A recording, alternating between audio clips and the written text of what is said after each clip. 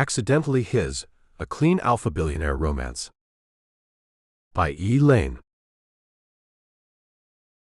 Chapter 1. So much money has passed through my hands that it has lost all meaning to me. Working as a cashier at a chain grocery store, I see more money passing through registers and into my hands than I will ever earn. At first, it stings a little bit, knowing that your entire life can be summed up by the label of cashier, as in, that woman at the register who shortchanged me, or who forgot to give my bag on the way out. We are not allowed to socialize too closely with customers. It is not professional. And that is feeding into the illusion that we are humanoid counting machines, just cogs with friendly faces. I remember my mother used to tell me how she endeared herself to her customers by sharing everything, treating each person like a friend or confidant. Of course, this was way back in the day and in a small town. Nowadays, and especially in the big city, people do not care about your story. They see a 35-year-old woman working the cash register and figure something is not right. Do not make too much eye contact. Do not say too much. Heaven forbid she has something to say. The truth is, I am more than just my label, and even more than just my name. I am an artist. I am a crafter of the human head, a Picasso of long, luscious locks. My real dream job has always been working in a hair salon full-time. Nothing but just the tranquil sounds of snipping in between deceptively intimate conversations with interesting people. The idea of opening my own spa never leaves me, and sometimes I even pass along my card to a chatty customer who asks one too many questions about how my day is going. I tell them they are all more than invited to check out Cutting Edge, where I am freed from the obligation to be devoid of life and sound like a recording. Little did I know that when my nephew Jake called me that particular Tuesday, it would set off a series of events that would lead me to one of those life-changing moments that people talk about. Jake had just been promoted at his new job and came down to visit back home, insisting that I join Big Sis Cindy and his new wife for dinner and drinks at Mally's, the swankiest place in our city. Of course, when Jake is the one celebrating, anyone is lucky to get in a word edgewise. I just sort of listened, laughed, and ate up since he was paying everyone's tab. Naturally, conversations directed at me were limited to non-existent. I was the go-to girl for hair care. But when it came to money, success, and fame, there was no association to speak of. By the time everyone started toasting Jake's new success and quoting Richard Branson's views on life, I was ready to call it quits. I was also the first to leave, since I had an early shift at the store the next morning. And I imagine everything would have gone swimmingly all week, if only I had not been so distracted by my $40 fish entree and $50 glass of champagne, all of which were paid by the well-to-do millionaire-to-be of the hour. Still thinking of how obscenely expensive the meal was, and how insanely rich Jake had to be to justify that expense, I hardly noticed another pair of headlights shining behind me as I quickly pulled out of my parking spot, lost in La La Land. And just like that, the sound of impact rang out, and I turned a free night's worth of entertainment into an expensive mishap. "Oh no," I gasped, having heard the crack of my back bumper plowing into the motorist's side door. "This cannot be happening," I said to myself, as I noticed the distinct label of a Ferrari in my rearview mirror. Goodness, I thought to myself, why would someone who could afford a Ferrari even be visiting a small city like Streetsboro? "Unbelievable," an angry voice said, exiting the car and surveying the damage. It was hard to ignore. My car had dented his driver's seat door pretty good, though even now, in retrospect, I do not think it was anything a Ferrari owner would have a cow about. But to be fair, when you own a Ferrari, sometimes that is all you have to do in life, is make grief for the less fortunate. I sighed, knowing there was no way this night was going to end pleasant, not anymore, and given his voice of outrage, there was no way he was going to let this one slide. "I am so sorry," I said after getting out and looking over the dent. Sure enough, it was ugly, and undoubtedly cast a shadow over what should have been an eventful and relaxing night for both of us. "I did not see you." "You did not see me," he fumed. "Did you even look? How hard is it?" What if you had hurt somebody? I let him vent a few moments, figuring nothing I had to add would score me any points. I noticed his face. Clean-shaved, dark hair and intelligent eyes. His frame was strong, about 30 or maybe a couple of years younger. Even his voice, irritable though it was, seemed blessed with charisma. He was a very attractive man, the kind I would surely never meet, having never visited Mally's on my own budget. The fact that he had a Ferrari, and was reacting strongly over a minor collision that was probably an hour's worth of work to him on any given day, only helped emphasize that this was an out-of-my-league starlet, the type of guy that would only imagine a cashier and hairstylist but probably never talk to one in person. Well, I am glad that did not happen, I said, staring into his eyes partly to calm him down and partly because they were so gorgeous. But it could have, he said, avoiding my eyes and still looking over his car. Oh goodness, I was so disgusted at myself, and thought of my insurance rates going up yet again because of something so stupid and small that never should have happened. Of course, he could have let it go.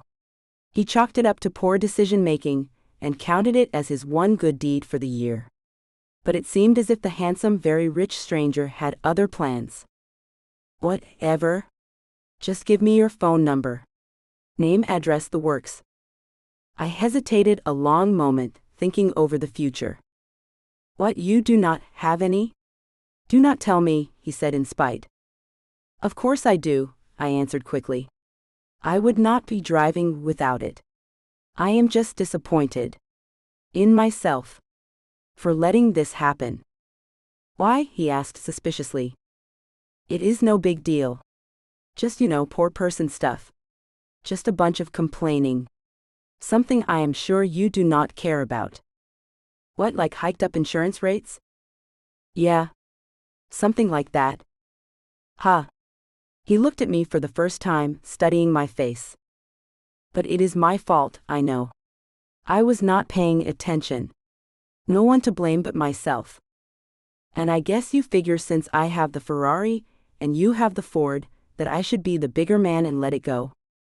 No, of course not, I said, almost laughing, as if I expected anything more refreshing from one of those rich boy types. It is the principle of the matter.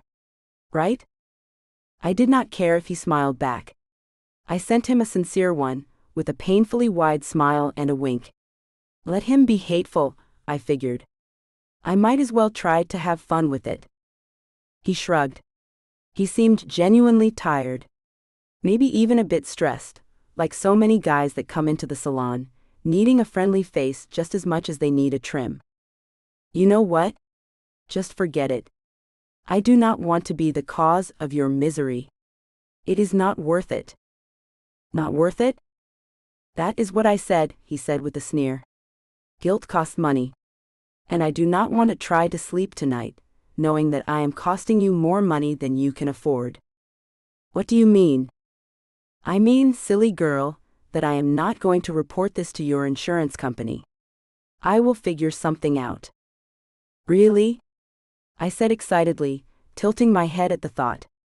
I did not want to get too excited, just in case this was a sarcastic slow burn. I bit my tongue, wanting to say never mind that I would report it just on principle. To take responsibility like I should. But I could not afford it right about now. He really was doing me the favor of a lifetime. Yeah. Just go back to driving school or something. You are going to get someone hurt. I know. I am sorry. Oh my goodness, I said, shivering in relief. Thank you. Thank you so much. I smiled and met his eyes, distant and unyielding but still somehow watching me in curiosity. Listen, I will pay you back. No need, he sighed. Just go. No.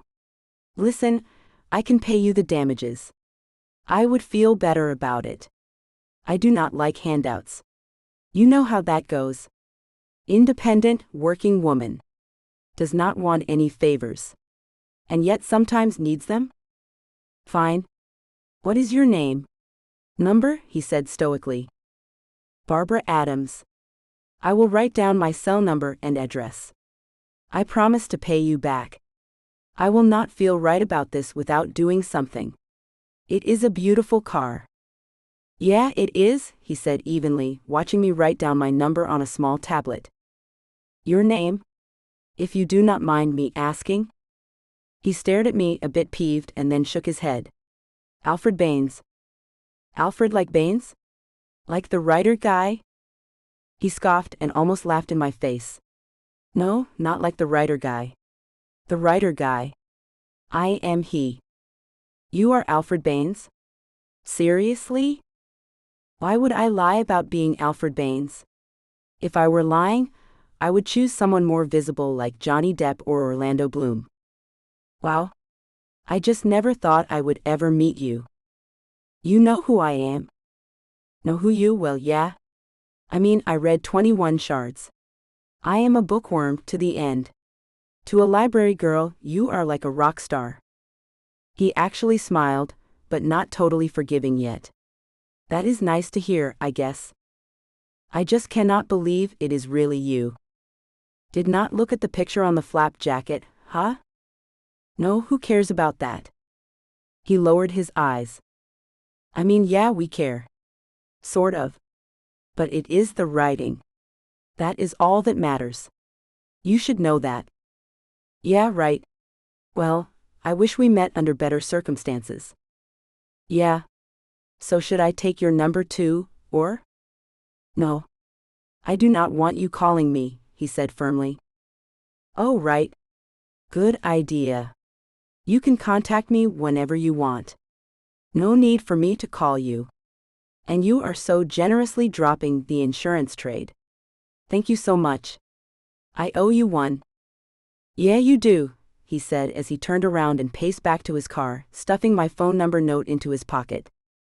I could not help but watch him in awe, and tried to wipe the smile from my face. However, I could hardly contain myself from the ridiculously unfeasible moment, indeed worth the poor man's trouble, since I would have never met him otherwise. Learn how to drive, he could not resist yelling, just as he climbed into the driver's seat and closed his ruined door. Alfred Banes, the billion-dollar novelist. The wizard of the literary world, was doing me a favor. Me and not some glamorous 20-year-old he met in a hotel. My inner self swooned at the idea. Well, it pained me to admit that even though Alfred was saving me a fortune by not reporting my incident to the insurance company, I still did not have much to give him. Rent was due, and the car payment was due, and I was running out of resources. I do not know what I expected to happen. Maybe I was hoping he would grow a heart just this once. Or maybe I would totally slip his mind, and I would have a celebrity urban legend to share at parties for the rest of my life. Naturally, the best-case scenario rarely happens. Much to my chagrin, I was interrupted during a bubble bath to see his name on the caller ID. Even his name in LCD lights seemed angry. Hello? I answered softly, still figuring I could pass as Barbara Adams' daughter if worse came to worse. Instantly, he knew who I was. Hey, he said, rough and deceptively chatty. So, how are we today? I'm good. Listen. I have not heard from you. About the money you owe me. You said you were going to take care of it. I am. I want to. I just do not have the money right now. Really?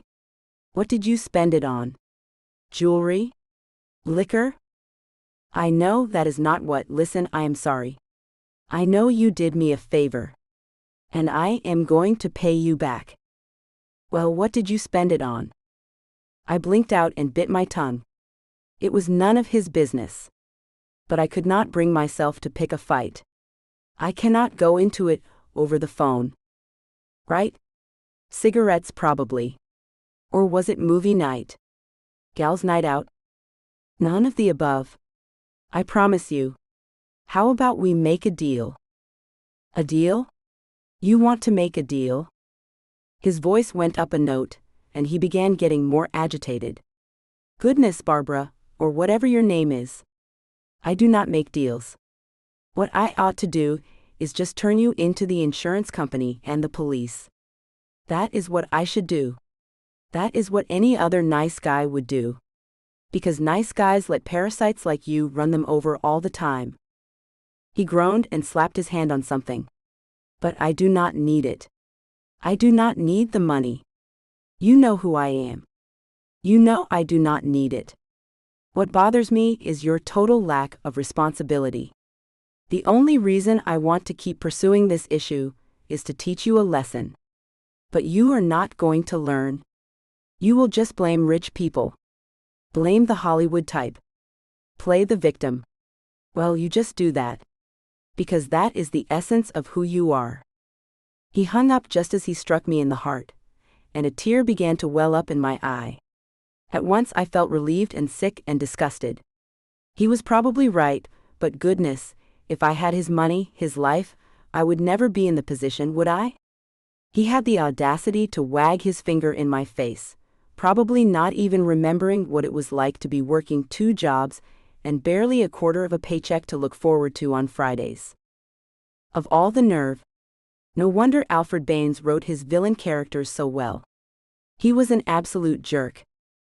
The guilt and emotional trauma of it still lashed me, but his relenting did at least soothe me into a stupor of non-activity. I got back in the bathtub and sank into the warm water in surrender. Never wanting to see another day. Never wanting to hear from him again. Definitely despising the inevitability of me returning to work, living life as blissfully as always, not caring that the sky was falling. As I reached a state of comfort, of tranquil nothingness and the noise of popping bubbles, I let my tired mind drift. The warmth of the water pulled me somewhere between waking and sleep, and I stayed there, staring at the ceiling, thinking of nothing useful at all. I was embarrassed at how easily he had gotten under my skin, how a man I barely knew could leave me feeling so small, and yet so strangely stirred. That contradiction annoyed me more than anything he had actually said. I was a grown woman with her own dreams and her own dignity, and yet here I was, replaying the sound of his voice in a bathtub like a schoolgirl. I stayed in the water until it turned cold, and only then did I finally let the evening go. Tomorrow, I was sure to get a rude awakening. But for that day, my moment lasted forever. I never thought I would hear the name Alfred Banes again. I went about my life in full denial of my humiliation and his harsh reply to my plight, and just pretended as if nothing had happened. It is what I do best, I suppose. I definitely pushed my forbidden daydream from my head. That is not the sort of thing an independent woman of my age can admit, publicly anyway. Then, one day, just as I came home and was ready to watch my favorite fantasy epic on cable TV, another writer's universe usurped my attention. I received a notice from my car dealership. Usually when they write me, it is to let me know that I am past due, or the car is being repossessed or something horrible. This time, however, it was unexpected news. The notice informed me that the estimates on the car from the collision, which was easily $1,500 the body repair man had told me, had been paid off, and all I had to do was bring the car in for repairs free of charge. I reread the note several times thinking, no, this does not seem like Jake at all. In the back of my mind I thought Alfred, but then I shook his name off too. He was not the giving type. Rarely gave to charity, and certainly did not have a kind word for me, despite knowing my financial plight. And yes, sure enough, when I investigated the mystery I discovered that Alfred Banes was the donor. He paid for my damages. And his damages. With no explanation, no ridiculous scenario, just out of the kindness of his heart. It was an amazing gift that was indescribable and unrepayable. It left me in tears and praising Alfred's name as if he were a saint. Suddenly, all my haughty and chirpy sarcasm was silenced. I could not even call him on the phone to thank him or flirt and say something snarky. It was all gone. He had revealed his true colors, and I felt 2 feet tall. If this was how Alfred Banes won an argument, I conceded defeat. I did not dare disturb Alfred's peace by calling him and making a bigger idiot of myself. I did eventually send a thank you note to his residence, but I doubt he or his assistant bothered to read it. All I could do to show him my thanks was to buy his book, stay quiet, and learn something from a great mind. His next book, The Shard of Truth, was an instant bestseller and the epic fantasy love story that one might expect from Banes. It was romantic, psychologically intense, and with characters that were larger than life, some heroic, some evil, some weak, and some devoted entirely to their values. And then there was Barb Tessels, a strange and seemingly out-of-place character that appeared out of nowhere, had a strange resemblance to a certain airhead and her irresponsible haircut, as the book described, and seemed contrived all for the sake of humiliating me. I flipped through the book, fast-forwarding to scenes of Barb, and seeing just what this man really thought of me. My goodness, I thought as I read each scene, every one more ridiculous than the last, calling Barb dumb, petty, lazy, and complacent. And it seemed a woman who would start a war in the book for no good reason whatsoever, except, of course, that the writer just disliked her. I was too outraged to cry. He knew I would be reading, and wrote me as an irresponsible dolt. Sure, I was foolish in my actions. Maybe financially misguided. But that does not mean I deserve to be written as a complete idiot. Forget it, I said to myself, as I grabbed my phone and dialed. Being generous is one thing. But I would never do that to him or anyone. Labeling someone because of a personal grudge is not forgivable. He deserved so much worse than what I was about to give him, the telling off of his life. "Hello," he said tiredly. "This is Barbara." "Who?" I squinted my eyes. "Barbara Adams. You know?" There was silence. "The woman who ran into you at the restaurant, and whose damages you paid for? Do not play dumb with me." "Oh. I know who you are. Why are you calling me?" "Oh, I think you know why." "No, I do not. And frankly, I never gave you permission to call me." "Excuse me?" I said, barely getting started in my revenge speech. "That is right. Do not ever call here again. I have nothing to say to you. I am not your friend. Not your buddy. I wish I had never met you." My jaw dropped, and I struggled to find the right place to start tearing into him. "Now you," I started, but the line went dead before I could finish. He hung up on me. And I sat there, fish-faced, dumbfounded at his audacity, his blatant disrespect for a woman he hardly even knew. I decided that another phone call was not cold enough. He deserved something far worse. So I researched a bit, and learned the location of his next Ohio book signing. All the way in Dayton, but it was definitely worth a road trip. You cannot insult me all over the world, and in multiple languages, and expect to get away with a phone call. He laid low for a week prior to his book signing appearance, at Books and Borders on Chapin Road. He was the guest of honor, and there were about 60 people crammed into the modest-sized store, eager to say a word to the new novelist turned brand in Hollywood. His first book was already being adapted into a film. I can only wonder what kind of airhead he would cast in the role of Barb. I dressed in something nice, something he might not even recognize me in since the first time our eyes met. I wore a blouse and skirt. I was with family, and there was no one to impress. This time, I wanted to make a stunning entrance.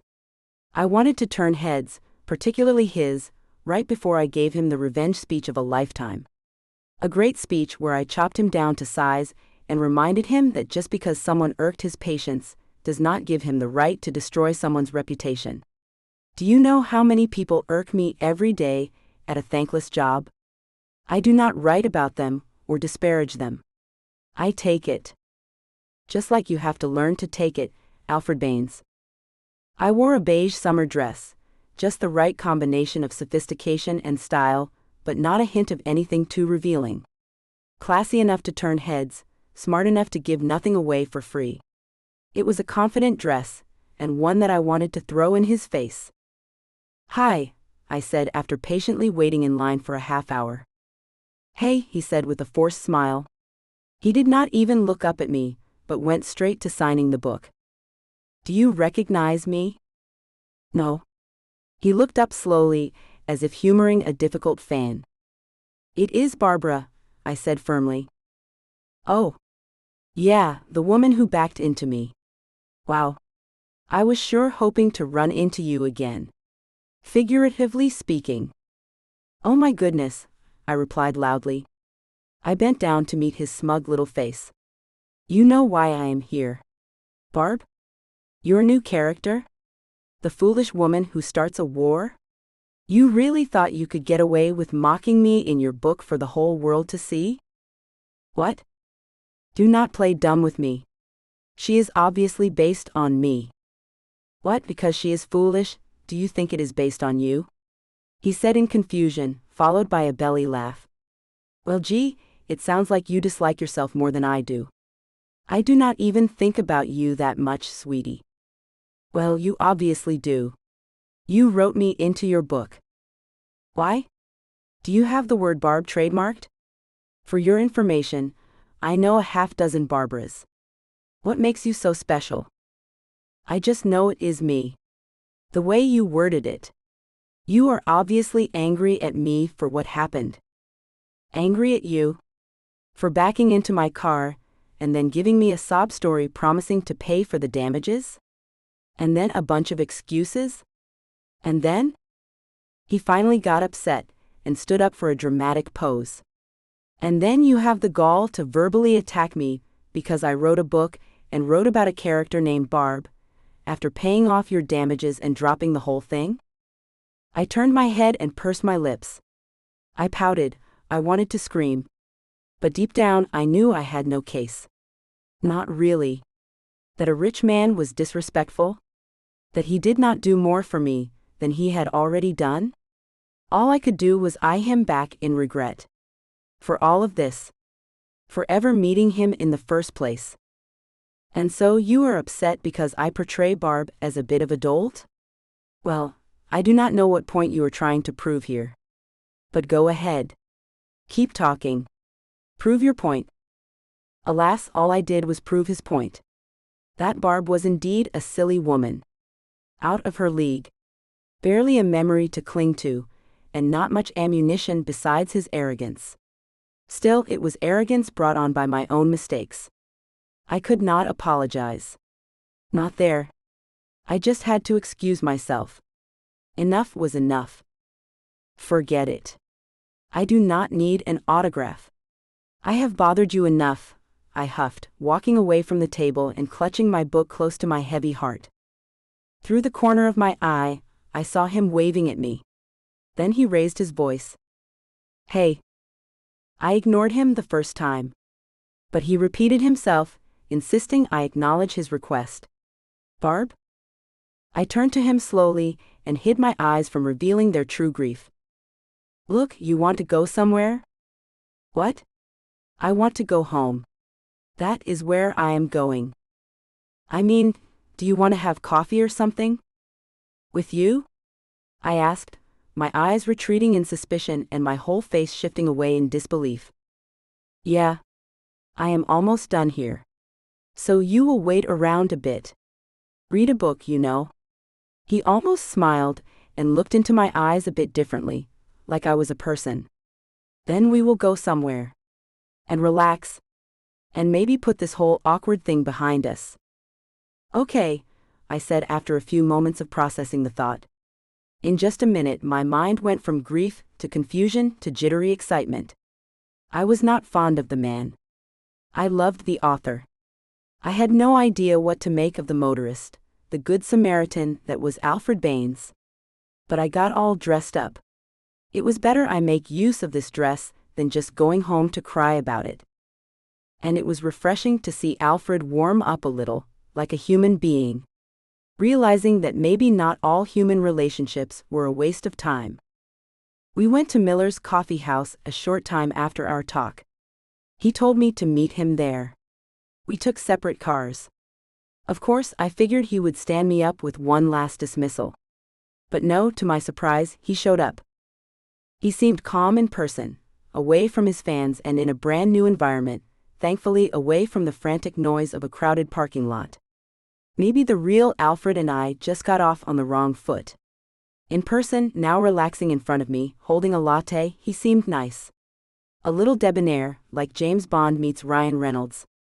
Too good-looking to be the usual best-selling novelist, who, let us face it, tend to look downright monstrous themselves. So why did you do this? I asked curiously, nervously sipping my coffee, and suddenly lacking all that spunk and confidence I imagined having as his critic. Even the fantasy version of me seemed more confident than the mouse I became over coffee. I mean, it was not necessary. I do not know. You started it. You came to see me. I remembered you. You did? Well, yeah. And you amused me. I amused you? You could say that. I usually do not get calls from people thinking that I wrote a character based on them. Based on one chance encounter. Well, you did. Did you not? He laughed. You sound angry about my wealth. I shrugged. What could I say to that? Tell you what. Do you want to see a tour of my house? Free of charge, of course. Why would I want to? Because goodness. Capitalism works. You know, I grew up living in the slums of Mississippi. I worked hard for my success. And yes, I enjoy life because I work hard. I earn it. And I think I make a lot of people happy. Well, no one is arguing that. You are a good writer. I am not sure Barb is a great character. She is very relevant to the plot. And you are reading way too much into her. Seriously. I smiled. His charming side was indeed wonderful. A welcome change from snarky and uppity. But was it all an act? I took the grand tour of Alfred Banes's home in Ohio. It was not just rich, it was obscenely beautiful. Huge patios, a 3-story building with floor-to-ceiling windows that looked like a hotel room in Paris. How much money would a man like this have to make to live like a king nowadays? He found the story of his humble beginning the most interesting and shared plenty of details with me, as if to justify every mistake, every snooty thing he ever said about anyone. My mother, bless her, always believed in me. And before she passed on, I got to show her the fruits of my labor. I got to take her to Paris, her dream vacation.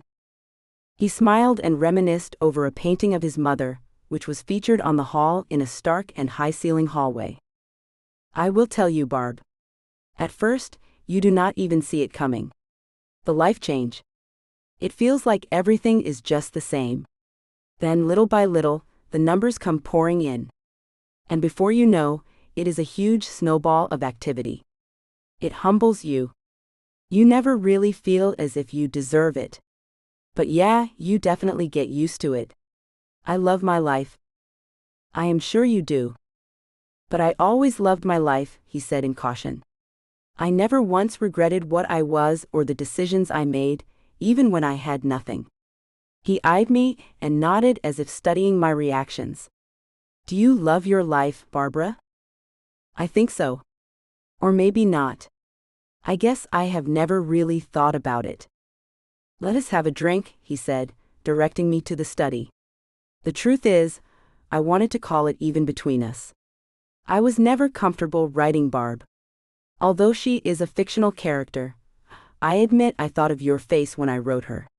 And I felt questionable about some of her dialogue. The way I wrote it. I smirked. He finally confessed. So you admit it. Barb is me. I made a guest appearance in your book. Do not get a big head. You know she is an anti-hero, he said with a laugh. We went to the study and relaxed, enjoying real champagne from France, the kind of stuff even Jake in all of his glory would hesitate to buy. Tasted like gold, divine body-clenching, syrupy goodness. We both got a little tipsy. I was enamored of him. Of his house. Of his name and insane life transformation that seemed like a fairy tale come true. All right, I admit I liked you, he said with a closed-lip smile. The fact that you got all dressed up just to come and confront me kind of blew my mind. Well, I guess I really liked you too. I do like you. You are smart. And nice. Despite your very direct manner. Oh, and how would you know that? he said with a sly smile. Well, I just meant doctor. Like a doctor's bedside manner. Ah, I see. My bedside manner has received no complaints. Just to let you know. I am sure it has not, I said with a laugh, a little too hard. Too desperate. Oh, what woman does not fantasize about sampling the good life? A life-changing evening? Call me crazy. Yes, I can see why some people would. That is not the scenario I painted in his mind. I chose a slightly different direction, which I am sure he found fascinating. I actually thought of some weird payback scenario. Do not ask me why. But I thought, what if he wanted me to be at his beck and call? I would have to pay off my debt by doing whatever he asked. You know, unusual favors. I laughed hard, almost spilling champagne all over myself, and more than slightly buzzed. I cannot help it. I fall for a guy, and then I start showing him my worst side. Then again, maybe that is what Alfie found intriguing. He said, not laughing. Just staring. Into my eyes deeply, comfortably, and letting the thought linger. My eyes shot up in surprise. What if he took it seriously? Why in the world would I feed him such a ludicrous idea? I really should not be around others when I drink. Sorry. That is such a horrible image. I do not know why I said that. Wow, this is really good champagne. I tried to laugh it off, but he was still deep in thought. Well, maybe we could make that work. What? I asked in alarm. The very idea sent shivers down my spine. Yeah. You do owe me for the damages. You are eager to pay me back. Are you not? Well, I stumbled over my own words. We are both mature adults here. It would be an equal trade. You would get what you want. And I would get something out of it. No need to involve anyone else. Well, I laughed nervously. That would not seem weird to you? Not at all. I think you are attractive. You amuse me. I took a nervous gulp and tried to fight the very unfeminist urges coming over me. That is, to do everything he said. To offer him anything he wanted. I tried to tell myself I was not drawn to this, that it was not right. That it was certainly not what I wanted. Or was it? The chemistry between us was undeniable. His magnetic eyes held mine, and something electric passed through the room. Neither of us moved for a long moment. Then he stood from his chair and crossed toward me slowly, deliberately, giving me every chance to stop what was about to happen. I did not stop him. What followed needed no words, only the quiet dark and each other. I gave myself to the moment completely, and the world outside ceased to matter until morning. Sure enough, the next morning I felt strange, uncertain, and somewhat surprised at how easily I had given in to his magnetism. I woke up in his guest room, but he was long gone. How strange it must be to be so rich you are just fine leaving strangers to their quarters, knowing full well they could not rob you if they tried. I got dressed quickly, the only thing worse than the headache being my conscience, which was in a constant loop of wondering what I had been thinking. After getting dressed, I glanced around for Alfie, or Alfred as I formerly called him, before acting like an idiot, but saw nobody. I guess he was off to his next adventure. I left the home, figuring some type of self-locking mechanism was at work. I smiled as I saw a woman approaching the door, looking a bit maid-like, and probably used to seeing strange women walking around the premises. Hi there. Hi, I said shyly. So, how do you like Alfred? Oh well. He is great. Yeah, we had a really good time last night. I nodded happily. I assumed, she said with a perky grin. So, does Mr. Banes just invite you over to his house, or do you go after him? What? I mean, I do not know. I guess we met by accident. We actually met because of an accident, I laughed. He and I had a fender bender in a parking lot. I get it, she said with a nod. Totally got it. No worries. Yeah. So the staff here is friendly, I will say that. Are they? Are they not? Are you? I started, but the woman's expression stopped me cold. The woman suddenly shook her head and raised her eyebrows. You are not? Who are you? Just a reporter for Ohio News Weekly magazine. Oh my goodness. Did I say anything I should not have? All I want is the truth, the woman said with a shake of her head. Alfred Banes likes to spend time with a lot of women. And you are saying he pretty much gets involved with everybody he meets, including women he meets in a parking lot. Oh no.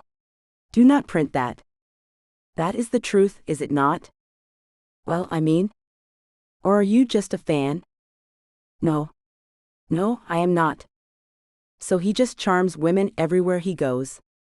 I do not think I should be talking to you. I scurried out of the parking lot and back to my car, driving quickly away from the scene. Did I say anything stupid? Goodness, I thought the woman was a staff member. I correctly assumed I made a huge mistake. Before sunset, I saw the local news pick up the story. Alfred Banes, billionaire playboy and charming genius. Many women charmed, or so the headline suggested. I felt terrible. Alfred Banes was guilty of nothing more than just spending an evening with me, and now the news had gotten hold of the story. The next morning I woke up and sure enough, Alfred left an irate message for me. Nice, Barbara. So that is my reward for being nice? Telling the press I charmed countless women? I get involved with women I meet in parking lots. Goodness gracious. I thought we had an understanding. You know, from the moment I met you, I thought I was being taken advantage of. I paid for you. I dropped the damages. I even took you out for a date when you were completely rude to me. And now this. Just stay out of my life. How is that? If you think Barb was poorly written before, I am going to write her even worse now. I will make the entire world dislike you. My heart was crushed. He did not return my calls, of course not. He was done. I had used him and made him out to be a fool. I almost felt bad about it, before remembering that he was going to rake me across the coals in his next book. Make Barb the most foolish, meanest character ever seen in literature. I had nothing left to do but to take it. Grin, bear it, and take that mauling. Sort of like what happened with our night together. He just swept me off my feet. It is not like we made love in any meaningful sense. We just gave in to a moment, and it was all his idea. Perhaps this was all a manipulation. Maybe I was exactly right about Alfred Banes and his dark side. That is when I decided, you know what, nothing to lose. I might as well make this about me. Dear Renee Mackers. Hi, this is Barbara Adams, the woman you met at Alfred Banes' house the other day. I found your email address on the Channel 10 website. Just to let you know, I am not upset. In fact, if you want a real story, I am ready to give it to you. Alfred is an absolute jerk. He did charm me. He is not a nice man at all, and just loves to manipulate ordinary women for his amusement. And worst of all, get this. He writes about us in his books. Yes, you read that right. Call me for details. So that is how my story ends. Or at least, that is what I thought as I sent off the email, preparing for an appointment with the reporter that would expose Alfred once and for all. I gave her a story all right, and I made it as dramatic and horrible as possible. I did not even feel that bad about it, after a day or so. Especially since I realized that Alfred was a jerk from the moment I met him, and then through that whole evening, and then with that last phone call. Complete scoundrel of a man. He never even let me explain what I said to the reporter in the first place. Just assumed the worst. Well, if Alfred wanted to write me as a villain, then that is what he was going to get. And then, that is when I decided to be free of the nonsense.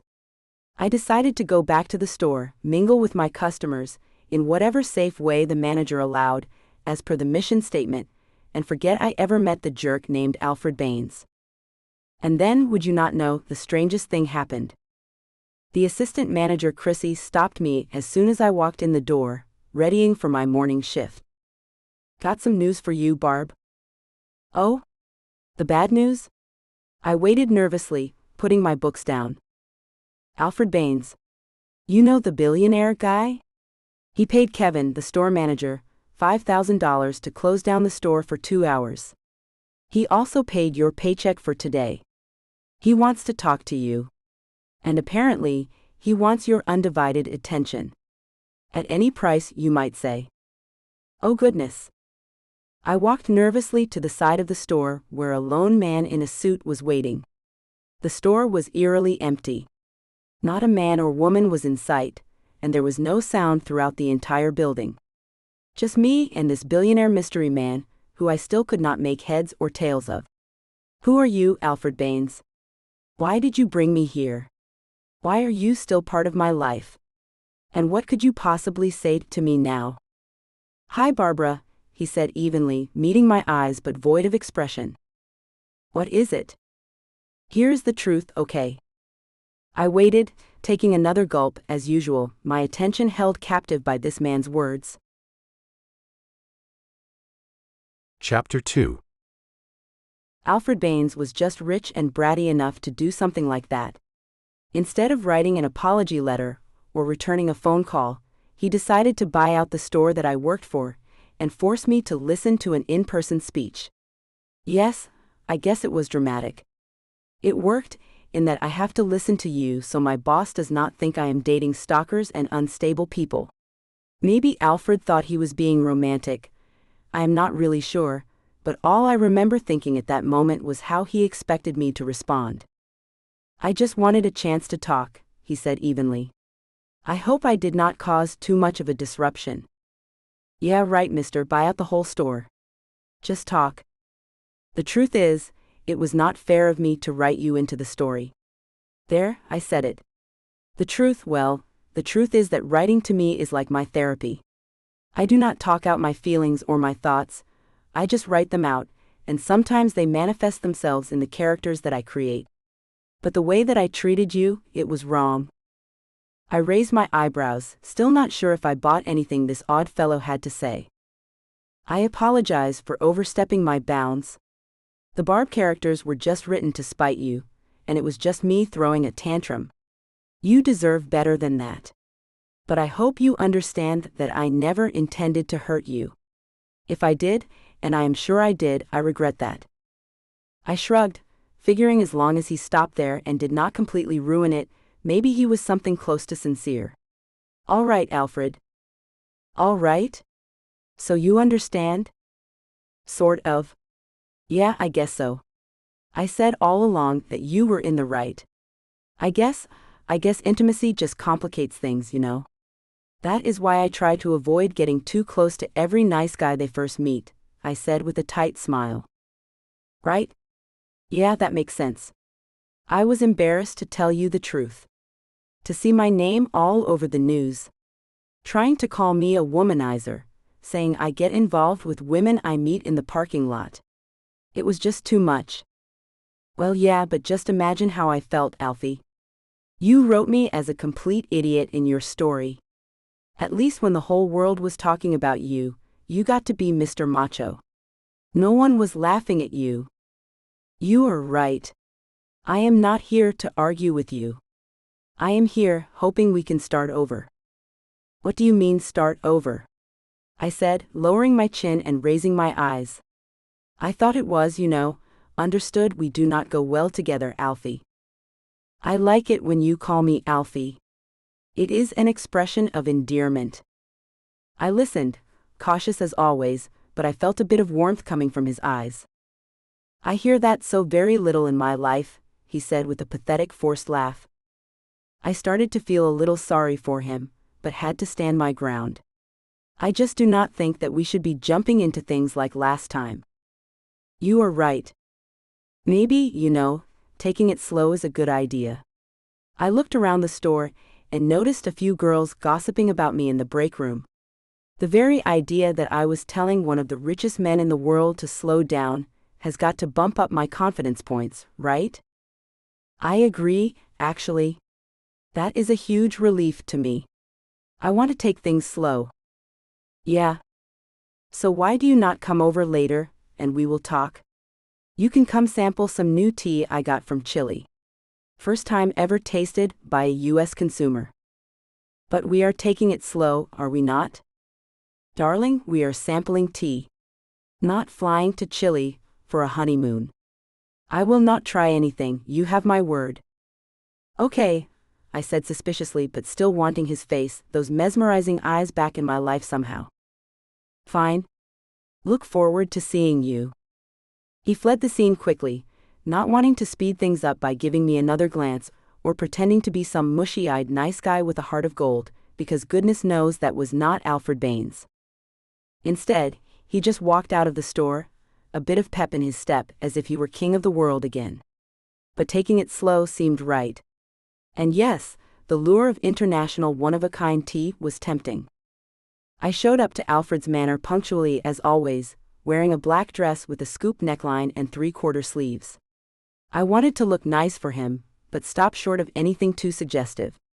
Yes, the fantasy was fun for one night, but that was not what I wanted from the relationship. I really wanted someone to respect me, but I was not quite sure if Alfie was capable of that.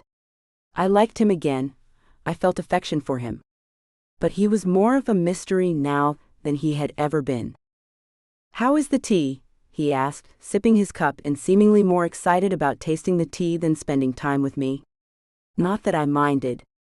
I liked seeing him in non-billionaire mode, not putting on airs, but just a guy enjoying life for a change. It is surprisingly bland, I said, smacking my lips. That was my first thought too, he said before taking a pause so the taste could settle.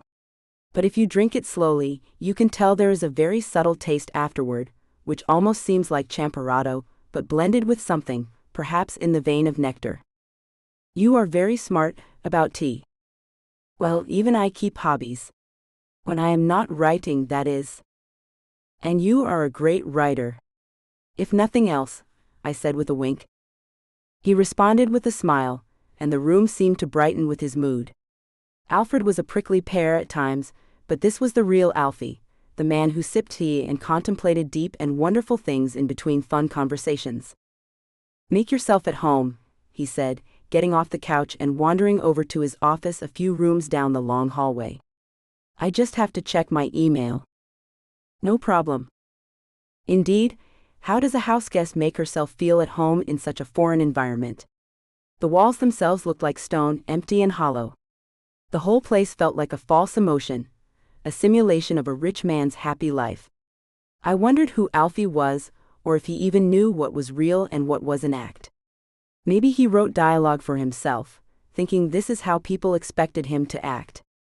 I sat there in the quiet of his enormous living room, nursing my bland Chilean tea, and listening to the sound of nothing. No music. No television. No sign that another human being actually lived here. Just the occasional distant click of his keyboard, and the soft settling of a house too large for one person. It occurred to me that loneliness had a very specific sound, and it sounded exactly like this. Alfred took a while in his office, so my attention drifted from the bland tea to the far more interesting coffee table near his easy chair. I looked around the room, pondering the temptation. It was surely rude to sneak into another man's personal files, but was it unforgivable?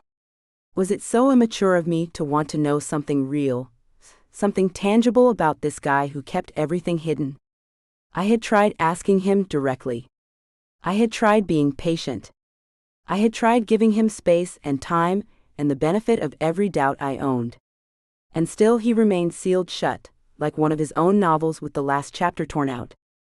All I wanted was to peer inside his mind, his true heart, to see something that was not part of his carefully crafted facade or part of a book. I hurried over to the easy chair and opened his laptop, quickly clicking on his Documents folder, until I found a particularly interesting folder entitled Victoria P.S. Victoria sounded like a loaded name to me. I clicked open the folder, and found something only a little scandalous. A black-haired woman, roughly my age, with a confident and proud look on her face. No inappropriate images. Not even a smile, I thought to myself, as I looked at the series of pictures, very professional, very controlled. Could this be his wife? Or his ex-wife, or maybe a long-lost love? Maybe it was just a character he was creating, a false alarm. The folder had everything, from a scan of his marriage license to a decree of divorce. He definitely loved and lost, but that is no big surprise coming from the author known for his tragic love stories. Then I found the mother lode. Victoria, his wife, was just a memory. He had written a tribute to her for the newspaper, stating that they once loved each other, and that he would miss her. Did that mean she died?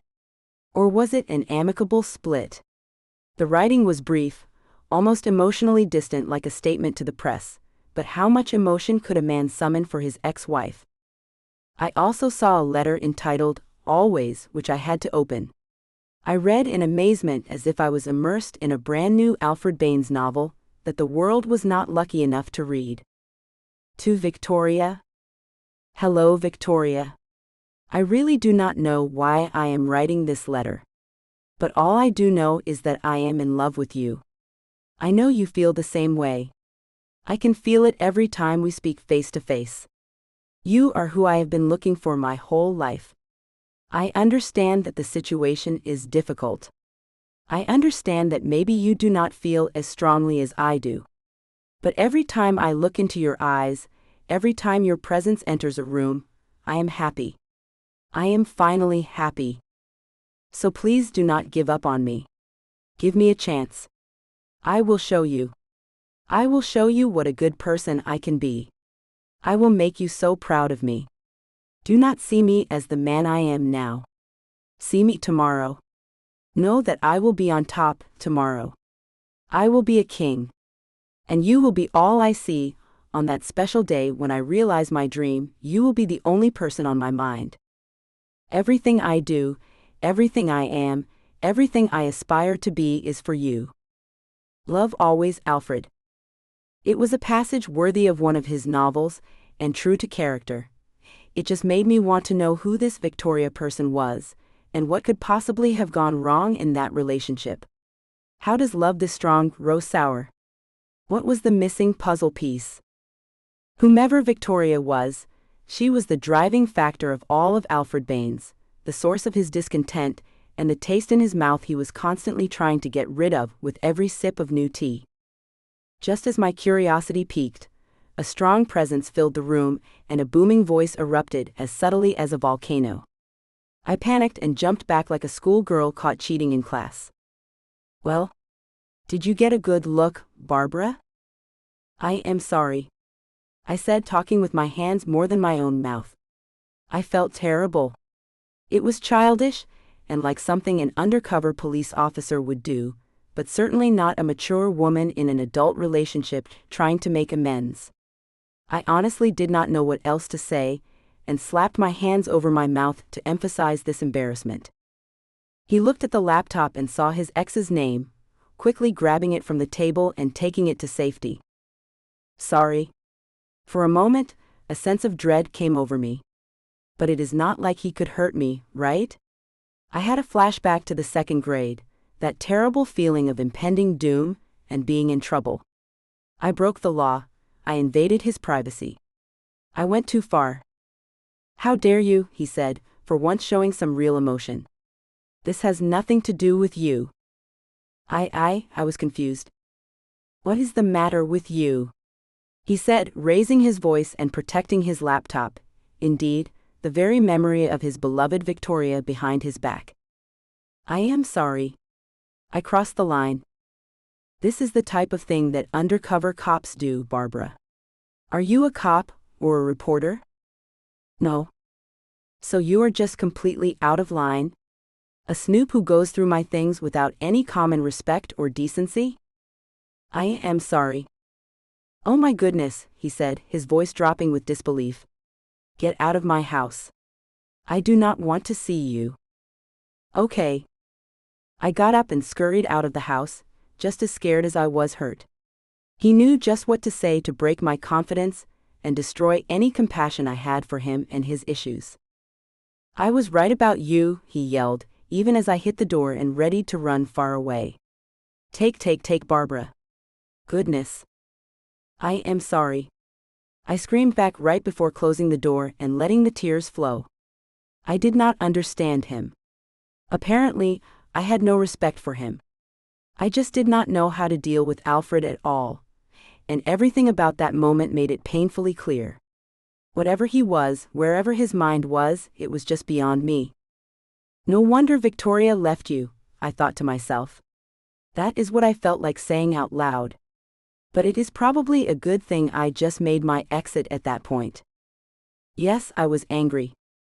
I felt mistreated by Alfred, and yet, I also felt guilty since what I did was not normal behavior. I did feel like a journalist, or at least a snoop, rather than a confident woman who could handle a billionaire's mindset. I failed miserably. I tempered my anger at him with the realization that a lot of it was my own personal baggage. I wanted so desperately to know him, to understand what made him tick, that I had crossed a line no decent person should cross. And the worst part was that I could not even be fully angry at him for his reaction, because his reaction was completely justified. I had earned every cold word of it. I dislike secrets and yet crave them. I want to know him so much, and yet every new facet of him scares me. Correctly assuming Alfred did not want to see my face anytime soon, I decided to indulge my investigative skills and get to the bottom of this Victoria story.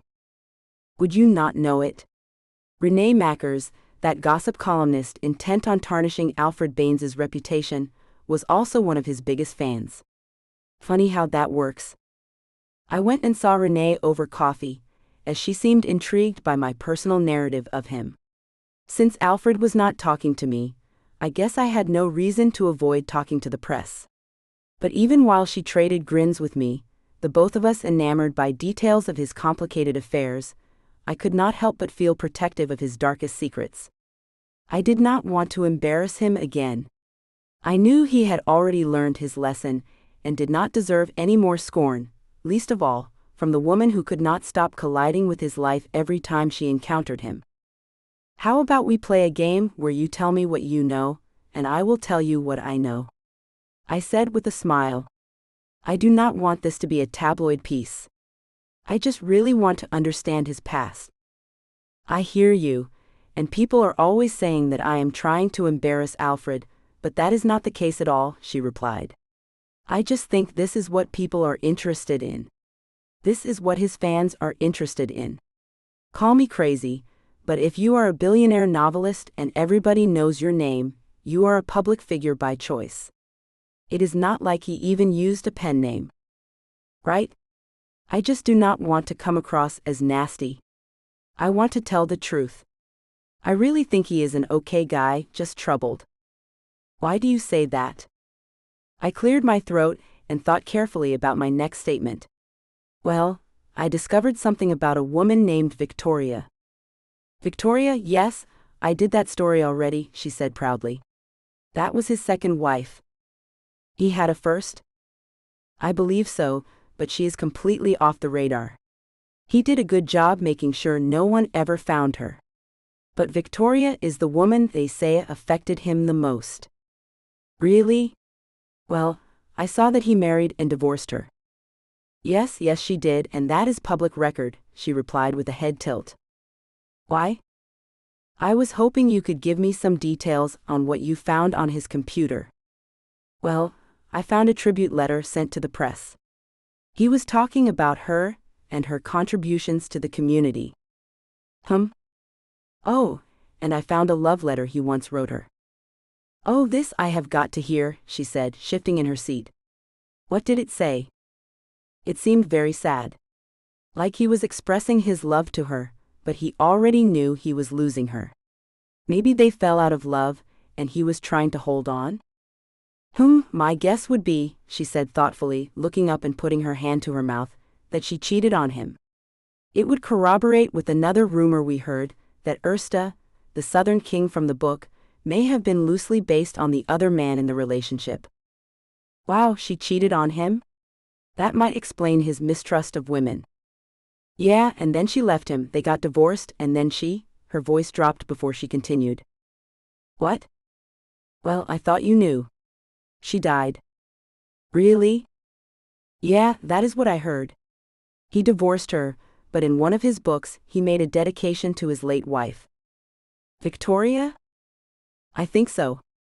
I do not think he has ever spoken about wife number one. Victoria is the woman behind his struggles, guaranteed. And everybody is always feeling sorry for him, because he is a widower. That is his whole game plan, if you pardon my investigator lingo. Wow, I said, finally feeling compassion for the world's rudest and richest man. So he had his heart broken, and cannot trust anyone. That is what makes for a series of brief encounters. Yes. Speaking of which, how was it? Renee asked with beady smiling eyes. You mean? Yeah, she said with a grin. Was he gentle? Attentive? I stared. Intense? I have heard rumors. He likes being in charge, I can say that. Renee chuckled and tapped her fingers on the table, almost spilling her third cup of coffee. Yeah, he is unconventional. That is what they say. She laughed, and I joined her until the idea suddenly seemed coarse to me. Well, is that not a bit harsh?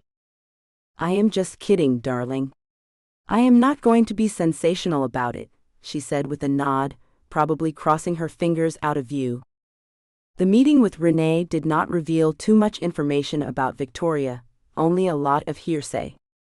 The curiosity was consuming me, and I had to know the story, how it ended, even if our relationship was not meant to be.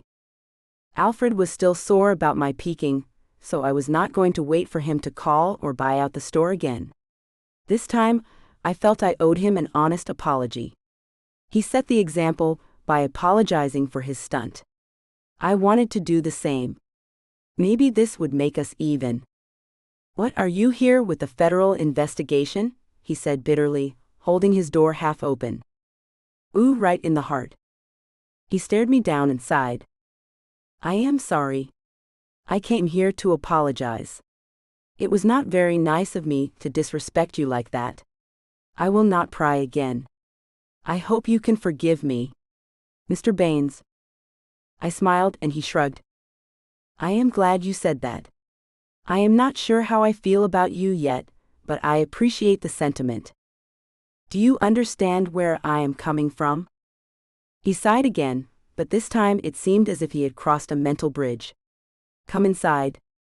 I hesitated until he motioned with his head, then followed him down to the living room. No laptop in sight this time, for obvious reasons. I am sorry that I pried. But I feel hurt for you. I think you have suffered a lot, but you do not understand that. And you do not know how to express yourself. He said with a head shake. We all have secrets in our past. Things we cannot change. I do not want to talk about the past, he said firmly, meeting my eyes. Does it hurt? It is not appropriate. I do not enjoy it. It is not going to get you anywhere. What do you mean? Do you think I am trying to get somewhere with you? I am here as a friend, Alfie. I want to help you. Am I crazy for wanting to help you find peace? Peace? As in peace of mind, he said, provoked and clenching his fists. Peace of mind is a distraction. Hey, here is an idea. Let us fly to China or Ireland and start doing something exciting. That is what I want to hear from you, he said, his voice rising with feeling. I do not find dwelling on the past interesting at all. That is what you want to hear from me? So I am a lovely distraction to you. But nothing real? Who says you are lovely? I dropped my face and stared him down for that one. You know there is no need to be a jerk every second of every day. He broke eye contact and looked down, probably surprised that I did not let that one slide. You know? You are right, he said. Let us just put this behind us. You want to go out to a movie or something? Why are you always trying to escape the past? Normal people, Alfie, do not run from the past. They learn from it. They are okay talking about it. This is what I am saying. I do not think that you have grieved. You cannot let it go. You are beautiful, he said, staring into my eyes. No, I want to hear you say her name. He pouted and turned away. You are a strong guy, Alfie. Be brave and admit what has happened. Be brave, he said, meeting my eyes, his voice low and sizzling. Why do you not be vulnerable then? Show me who you really are. I shook my head, fazed but not speechless. No. You cannot push me away this time. You want honesty?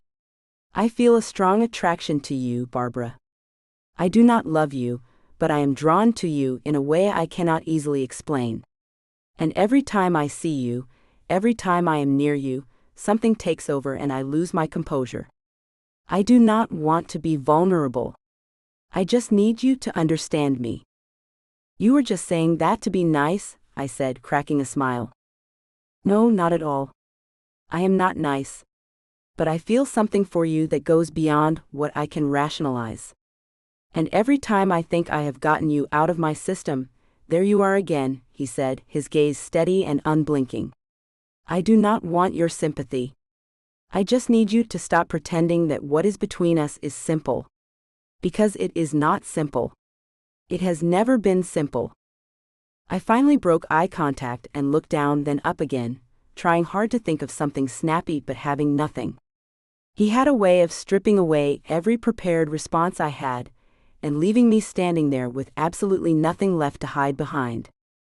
Well, my voice came out smaller than I intended. Oh. Excuse me, he retorted. Was that too much honesty for you? Since you care so much about the past. His eyes ignited with intensity. Well, you want to talk about the past? Yes, let us go there. Let us talk about that phase one went through, where we all just lived recklessly, he said, his tone dropping to something quieter and more deliberate. Let us talk about control. Let us talk about how I treated people. Say what? You heard me. You do want to talk about the past, right? It is just so interesting. He walked towards me with intensity, and I took a few steps back, wary of his energy but still drawn in by his hypnotic voice. If you only knew, Barbara, what I have been through. What I am capable of. I could show you things that would change how you see everything. I could get inside your head and rearrange the furniture. I took a gulp, sort of getting his meaning, and was afraid to ask for clarification. He was right. I had way underestimated his complicated past. It was much more difficult than I ever imagined. He was deeply troubled, and that is what he was trying to tell me. Do not bring it up. Do not ask questions that you do not want the answer to. I nodded softly, uncertain how to hold his gaze after that confession. I was tired of being a source of stress for this poor fellow, who had been denied the love he needed so badly time and time again. Then, like a sudden bolt of lightning, a dangerous idea struck me. Okay. I will tell you what. You are all about intensity. I get it. That is your way of coping. I am all about talking feelings out. So we trade. He looked intrigued, folding his arms and pressing his index finger to his lip. What? The deal is, you get to be fully in control. You set the terms of this evening. But in exchange for that power, I get total honesty from you. No, I control your honesty, she said, her voice steady and certain. I make the rules. You tell me everything. He flinched at the idea, and struggled to understand before slowly nodding. So things go my way. And then you ask me anything? And you tell me. No lies. I do not lie. But is that the deal? I thought it over again, making sure my own limits were set, and that I could emotionally handle whatever the night required of me. Yes. Then I accept it, he said, moving closer and staring into my sensitive soul, his need for control meeting my need to understand in some strange charged collision. We both seemed excited at the prospect. It was unusual, just as much for me. Getting inside the mind of a man who fought so hard to keep everything hidden felt almost forbidden. It felt cathartic.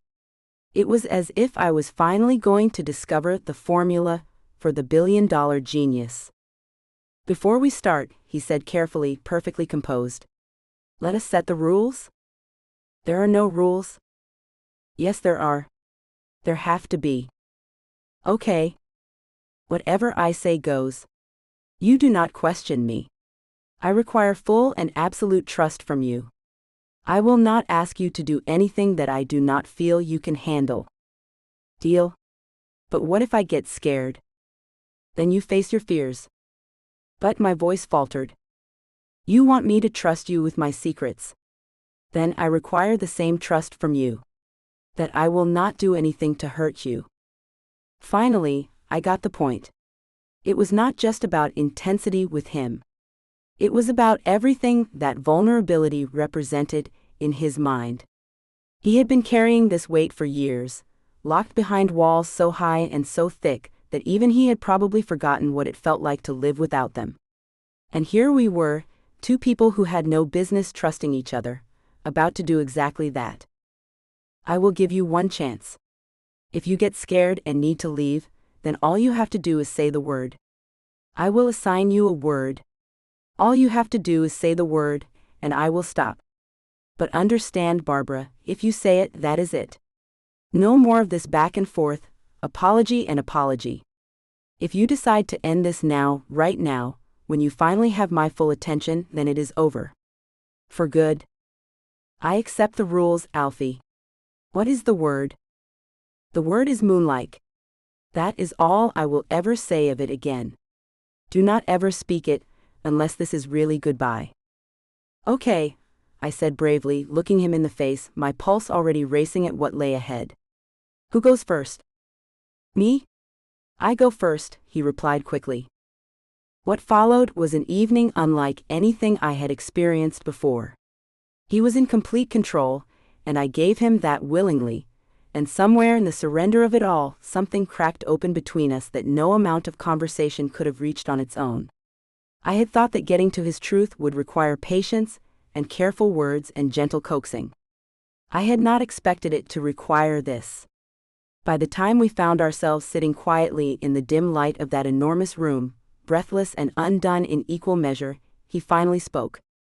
And what came out of him was not something he had planned to say. It was something that had simply been waiting, all this time, for a moment honest enough to hold it. Okay. Your turn, he said, his voice stripped of every layer of armor he usually wore. I loved Victoria. More than I ever loved any woman. She treated me terribly for my whole life. It took me so many years just to accept that. After so many wasted years of making excuses for her. She is no longer with us. And yes, I think of her every day, every hour. Some memories just do not go away. I listened in wonder. Finally, for once, an honest answer. I was starting to like this trade-off, as it seemed to satisfy everything inside of me at once. The mature woman wanting real love, and the stubborn soul who refused to stop pushing until she found it. Whatever this connection was, it felt right. Now it is my turn. Again. You remembered the word? Yes, I said, second-guessing whether I was ready for another revelation. I am going to share something I have never read aloud to anyone. And I want you to listen to every single word. Yes, sir, I said, the formality feeling strange on my tongue but somehow entirely fitting. He went to his library and retrieved a flash drive, then found his laptop. He took a breath, squared his shoulders, and began reading aloud his most guarded thoughts, the secrets he thought were locked away for all time but were just now coming to light. Victoria, I know you are gone for good. I know there is no us anymore. I know you are in the distant past. But I still think of you in the present. In the future. You know I cannot forget you. Everything we suffered was for a reason, was it not? To forget the past is to forget the lessons life has taught us. I believe you once told me that. But maybe I do not have to forget you. Maybe the only challenge left is forgiving myself for what you did to me. Forgiving the resentment in my own heart. And putting you to rest in a spirit of love, not resentment. It will not be easy, but anything is possible, so as long as I trust my friend. The most beautiful woman I have ever seen. The kind that makes me lose control of myself. The kind of woman that heals the heart. I almost cried tears of joy as he confessed his feelings for me. Imagine that, something more than a brief encounter, more than a distraction. I meant something to him. The trade worked. We embraced for a long and genuine moment. Then we kissed, and the rest of that night, that special night where we finally figured out what was so confusing about our relationship, and why we both kept finding reasons to defy logic and give each other another chance, belonged entirely to us. There was no stopping us. We forced each other to be honest. Even when it hurt. Even when it was unbearable. And the end result was a catharsis of tears, exhaustion, and something that felt dangerously close to love. Maybe I am the woman for Alfie, because I am the only one strong enough to play his games and see him for who he truly is, the wizard behind all of his novel characters. Well, that sounds all well and good, and for a whole day I really believed that. I was feeling quite confident, thinking I had landed myself a billionaire, and found a truly intense connection to boot.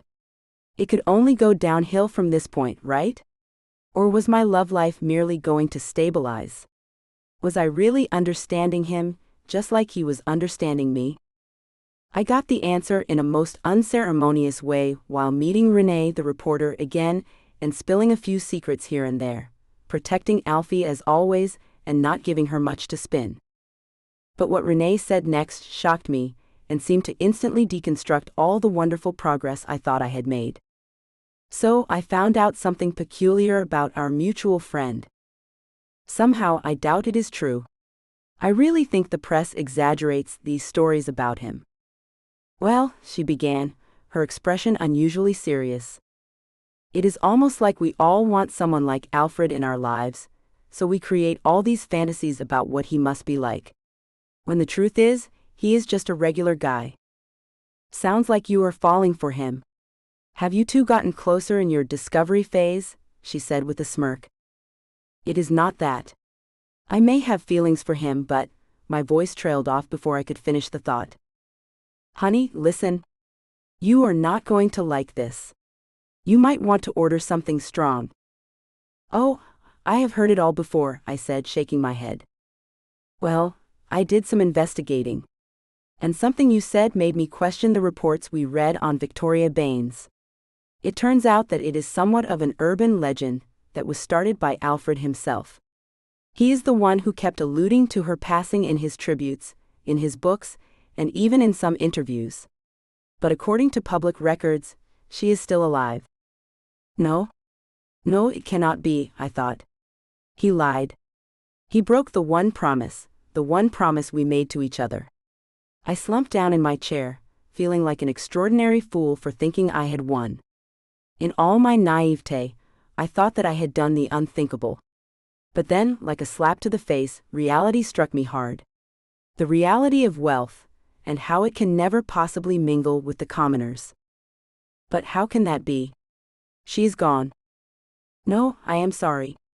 It looks like Alfred has thrown us yet another plot twist in his complicated personal life. I was too deprived of the will to cry.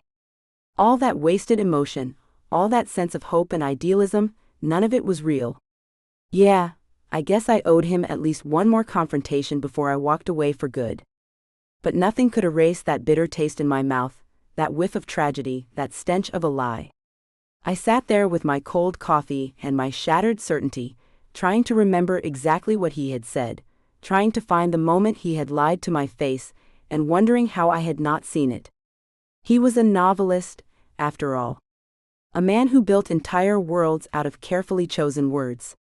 Of course he was good at this. Of course he was. Maybe that is the biggest secret of all. There is no constant truth with a man like Alfie. No one Mr. Alfred Banes, the great illusionist. Chapter 3. There is no sting greater than the realization that your life does not matter. Worse yet, your life actually costs people. Your life puts society in the red. Your life is pointless, and a debit to Alfred Banes and other billionaire playboys of the world. That is how I felt the day, no, the second that I discovered that Alfred Banes was not in fact a widower but a liar. His ex-wife was still very much alive, and he was milking that sob story that she died for everything it was worth. I did not want to deal with Alfred and his wordplay, so I decided to go straight to the source, another woman who had seen the real Alfred and lived to talk about it.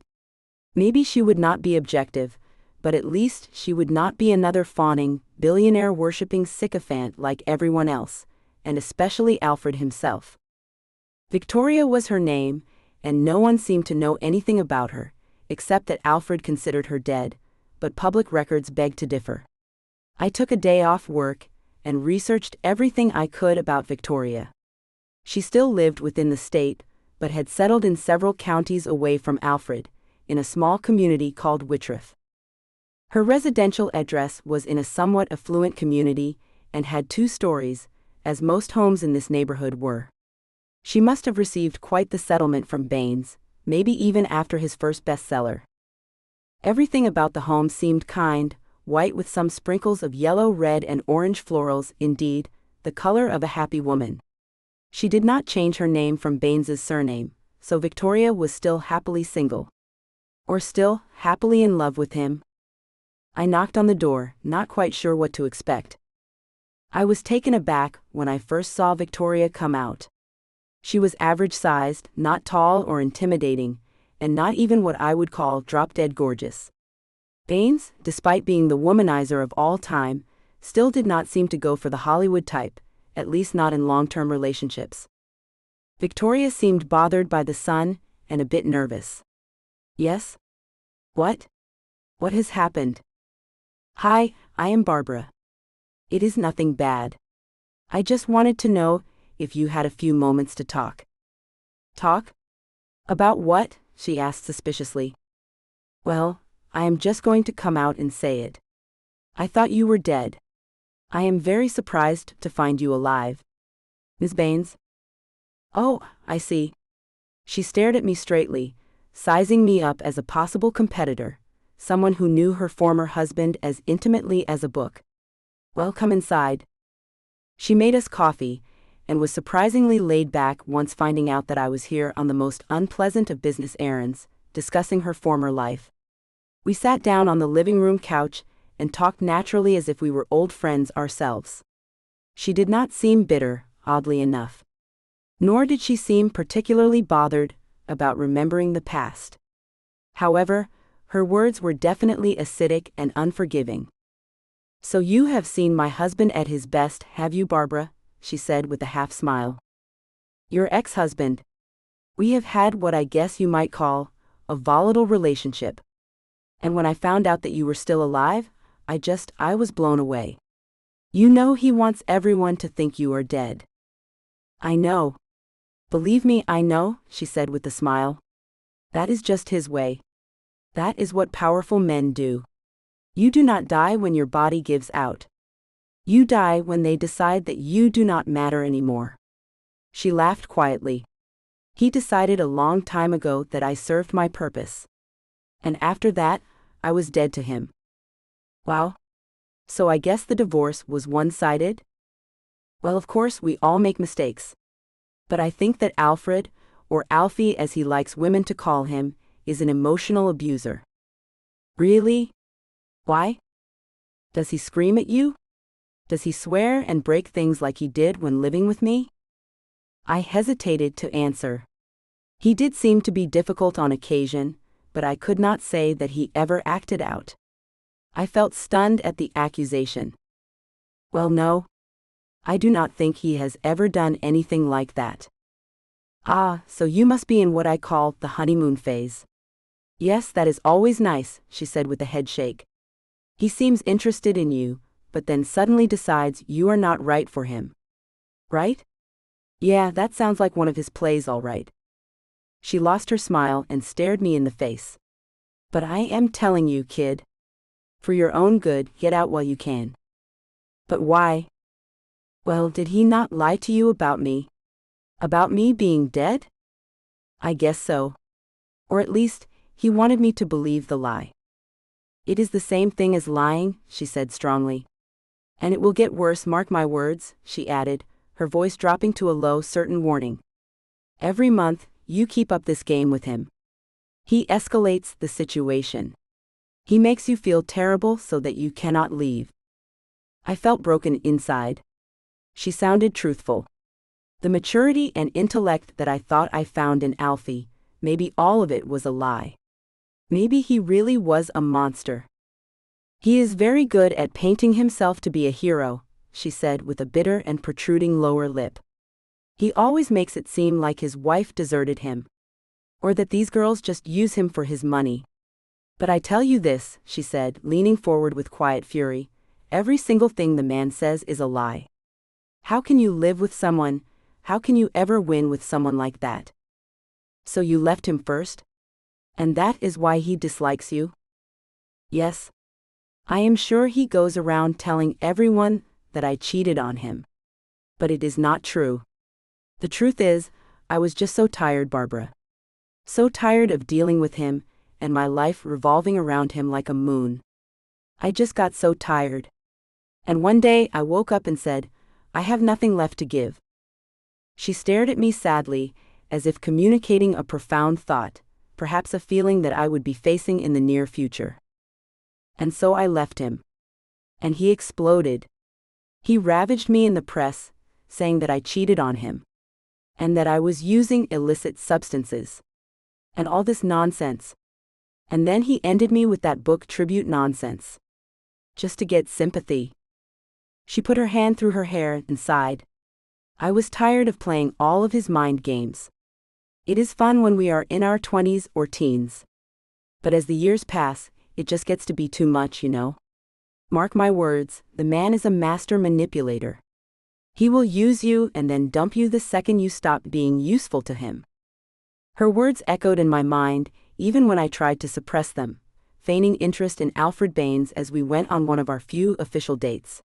Perhaps he could sense that I was distracted because all through dinner, he seemed unusually focused, atypically interested in keeping my attention. I tried to pretend as if nothing was wrong, but I suppose it is in a man's nature to pick up on the scent of doubt. I looked into his eyes. I smiled. But even I could not pretend as if I had not heard the bombshell. He was not married exactly, but he had marital baggage all right. A trail of unhappy women, including a wife who could easily still be in love with him. He stared at me a couple of times in uneasiness, as if he were seeing through me, or dare I say even reading my mind. The real question, I know, is why did I see him again? Why did I agree to go out with him, and pretend that this was still fun when I was horrified inside? Why did I not tell him right away that I discovered his lie? My mind started to panic. Was the lie really more interesting than the truth? Was I more attracted to him, knowing that he was a complicated, dangerous guy? Or did I just tolerate his dark side because there was so much of him to love? It had to be more than that. I wore red that night, an elegant midi dress with tasteful details. Something out of the ordinary. I was not sure why I dressed up that way. Maybe I was waiting for a moment for Alfred to become mushy before I confronted him with the truth. Maybe I wanted to look extra good so that it would sting that badly. But all Alfred saw in my choice of clothing was a call to action. Eventually, he stopped trying to engage me in conversation and instead just gazed at me, admiring me with his eyes and letting me feel his palpable interest. I tried to ignore him at first, or even play a little cold, as if it was not affecting me.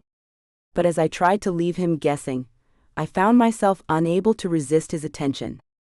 It was what I craved the most, his eyes, his presence, and his energy focused entirely on me. I found myself wondering what Victoria had seen when she first met Alfred. Had she felt the same magnetic pull? Had she sat across from him at a dinner table, feeling like she was the only woman in the world? It was intoxicating, and I understood how easy it would be to lose yourself in someone like him. He dropped me off at home, and I exited the car to my house, not bothering to give him a good goodbye. I hollered out as I walked through my parking lot in a hurry. Thanks. See you later. I rushed to the front door, all too aware that he was not done yet. He got out of the driver's side and took his time walking to meet me. "Thanks for walking me home." I looked through my purse for the keys and tried with all my might to stay distant. My heart was pounding, and I could feel his presence behind me like a physical force. Every step he took closer made it harder to remember why I was supposed to be angry with him. But he was not having it. He boldly put his hands on my waist and back. "Ah," I giggled nervously. "Here they are." "Okay, well, I will see you later." "You are going to see me later. And see me now." His voice was low and certain, filled with an intensity that made my breath catch. There was something in his eyes that told me he knew exactly what I was thinking, that he could see right through my cold exterior to the conflicted mess underneath. I found my keys, but could not seem to make my hands work properly. He was so close now that I could feel the warmth of his breath on my neck, and every rational thought I had was slowly evaporating. I wanted to confront him about Victoria. I wanted to demand answers. But my body had already made its decision, and my mind was struggling to catch up. I opened the door quickly and entered, second-guessing whether I should close it in his face. I could not. I looked him in the eyes and tried to say something. I tried to break up with him or even say, "You lying creep." Goodness, I so tried. But the moment our eyes met, something shifted between us. All the anger, all the doubt, all the mistrust, it all melted away into something far more primal. He stepped inside, and the door closed behind him, and suddenly we were drawn together like magnets, unable to resist the pull any longer. I wanted to resist. Every logical part of my brain was screaming at me to stop, to remember what Victoria had told me, to protect myself from becoming another casualty of Alfred Banes. But logic had no place in what was happening between us. This was something deeper, something that defied explanation. He reached for me, and I let him. His hands found my face, cupping my cheeks with a tenderness that surprised me given the intensity burning in his eyes. He looked at me as if asking permission, even though we both knew I had already given it the moment I let him through the door. When he kissed me, it was not gentle. It was desperate and hungry, filled with all the words we could not say to each other. I kissed him back with equal fervor, my hands gripping his shoulders as if I might drown if I let go. We stumbled through my apartment, bumping into furniture, neither of us willing to break the connection long enough to watch where we were going. I was angry with him. I did not trust him. And yet in this moment, none of that seemed to matter. All that mattered was the feeling of his arms around me, the taste of his lips on mine, the way my entire body seemed to come alive under his touch. It was maddening and wonderful and terrifying all at once. We found our way to the couch, and there we stayed, lost in each other. Every touch communicated something words could not express, a mixture of longing and frustration, of desire and doubt. I gave myself over to the moment completely, pushing aside all the questions that would inevitably return once the haze of passion cleared. What followed was intense and overwhelming, a collision of conflicting emotions that somehow made perfect sense in the heat of the moment. I did not trust him, and he knew it. But that did not stop us from losing ourselves in each other, from finding a strange kind of honesty in the wordless communication of our connection. It was as if our bodies were having the conversation our mouths were too afraid to have. Time seemed to stop. There was only him and me, and the electricity that crackled between us. Every touch sent shivers down my spine. Every whispered word against my skin made me forget why I had been so determined to push him away. He held me like I was precious, like I was the only thing in the world that mattered, and for those stolen moments I let myself believe it. Afterward, we both lay on the couch for a long moment, catching our breath and staring at the ceiling. The silence between us was heavy, filled with all the things we needed to say but were too afraid to voice. Maybe it was selfish of me, or him, or both of us. But only after that moment of abandon did I finally muster the courage to say something. "Your ex-wife is still alive." The words hung in the air between us, sharp and accusatory. I felt him tense beside me, his breathing suddenly shallow. We both remained silent for what felt like an eternity, hearing only the sounds of our own heartbeats. After several wordless moments, Alfred finally reacted and was not too thrilled. "What? Why did you go looking for her?" "No. I just discovered it. Public records do not lie." "And did you talk to her?" "No. Why does it matter?"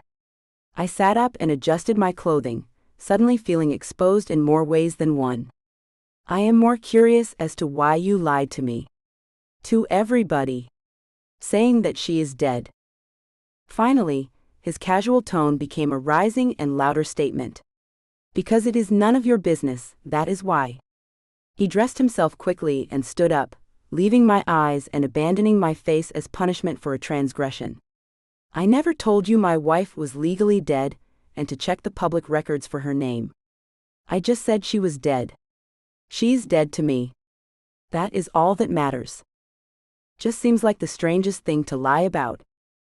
And it is the most frustrating thing, that you feel entitled to go snooping into my background. What is the matter, Barbara? Do I go to your supermarket and spy on you? So what? You are entitled to privacy, but I am not? It is not even my current life you are spying on, it is my past. He held his hands in his pockets and sighed, focused only on his own uneven breathing, and on an ugly thought that now seemed stuck in his head. I watched him struggle with his emotions, saw the way his jaw clenched and unclenched as he tried to maintain his composure. "Just admit it, you lied." "No, I did not," he replied with clenched fists. "You just cannot stop snooping, can you? You are completely out of line, woman. Goodness, I do not need this. Now go find yourself a boyfriend that just loves answering questions about every girl he has ever dated. I am sure he is going to just love that." I was too afraid to say anything, and watched Alfred storm out of my house, once again calling me more trouble than I was worth. The door slammed behind him, and suddenly the apartment felt enormous and empty. I sat there in the silence, replaying everything that had just happened, trying to make sense of it all. It was true. I did cause a great deal of trouble for this guy. And I did not know why exactly he was putting up with me. Did he really like me, and was I constantly testing him? Or was the truth much less flattering? Maybe he really was winning at these mind games. Maybe he was caught in a lie and confronted with buried guilt. Maybe everything Victoria said was true, and maybe I was one of those selfish people who just needed one last moment of connection before we broke up for good. I am not sure what it was all about. I just know that I did not trust Alfred Banes, and maybe I simply treated him the way he deserved to be treated. A man who could not be upfront with me certainly had no right to demand total honesty. I owed nothing to him. We were nothing serious, and I did not want him thinking I needed a single thing from him anymore. Of course, as much as I tried to convince myself that I was winning this game, I still felt compelled to think about him. I felt guilty, and whatever he said or did, it was just perfect. Because I could not stop thinking about him, and my obsessive mind just kept going over and over the conversation, wondering if I did something wrong. I lay awake at night, staring at the ceiling, replaying every moment of our time together. The way he had looked at me over dinner. The way his hands had felt on my skin. The way his voice had cracked when he accused me of snooping. There were so many layers to Alfred Banes, and I was not sure I would ever be able to peel them all back. I tried to let it go, tried to feel relief in the idea that Alfred was pouting, and he would probably contact me sooner or later. Maybe another dramatic entrance at the store or the salon? But no, nothing. Once again, he stopped all communications cold. He was beyond pouting, he was offended. Whatever I did, he did not think it was worthy of any response. To my surprise, he did not even mention our status in his newest book chapters. Not a word regarding Barb, or any character remotely reminiscent of me. I started to wonder if I really had become dead to him. Maybe real life was like genre fiction in that way. Once a character served his or her purpose, it really was the end. The thought made me feel hollow inside. Had I really meant so little to him? Had everything we shared been nothing more than a distraction, a momentary amusement for a bored billionaire? I hated how much the possibility hurt me. I hated how much power he still had over my emotions, even in his absence. One passage on his latest newsletter did pique my interest. And being the curious, and apparently snooping type of person that I am, I had to wonder if it was about me. The most difficult thing about love is finding someone, not only that you can trust, but who is also capable of trusting you. Too many people you meet in life are using you. They are totally unwilling to trust you, and they will constantly rub that in your face. My philosophy is no. Life is too short. Do not spend the rest of your life being someone's personal assistant, constantly reassuring them that everything is just fine and dandy. Even as a celebrity, that is something I have no interest in. Ideally, I would like to find a strong and independent woman capable of loving and being loved without the mind games. Make no mistake about it, insanity disguises itself as love. It is up to the thinking person to recognize the symptoms and put an end to it. It at once seemed nicely crafted and yet sincere. It did seem like he was legitimately hurt. It once again seemed to me that we were both speaking a different language when we were together, and the discrepancies made us doubt the other's virtue. I thought he was lying, and he thought I was nosy and abrasive. And yet, though we understand the problem well, we cannot seem to get past it, as that would involve trading perspectives, an alien idea to the both of us, I am sure. Since I was grounded by Alfred and he was not speaking to me, I decided there was only one thing left to do: try to look for a middle ground, somewhere in between the saintly Alfie and the vengeful Mr. Banes that Victoria sold me on. Maybe the truth was somewhere in between.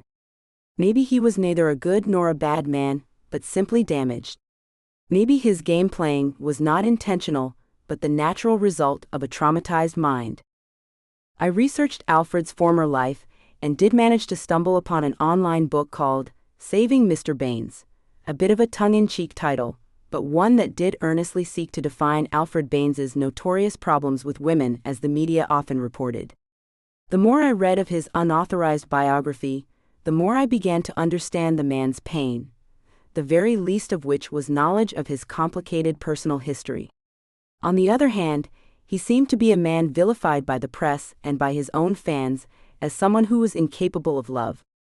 What kind of an existence would a person lead, indeed, a woman, if the whole world knew you were damaged goods and incapable of ever trusting anyone? It was cruel and unusual punishment to not let the man discover himself through time the way everyone else did. He was forever caged by fame and urban legend. I found the book itself harrowing to read, as it was, predictably, not a story about good or evil, but about miscommunication. Alfred Banes first met Victoria in Calgary, and the two immediately felt attracted together. Victoria was a bit naive, and Alfred was, as always, the strong and confident father figure and surrogate dad. But their relationship deteriorated quickly. Alfred's honeymoon phase ended within 2 years, and soon Victoria began showing signs of mental illness. He later told friends that he felt she was becoming codependent and would actually look for ways to hurt him just to keep him under her control. Banes endured much, over 3 years of difficulty, according to statements he made to a newspaper reporter.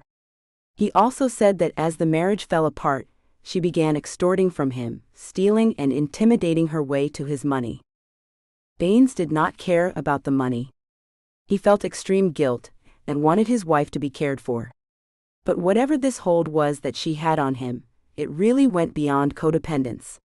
Some journalists closer to Banes suggested that it may have involved some psychological hold that was simply too irrational to be based on reason or mutual respect. When they finally divorced, Banes told reporters, "Exiting the marriage, selfish though it was, saved my life." He never explained anything besides that. He never publicly said anything negative about his ex-wife. He remained silent on the subject for 2 years, until he officially gave condolences for her passing. The book got at least one fact wrong: Victoria never died, she simply died in Banes's eyes, and goodness knows why. Victoria said something about her cheating and how the rumors were not true. But it is very possible something else happened that she is too ashamed to confess. As is typical, Alfred ignored my pleas to meet again and discuss the ugliness between us. Not even a dismissive letter back to me. I felt a tinge of what Victoria must have felt way back when, as she struggled with codependent feelings. How can you turn your back on a man who likes you, suffers for you, and then decides you are not worth it? If nothing else, there is a strong desire to apologize, to gain closure. It does not always have to be about attraction or possession. I did the only reasonable thing I could think of at that point. I followed Alfred outside of his favorite restaurant and watched in wide-eyed, curious interest as he brought another woman to the table. Apparently, Alfred was getting along just fine and was not the least bit concerned about our tragic misunderstanding. My stomach dropped when I saw her. She was blonde and pretty, with an easy smile that suggested she had never had a complicated thought in her life. She laughed at something Alfred said, and I felt a surge of jealousy so intense it nearly knocked me off my feet. This was not supposed to happen. He was supposed to be pining for me, not moving on like I had never existed. That did it. I had to give him a piece of my mind. Tragic or not, traumatized or not, my pity for him had to take a backseat just this one time. What kind of a guy gets close to me, throws a no-talking tantrum, and then dates someone else without so much as a goodbye? Nonsense, Alfred. Maybe you are damaged, but you are still a jerk. And that is pretty much what I was going to tell him that lovely evening. How is the wine? I heard him ask for his date, and he was happy as can be. A little dry, she said, bubbly as I would expect, completely opposite of me. I dislike feeling jealous, but it is infuriating when one of you actually does move on. It just hammers your self-confidence, especially for someone like me who cannot help but stay in one place, year after year. I decided to throw a tantrum worthy of Alfred Banes's attention, and just about the same level of immaturity as he showed me. I walked right up to the table, fuming inside but wearing a downright creepy smile. "Hi," I announced, as fake happy as a waitress on the first day of her job. Alfred choked on his wine and quickly put it down, calming himself. I could see the color rising in his cheeks. A mixture of surprise and anger that gave me a perverse satisfaction. "Hi," the oblivious woman said. "Are you our waitress?" "Actually, no, I am not. My name is Barbara. I am a friend of Alfred's. Is that not right, Alfred? Honey?" His eyes widened in rage, but he refrained from speaking, looking down at his table in deep thought. I could practically see the wheels turning in his head, trying to figure out how to handle this situation without causing a scene. Too late for that, I thought. I know all about Alfred. We go way back. Way back. "Oh? That is nice," she said, finally picking up on the bad vibes. Her smile faltered, and she glanced between Alfred and me, clearly sensing that something was very wrong. "Yeah. We both went to Woodstock. Right, Alfred? Nothing but music and good times. Was pretty cool," I said mockingly to the poor confused girl. "That sounds cool. I have to go to the bathroom." She made a pained face and quickly excused herself, allowing me to sit down and grin, a goofy, crazy kind of grin, probably like he was used to seeing by now.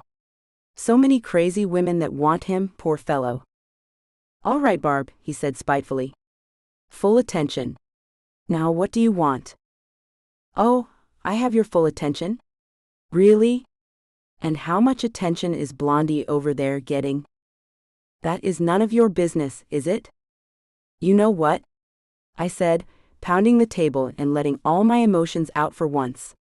The silverware rattled, and a few nearby diners turned to look. I did not care. That is your problem. You think the world owes you respect. We are all just supposed to act like this is the first grade, and you are the teacher. Be quiet and just do what I say, right? Well, that is not me, I said firmly, and it is not realistic at all. Who do you think you are, lying and going behind my back?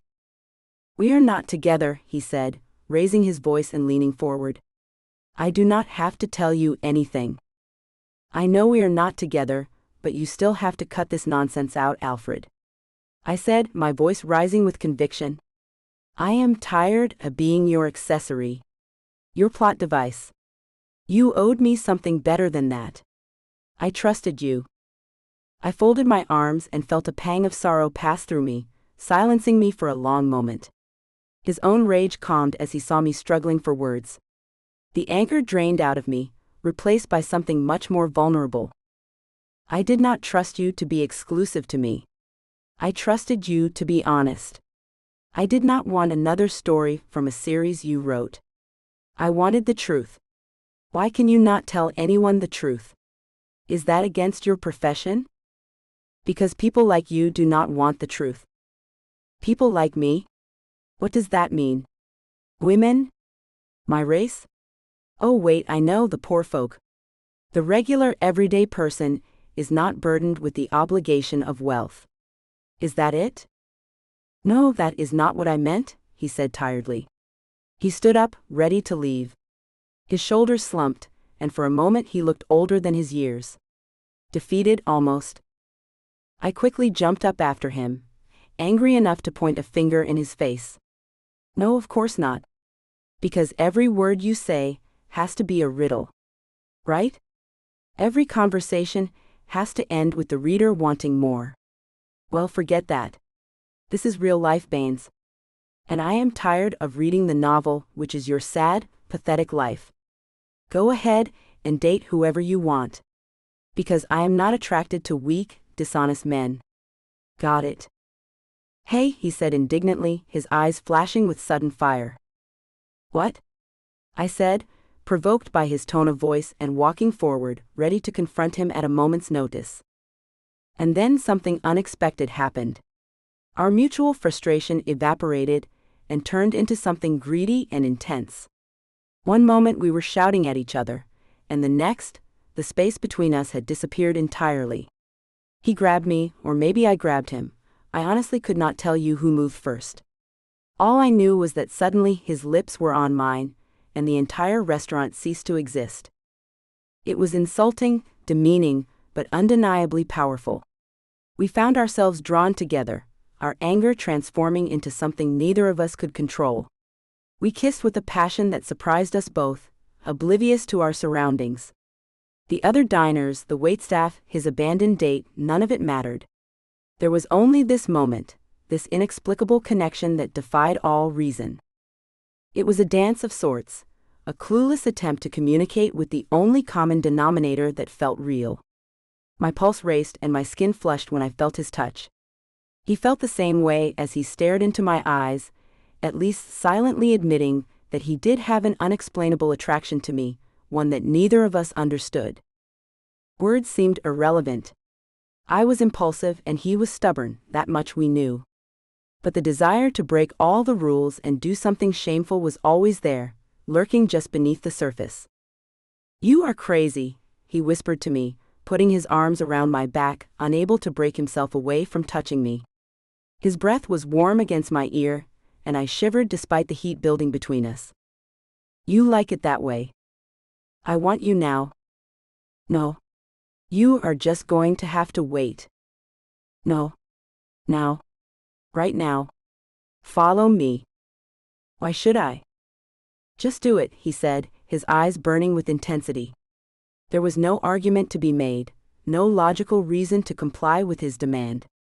And yet I found myself nodding, found my hand reaching for his as he led me away from the table. I broke our hold on each other just long enough to glance around the restaurant. A few people were staring, but most had returned to their meals, either oblivious or too polite to comment. I caught a glimpse of the blonde returning from the bathroom, her face a picture of confusion as she watched Alfred disappear with me toward the back of the restaurant. We found a private alcove, tucked away behind a decorative screen, hidden from the main dining room but still technically in public. The risk of discovery only added to the intensity of the moment. My heart was pounding so hard I was sure he could hear it.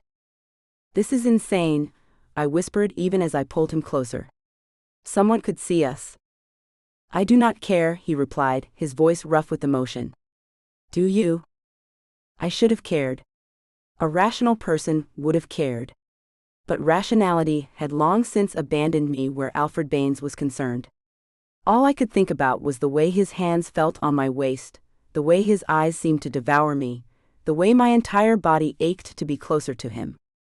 What followed was intense and forbidden, a collision of passion and frustration that left us both breathless. There, in that hidden corner, we gave ourselves over to the moment completely. It was reckless and impulsive, a defiance of every social norm and expectation. Every whispered word, every stolen touch, felt like both a declaration and a question. I forgot about Victoria's warnings. I forgot about my own doubts. I forgot about the blonde woman waiting at the table, and the other diners just a few feet away. There was only Alfred, only this moment, only the impossible chemistry that crackled between us like electricity. When it was over, we stood there in the dim light, catching our breath and sharing a moment of satisfied silence. His forehead rested against mine, and for a long moment neither of us spoke. The real world was starting to creep back in, bringing with it all the complications we had momentarily escaped. We should probably, I started, but he silenced me with another kiss, softer this time. I know, he said. But not yet. Just stay here with me for another minute. So I did. I stayed there in his arms, pretending that everything was simple, that we were just two people who had found each other in the chaos of the world. The thought of our forbidden encounter in such a public place only added to the intensity of what we had shared, and we both exchanged knowing smiles when we finally pulled apart. We did finish what we started, and went home where the night continued. The energy between us was different now, charged with something that felt almost like understanding. Every time we got together, we seemed to break some new taboo or exceed some boundary of good taste. I am not sure why or what motivates our strange connection, but at this point it is not something I want to talk myself out of. Maybe all we are together is passion. Maybe Alfie, or maybe both of us, are incapable of love. Maybe these kinds of comfortable, wordless moments are all that really exist in the universe. Or maybe, just maybe, there was something more here, something worth fighting for despite all the obstacles. Just when I think I have Alfred pegged as a commitment-averse womanizer, he does something unexpected. As we lay together that night, pondering deep thoughts, giggling over silly memories of the future, and forgiving each other with body language, he finally expressed something that could only be called the uncomfortable, unfiltered truth. The room was quiet, except for the sound of our breathing and the distant hum of the city outside. Moonlight filtered through the curtains, casting soft shadows across his face.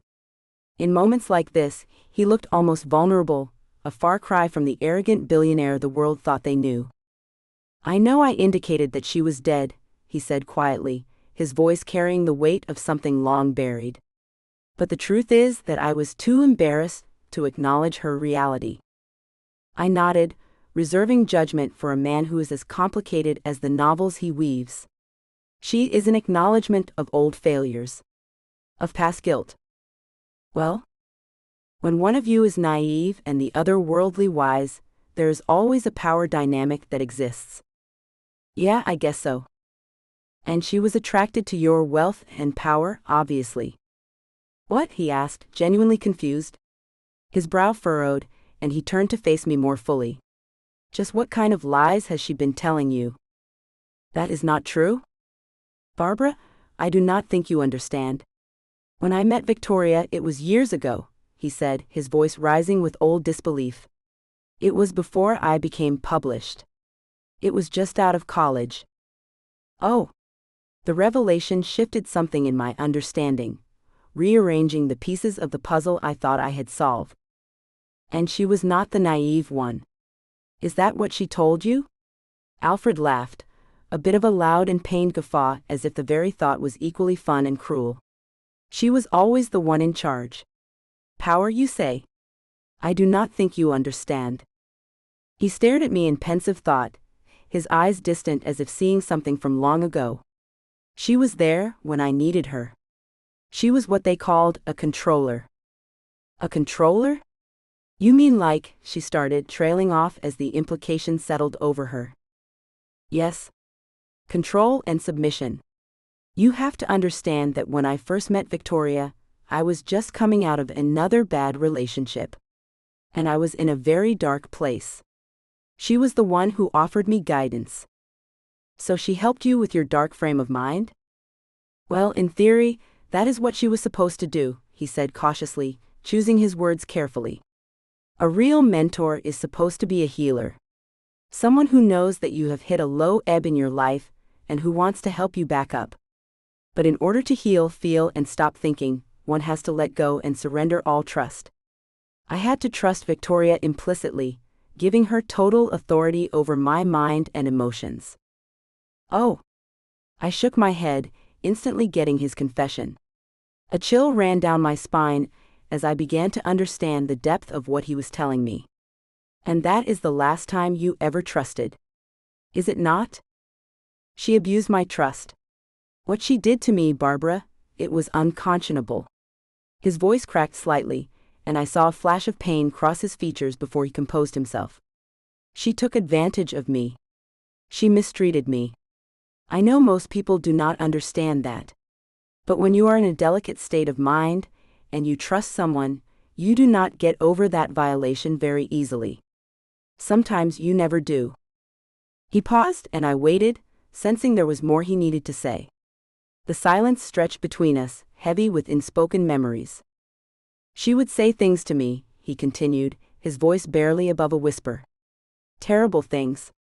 She would tell me I was worthless, that I would never amount to anything, that no one would ever love me. And when you are in that vulnerable state, when you have given someone complete power over your emotions, you start to believe it. Alfred, the woman sounds insane. I know. And it took me a long time to realize that this was not a game. This was not just a mind game or mindless flirting. This was an abusive relationship. And I was stuck in a bad marriage. One that I had no choice but to stop. I reached out and took his hand, feeling the tension in his fingers. He gripped back tightly, as if anchoring himself to the present. Why did you marry her? Because somehow she convinced me that the process was working. She lied to me. She told me I was getting better. That I was getting over my past trauma. But all she did was condition me to be dependent on her. Before long, I started believing all of the toxic thoughts she fed me, and that kept me going back to her. Before long, I even started to accept it. Accept what? The mistreatment. I know it sounds crazy. But people who are feeling empty in life, they really reach a point where they believe anything you tell them. So she preyed upon me when I was feeling low, and manipulated me into a relationship I did not want. She almost broke me, Barbara. I do not expect you to understand, but it is the truth. His words hung in the air between us, raw and painful. I thought about Victoria, sitting in her cheerful house with its yellow and orange flowers, painting herself as the victim. Now I was not so sure who to believe. Maybe they were both victims in their own way. Maybe they had destroyed each other. And so all this happened when you were an unknown. It was not until you left her that you started writing. And then you gained the world. In a manner of speaking. A small bitter smile crossed his face.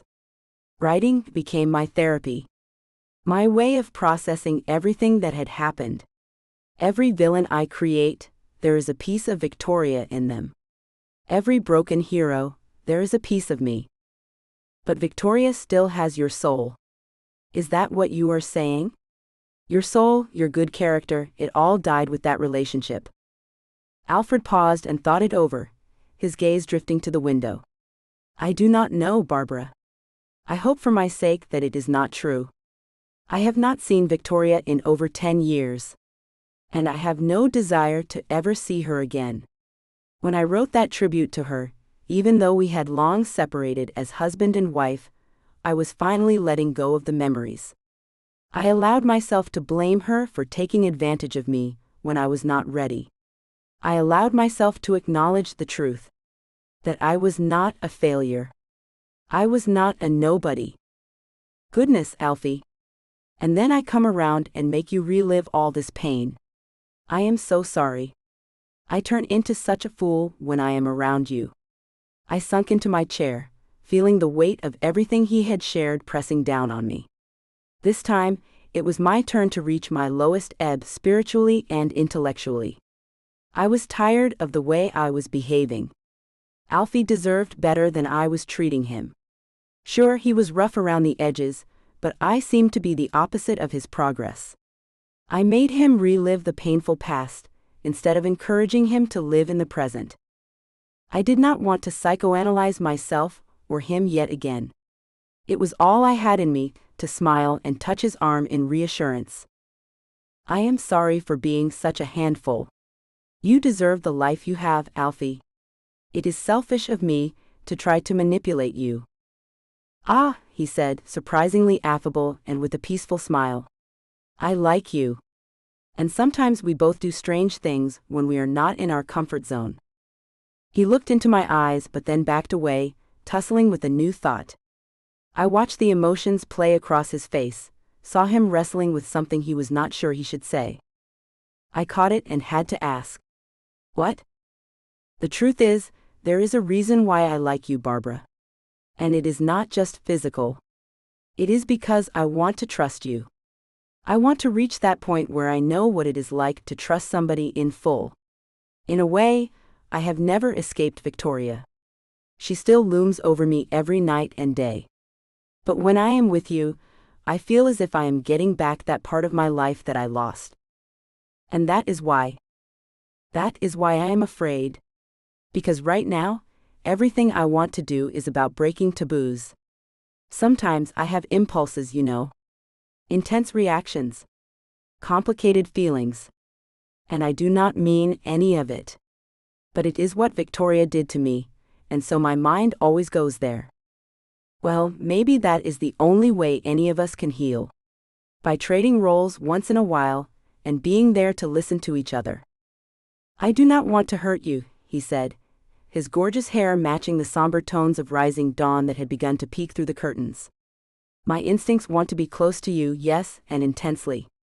But my rational mind reminds me that you trust me too much. I cannot just keep using you. It hurts me to hurt you. You take everything I dish out, and you keep coming back. It is not fair to you. He almost looked tearful. His unexpected honesty floored me, and I found myself comforting his face almost involuntarily, my fingers tracing the strong line of his jaw. Sure, he was good-looking and all, but the man's honesty is what amazed me time and time again. You do not have to protect me, Alfie. If you want to open up to me, to find peace in your life, and undo the hurt that was done to you, then I understand. And I trust you. I looked at him and smiled, hoping he could see the sincerity in my eyes. I know that you would be a good partner. I know that you would not hurt me the way Victoria hurt you. It is because I trust you. I finally trust you. But why do you trust me? What have I done to deserve it? I laughed softly and touched his chest, basking in a wonderful morning afterglow. You do not earn trust. You give it. Sometimes that is all we can do. I want to trust you. And so I am giving you the chance to earn my trust. He listened carefully, taking a long moment to contemplate his future, his options, and even, perhaps, some of his deeper hopes that I just gave him permission to believe in again. I watched him process my words, saw something shift in his expression, a softening that I had never seen before. It felt so wonderful and freeing. Regardless of what was yesterday and what was to come tomorrow, for this lovely moment, Alfred Banes's heart belonged entirely to me. And all it took was a little faith in humanity. Hi, and I am Renee Mackers with World News right now. Big news in the entertainment world. The one and only notorious womanizer and anti-family man, Alfred Banes, has done the unthinkable.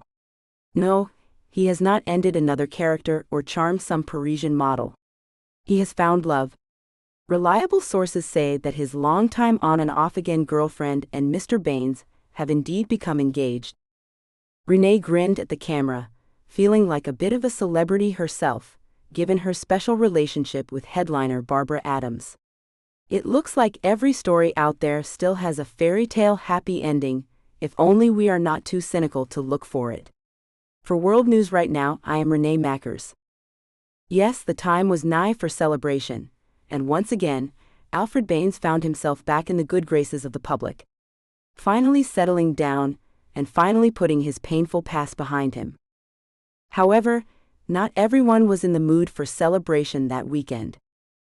Dear Alfred, how wonderful that you and that woman have started living together after such a short courtship. Kind of makes a girl like me feel special. After all, I was once young and full of dreams, was I not? I am so delighted that you forgot our arrangement and what our rules are for you dating other people that I have not yet given you permission to see. Been a long time since I used that word, has it not? You think you are a big shot now with all your silly novels and money. But I know what makes you tick beyond the superficial. I know how your mind works. And I know how to destroy you. But not to worry, Alfie. I am all about the future, not the past. I am very happy to hear that you have moved on from those old experiences.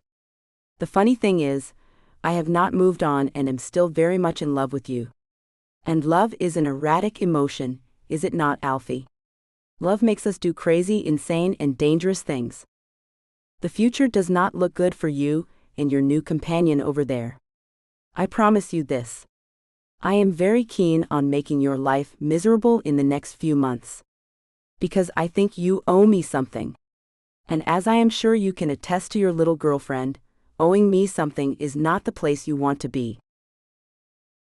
Victoria. Chapter 4. Alfred Banes was looking hard-nosed and absolutely livid the next day, ordering around his staff like an angry drill sergeant and feeling a new lease on life. Business was always business, and sometimes harsh words were exchanged. It was the way of the world, and the only language that show business understood, it being the bosom of hedonism, double talk, professional liars, and unqualified pretenders. In order to preserve the integrity of his art, his series, and his name, he had to play tough. He had to yell, scream, threaten, and sometimes even make people cry, though he was one of the few who actually apologized when he tore up a new intern after a beginner's mistake. He was busy writing and editing his previous works, and so deemed it necessary to rent his own little office in an out-of-the-way auditorium downtown. He brought on a staff of 5, just enough manpower so that he could think and write, and they could handle the daily communications. And he seemed quite comforted by his little out-of-the-way office, completely closed to the outside world, and only accessible via telephone or email. But that was not good enough for me now, was it, Alfie? No, I was owed a personal visit. And I was not going to be postponed by your secretary or team of rodents. I was Mrs. Alfred Banes, and I demanded my rightful meeting. Alfred Banes was about to learn the hard way that he would never ever escape my control. I made it clear to him long before my apparent death that I would call the shots. Only then would I decide when our encounter was over, and when we were destined to meet again. And meeting that old sow, Barbara Adams, did make me feel a tad jealous of Alfie's attention, I must admit. Let me guess, Alfie. She's your very loving vessel, your delicate submissive that worships your ego and caters to your every need like you are her billionaire benefactor? If only she knew what a weak man you were. I am Victoria Banes. I am Alfred's wife. You mean his ex-wife? His dead wife? The secretary said unsurely. Yes. His dead wife was a genius. Do I not look fabulous for being dead? I think you are going to need an appointment. No, you do not understand, you little blonde secretary, I said with a delightful smile. I was not getting angry. I just stood my ground. If Alfie does not come out here right now, I said loud enough so that he could hear me from the receptionist's desk, I am going to reveal all of his secrets, including the ones he does not want you to know. You know what I mean, Alfie, I said louder. The way you take pictures of all your staff members while they are using the restroom. The secretary's mouth opened in shock. Oh me, oh my. Maybe your staff does not know all your perverted secrets. The secretary was stunned, but still obligated to act. Listen, you have to leave. Try to touch me and I will sue you, I said firmly, shooting daggers with my witty green eyes. Try to stop me, and I will sue you and Alfred Banes for assault and conspiracy. Just try me. I have a team of lawyers. I will personally ensure you lose everything. Alfred? The mortified secretary screamed. Can you please come out here? I do not know what to do. Alfred Banes, the great one, my love, finally emerged from the office looking like an angry cop or maybe a tough gangster from a TV movie. But he was not fooling anybody. He was my little Alfie. And sickness or health, marriage or divorce or even death, yes, death, he would always be mine. Alfie, I said with a glowing smile. You came. You came. You came. You came. My repetition shook him, and he flinched his way out of a maze of strange thoughts. What do you want? I want what is mine, darling. I want you. Please come into my office, he grumbled. Leave my staff alone. That is the first time you have ever said that, big boy, I said with a laugh, eyeing the terrified little blonde secretary. Alfred ushered me inside and quickly closed the door behind us. So serious all the time now, I said with a smile. But always intense. In the old days, you never even cared if the secretary knew we were being intimate. Did you? Victoria, he said with an ornery face. I am not playing games. I meant what I said. You are dead to me. Now why do you not tell me what you want so we can both get out of each other's life? Oh no, you do not understand, I said. I am the one who decides if you are free to go. I am the one who let go of you. And now I want you back. I am not available, Victoria. That woman you met? Barbara? Yeah, she told me everything. We are getting married soon. And that is where our history together ends. Now why do you not save face, grow up, and find yourself in a healthy adult relationship? Or is that asking too much? No. I do not want a healthy adult relationship. I want a sick, disturbed, perverted, and sadistic relationship, Alfie. With you. My heart fluttered when I saw Alfie's reaction. His eyes closed and he palmed his face, leaning forward at the desk. I think we both know that neither of us has been happy lately. Not like we used to be. When I had full control over you. I was not happy. Oh, you were miserable, all right. But that is what you liked. That is what kept you coming back. That is the only reason I held your attention, unlike all those other women you forgot about in a day. I was the one who knew how to push your buttons. I walked over to his desk and sat my rear on it, putting my hands on his shoulders and rubbing the fabric of his long-sleeved blue shirt. I put my hands through his hair, then gave him a good yank, just like he used to like, just like he used to respond to with a shudder of longing.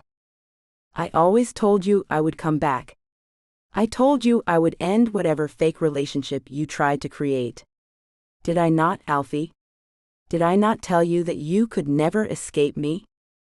You are a psychopath, he said strongly but averting his eyes. I was winning. Have you forgotten all the training we did? The degrading, humiliating things that I got you to do. All in the name of love? No. I blocked them out. Did you? So you do not remember? Me being intimate with other men in my wedding dress. Forcing you to watch while you wore that restraint? You do not remember me punishing you while you were tied up until you cried? No. I do not remember, Victoria. I was a different man back then. No. You are still the same man, Alfie. You have just been avoiding me for so long, you have forgotten who you really are. You are nothing. Your book is my life story. You ripped off all your best-selling work from my family history, did you not? What? What are you talking about? Everything you are is because of me. And now I am here to humble you. And to humble that woman Barbara, who thinks she knows you. Nobody knows you like I know you, Alfie. And now, I am going to prove it. What? I smiled and began stroking the back of his neck. What are you? Purple sapphire. I watched him in anticipation, and sure enough, just the words made him shudder. Purple sapphire. Stop. Why? Alfie, purple sapphire. What does that mean, Alfie? Stop it, he murmured, losing all strength in his voice. Alfie, look at me. No. He tried to escape my grasp, but I would not dare let him. I hung on tight to the back of his neck. Then I climbed on his chair and straddled him, forcing him to look into my eyes. Purple sapphire. What happens when you see it, Alfie? Can you see it in your mind's eye? Stop. Ooh, are you reacting? Are you reacting for your master? No, I am not. Yes, I think you are. Because you well know that every time we had a dungeon training session, I made sure the first and last thing you saw was purple sapphire. He grunted, his composure crumbling as the old conditioning took hold. Whatever she had done to him years ago, it had not faded. His body betrayed him in an instant, reacting to her words against every wish of his conscious mind. She watched it happen with quiet satisfaction, then stood, smoothed her jacket, and walked to the door. You fool, she said softly. Do not ever try to talk back to me again. She laughed as she closed the door, leaving him alone in his shame. Whatever Victoria did to him then and now, it was quite unfathomable for a woman like me, who really did not understand the first thing about submission, mind control, and certainly not anchor words. But whatever she programmed into him, she ingrained it so well it was like cult-style brainwashing. He could not bring himself to say that word that made him lose his power. But he kept hinting at it, then pleaded with me not to say it. Purple sapphire represented something evil to Alfred Banes, something he could not overcome. Alfred told me that losing power to Victoria broke his spirit. It was not just a game to him. It was not even a senseless argument from which he could walk away. She took something from him. She violated his conscience and stripped him of his dignity. She purposely sabotaged his ego with years of abuse. I felt a little bad that I had never even considered Stockholm Syndrome affecting men. We always perceive that men take the power, so the victims are always women. But Alfie was one of the cases that went through the cracks. He spent years trying to leave her behind, killing her off for his own peace of mind. But now that she is back in his life, oh goodness, partly because of me, she is not going to let him walk away. Alfie has not been the same ever since Victoria invaded his writing room. He has been unable to perform, or at least mentally uninterested in anything intimate. And as I well know from old relationships, once a man has checked out, once he has lost his confidence, his energy drops. Curse Victoria. And curse me for being so nosy in the first place. I always thought it was the money that made Alfred Banes a powerful man. But in truth, his power was what earned him money. The magic in the words he created, and the worlds he created, all because his mind was limitless.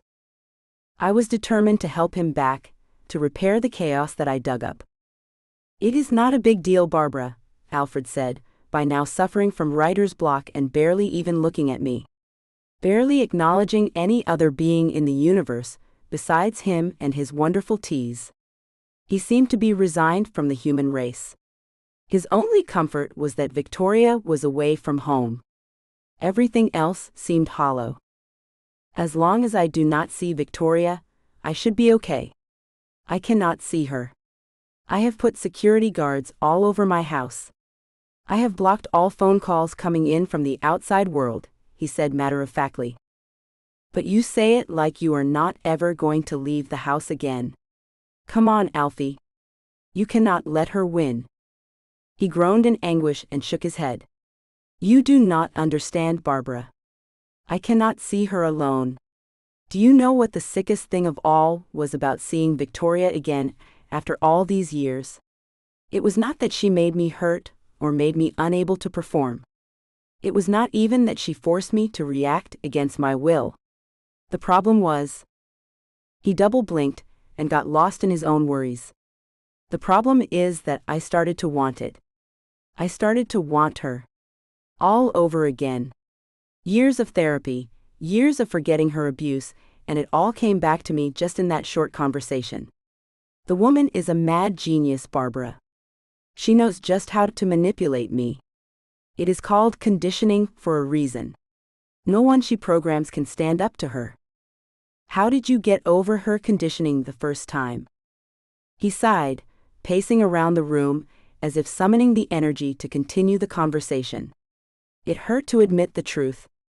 It hurt to admit that Victoria still owned him, and that his love, his heart, and his mind still paid her royalties whenever he felt a tinge of joy. I wrote, "That is what saved me the first time.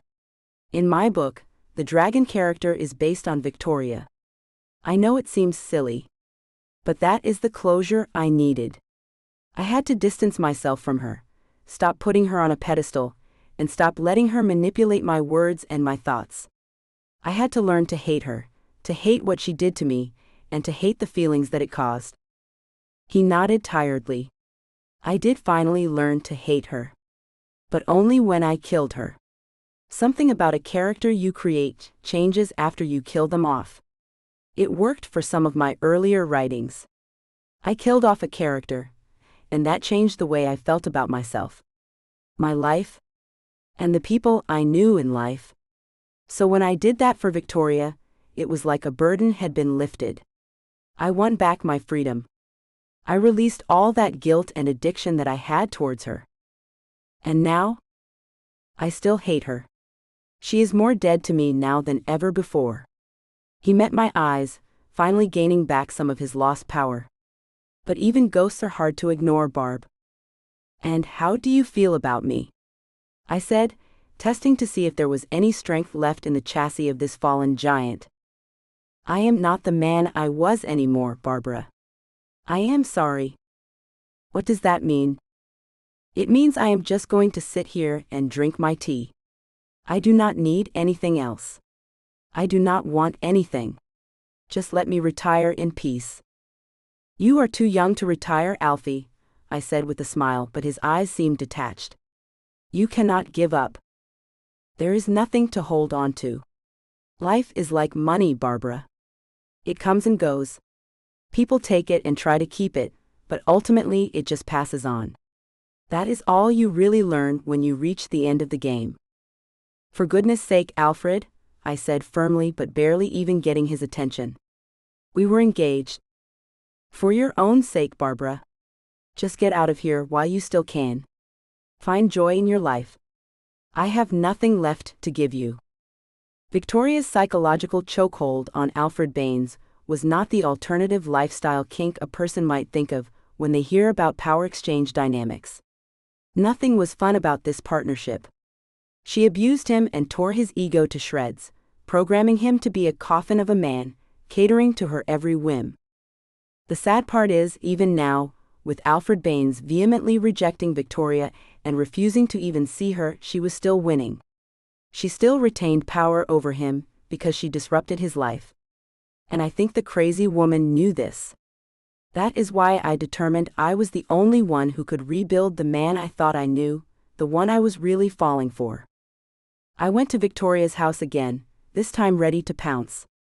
Not aggressive. We were all adults, obviously, and there had to be a rational way to reach her heart.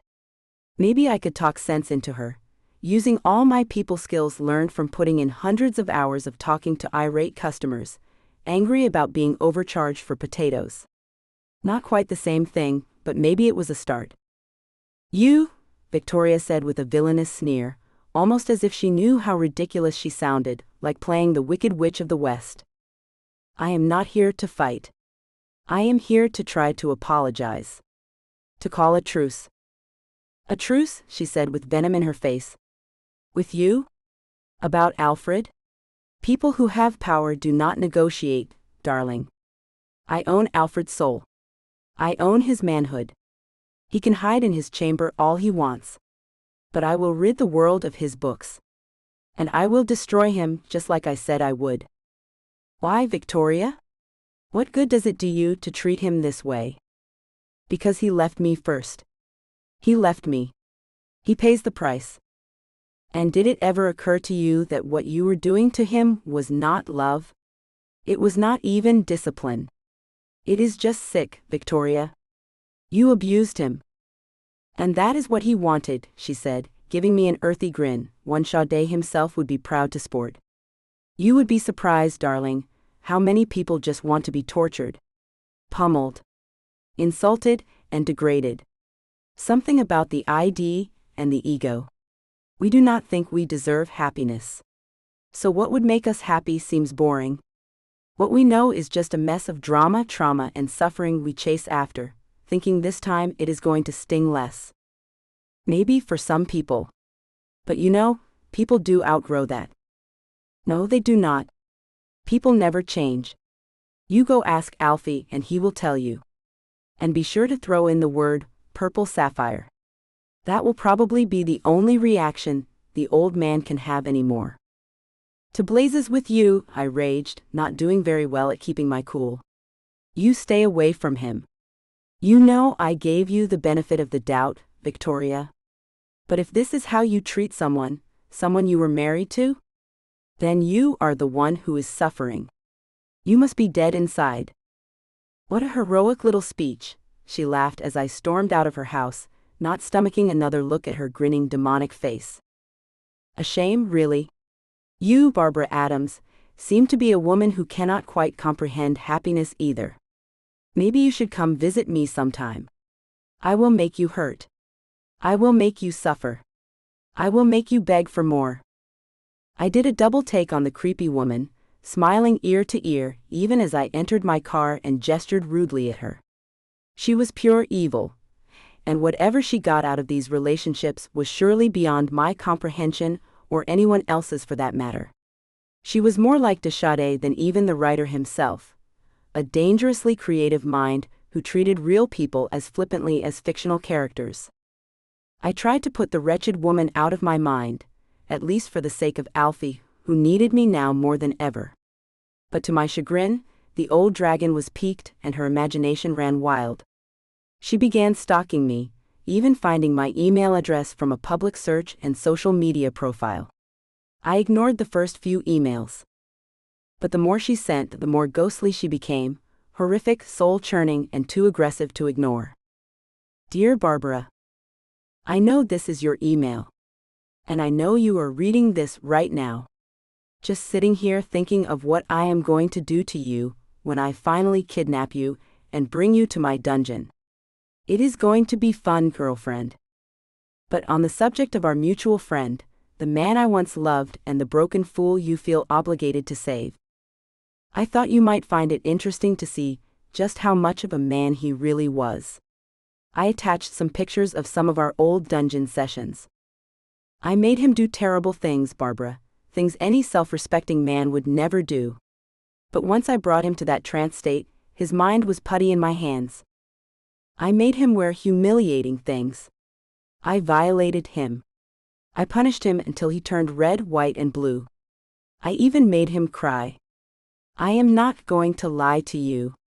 Breaking a man and draining his spirit right along with his dignity is the biggest thrill a girl can have. And I know you probably will not believe me. But just in case you do not, I am going to attach the pictures. Look at them. Study them. Look at what kind of so-called man my subject really was. Ask yourself if you can undo all those years of conditioning I put in him. He will never get over me. I made sure of it.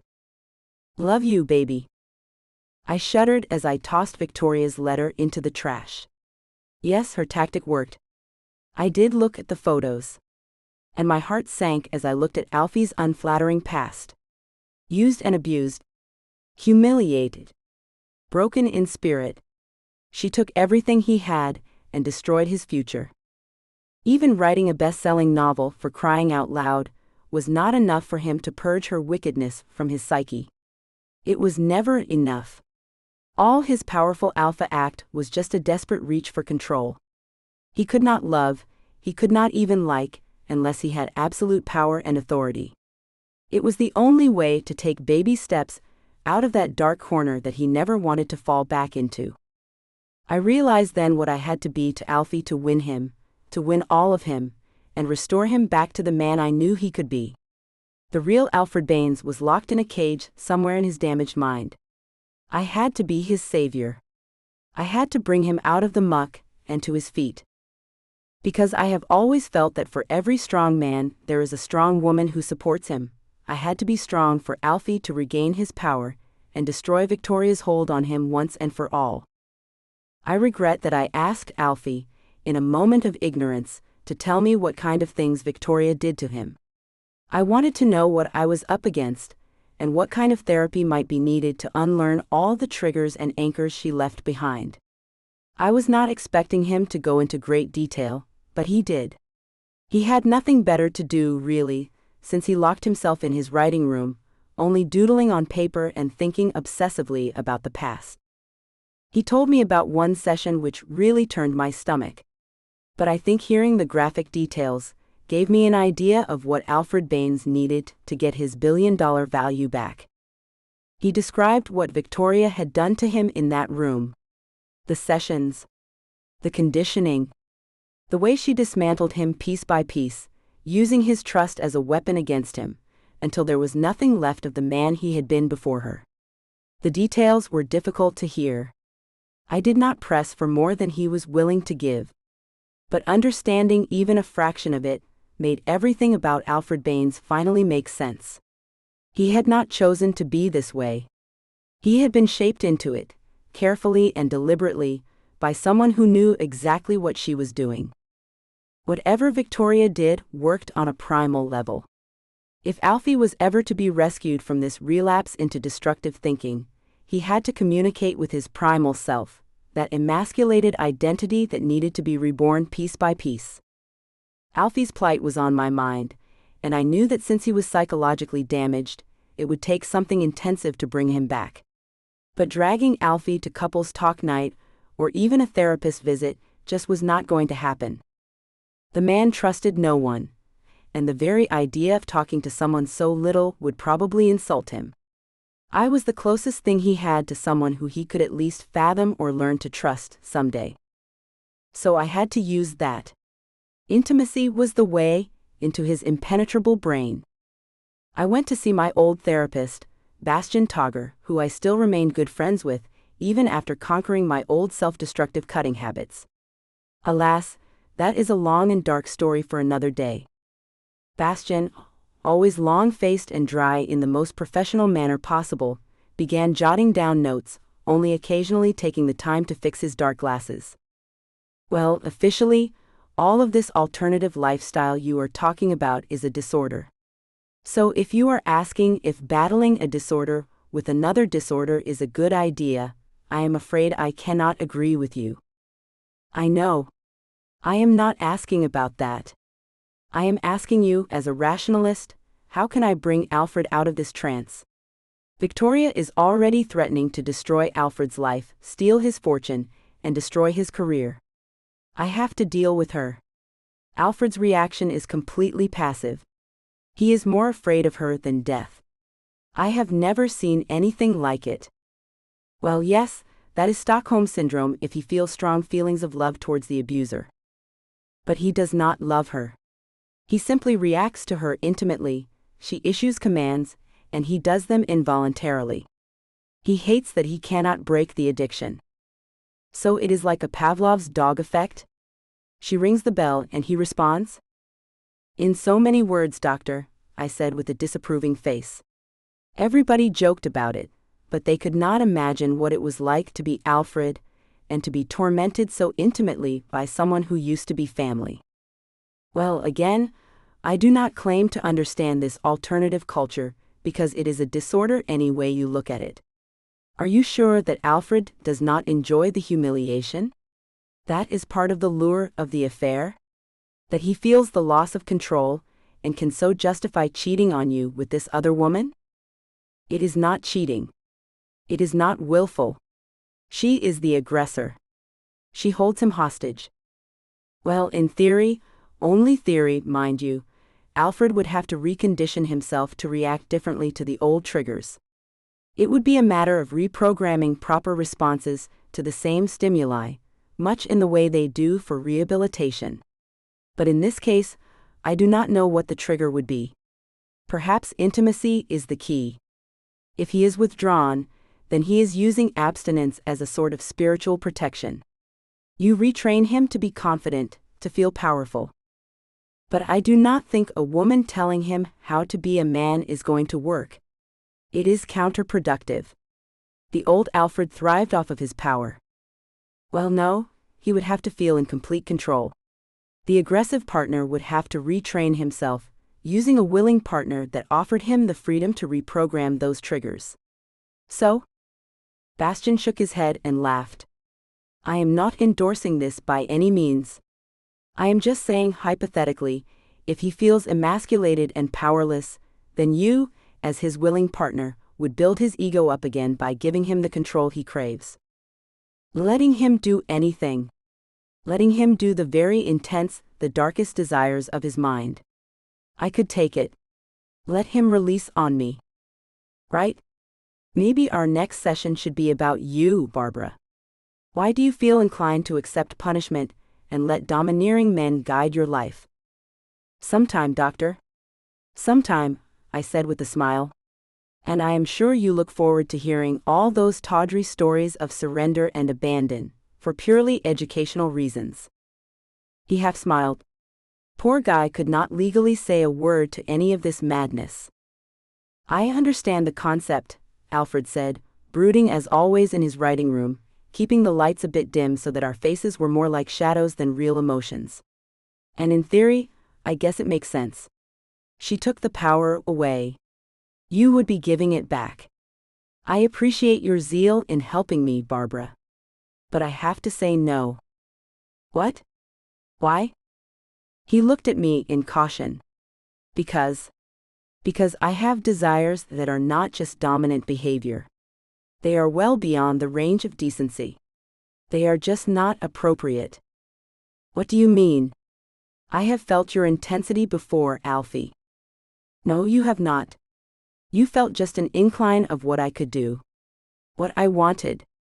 But doing this experimental thing, reprogramming me, and reaching the primal core of my identity through intimate surrender, it requires going beyond just the vanilla of discipline. What is beyond? What does that mean? It would mean I would hurt you. In ways that are beyond what you could take. Beyond what any woman should take on. And I like you, Barbara. I do not want to hurt you. Then Victoria wins. Then she destroys you, your empire, your whole life. Then she wins.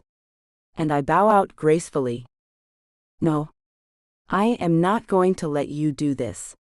I like you too much. I have invested so much in you already, Alfie. So much trust.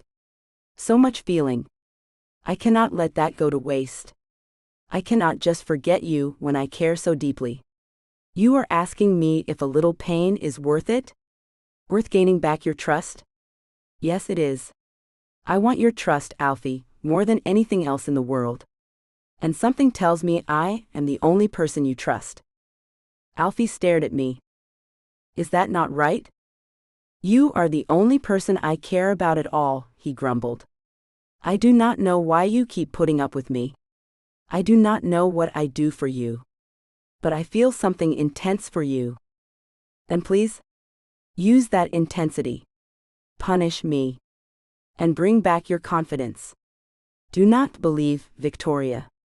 The Alfred I met, the one that the world fell in love with, was not a facade. There was not anything fake about him. You have to believe that. That he was real. That was the real you. The man Victoria created was not the real you. He listened. He started to nod, accepting the truth I was painting him. It could be real. And this thing between us, this intense, passionate, and amazing thing shared, could be worth fighting for. It could be the real thing, Alfie. I want to do this, he whispered, the desire in his voice slowly but surely coming back. And I do love pushing your boundaries. It excites me to experiment with you. Take you to new heights. I would only want you. Because after we are finished, it would create a whole new depth of attraction, of need, of attachment for us. We would be like soulmates. Linked together, bonded and united by primal emotion. And you are the only woman I want that close to my heart. I smiled at him, nodding, loving the idea of being the only woman to reach the depths of his despair and the deepest layers of his guarded heart. But I need your assurance, your consent. That I can do this, and that I will not be violating the trust between us. Are you going to hurt me? Yes. But I care about you. And I am asking you for your trust. I want you to create a safe word. A word that you mutter only, if I am taking things too far. I will not stop or slow down unless I hear the word. This is a bond of trust between us. Okay. I know what my word is. Well? It is purple sapphire. He stared at me in shock, in agony and confusion. Because Alfie, I want to break the curse. From now on, when you hear that word, I want you to feel in control. I want you to know you have the power. That you have the power to hurt, to heal, and to protect. I want that word to give you back your strength. Anticipation had always been the most powerful part. That quiet moment before everything changed, when possibility hung in the air and every heartbeat felt louder than the last. Knowing I was about to let go, to place my trust fully in someone else, stirred something deep and restless inside me. It was not about circumstance or appearances. It was about the strange, electric certainty that comes from choosing vulnerability, from believing that someone would hold that trust with care. He guided me gently, each step deliberate, his presence steady and grounding. With my sight softened, every other sensation seemed sharper, the warmth of his voice, the calm rhythm of his breathing, the quiet reassurance in every word. Stay with me, he said softly. You are safe. And I believed him. There was a ritual to the moment, unspoken but understood, a careful unfolding that felt both unfamiliar and deeply known. I let myself settle into it, allowing the tension to loosen, allowing the quiet connection between us to take shape. Do you trust me? He asked. Yes, I said, the word coming easier than I expected. Time seemed to move differently then, stretching and folding in on itself. I focused on the steady calm between us, letting it carry me through every rising and falling sensation, through every flicker of uncertainty. And when it became too much, when instinct whispered that I had reached my edge, the word came naturally. Purple sapphire. Everything softened at once. Warm hands grounded me, the world returning slowly and gently. When the covering slipped away, his face was the first thing I saw, attentive, present, quietly searching to make sure I was truly there. Relief washed through me, followed by a deep, lingering closeness that felt difficult to put into words. We stayed like that for a long time, wrapped in a silence that felt full rather than empty.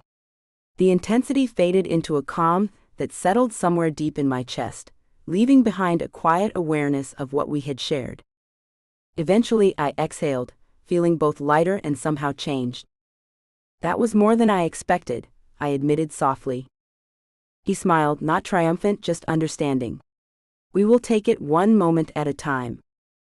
As my thoughts slowly returned, I felt a gentle warmth lingering, not just physical but emotional, as if something important had shifted beneath the surface. It was the kind of feeling that does not disappear when the moment ends, the kind that stays with you long after the room grows quiet. I realized then that what had passed between us was not simply an experience to be set aside. It felt like the beginning of something still unfolding, something neither of us could fully see yet but both could sense. And somehow, I knew this was not the end of our story, only another step in a journey that had already begun long before either of us understood where it might lead. Chapter 5. Paranoia is a disease, and very much a slow and aching destruction of the mind. It is not as crushing as Alzheimer's, of course. But to be so afraid of someone or something that it robs you of the joy of life is a terrible thing. It is not so easy to suppress the voices of what if. It is not just a matter of trusting people just because they say they are trustworthy.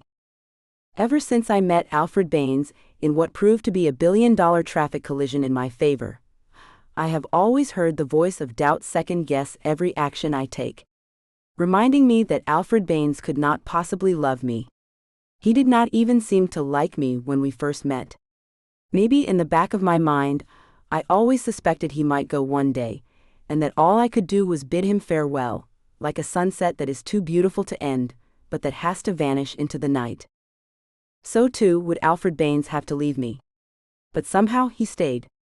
And we worked through our trust issues.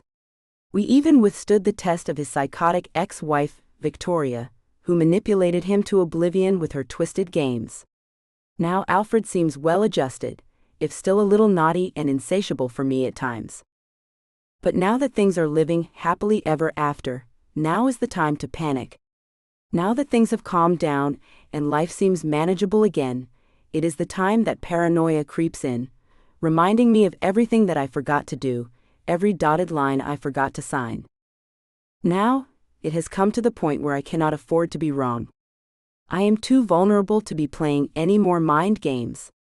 I have to live as if this is paranoia and nothing more, because striking me now, when I cannot possibly bear it, is a fate worse than death. He puts his arms around me, hugging me close as I prepare dinner. Dinner at home, watching shows like normal people.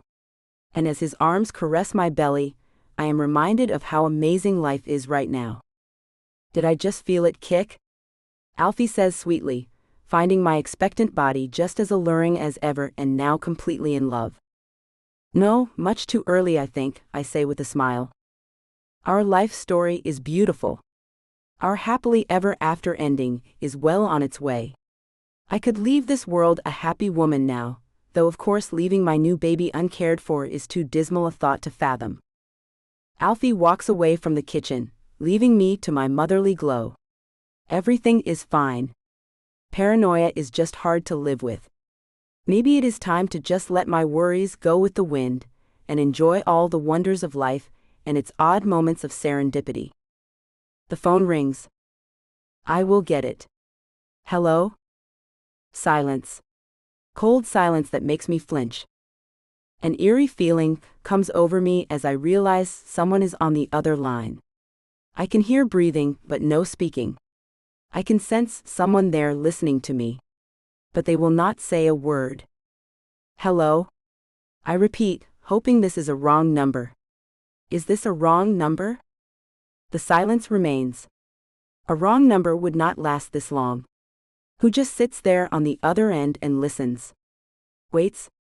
Stalks? I turn to Alfie, who is already walking towards the living room. Should I upset him? Is this anything to even get worked up about? I speak softly, not wanting to alarm Alfie or myself, giving more power to the paranoia. Do not call here again. You are expecting? Tina said to me, noticing my belly had not begun to show yet. But there was definitely something wonderful in the making. I know, hard to believe, right? Well, you are definitely not showing. Thanks, I guess. I still remember the night that changed everything, the night that gave me Alfred Banes' child. We had finally broken through every wall between us, and I clung to him for hours afterward, just wanting to be near him, to absorb everything he was. The trust we had reached after helping him heal from his ex-wife's hold was the most passionate connection I had ever experienced. We gave ourselves to each other completely, and the intensity of that surrender was something I would carry with me forever. But of course, no one at our civilized dinner, Alfred's friends, not mine, ever thought about how a child can come from such uninhibited passion.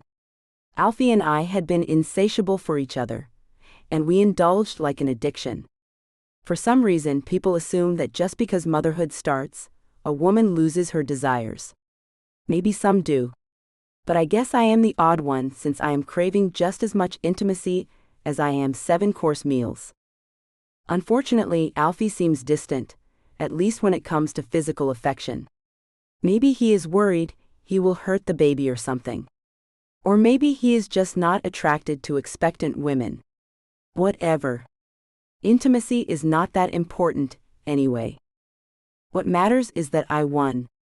I did the unthinkable, and scored me the best perfect man. A dark and mysterious soul, yes, but one who loved me.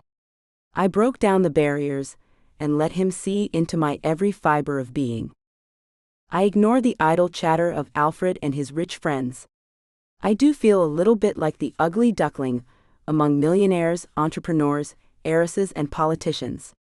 Funny how rich attracts rich, whereas a former cashier turned expectant mother does not really have friends anymore.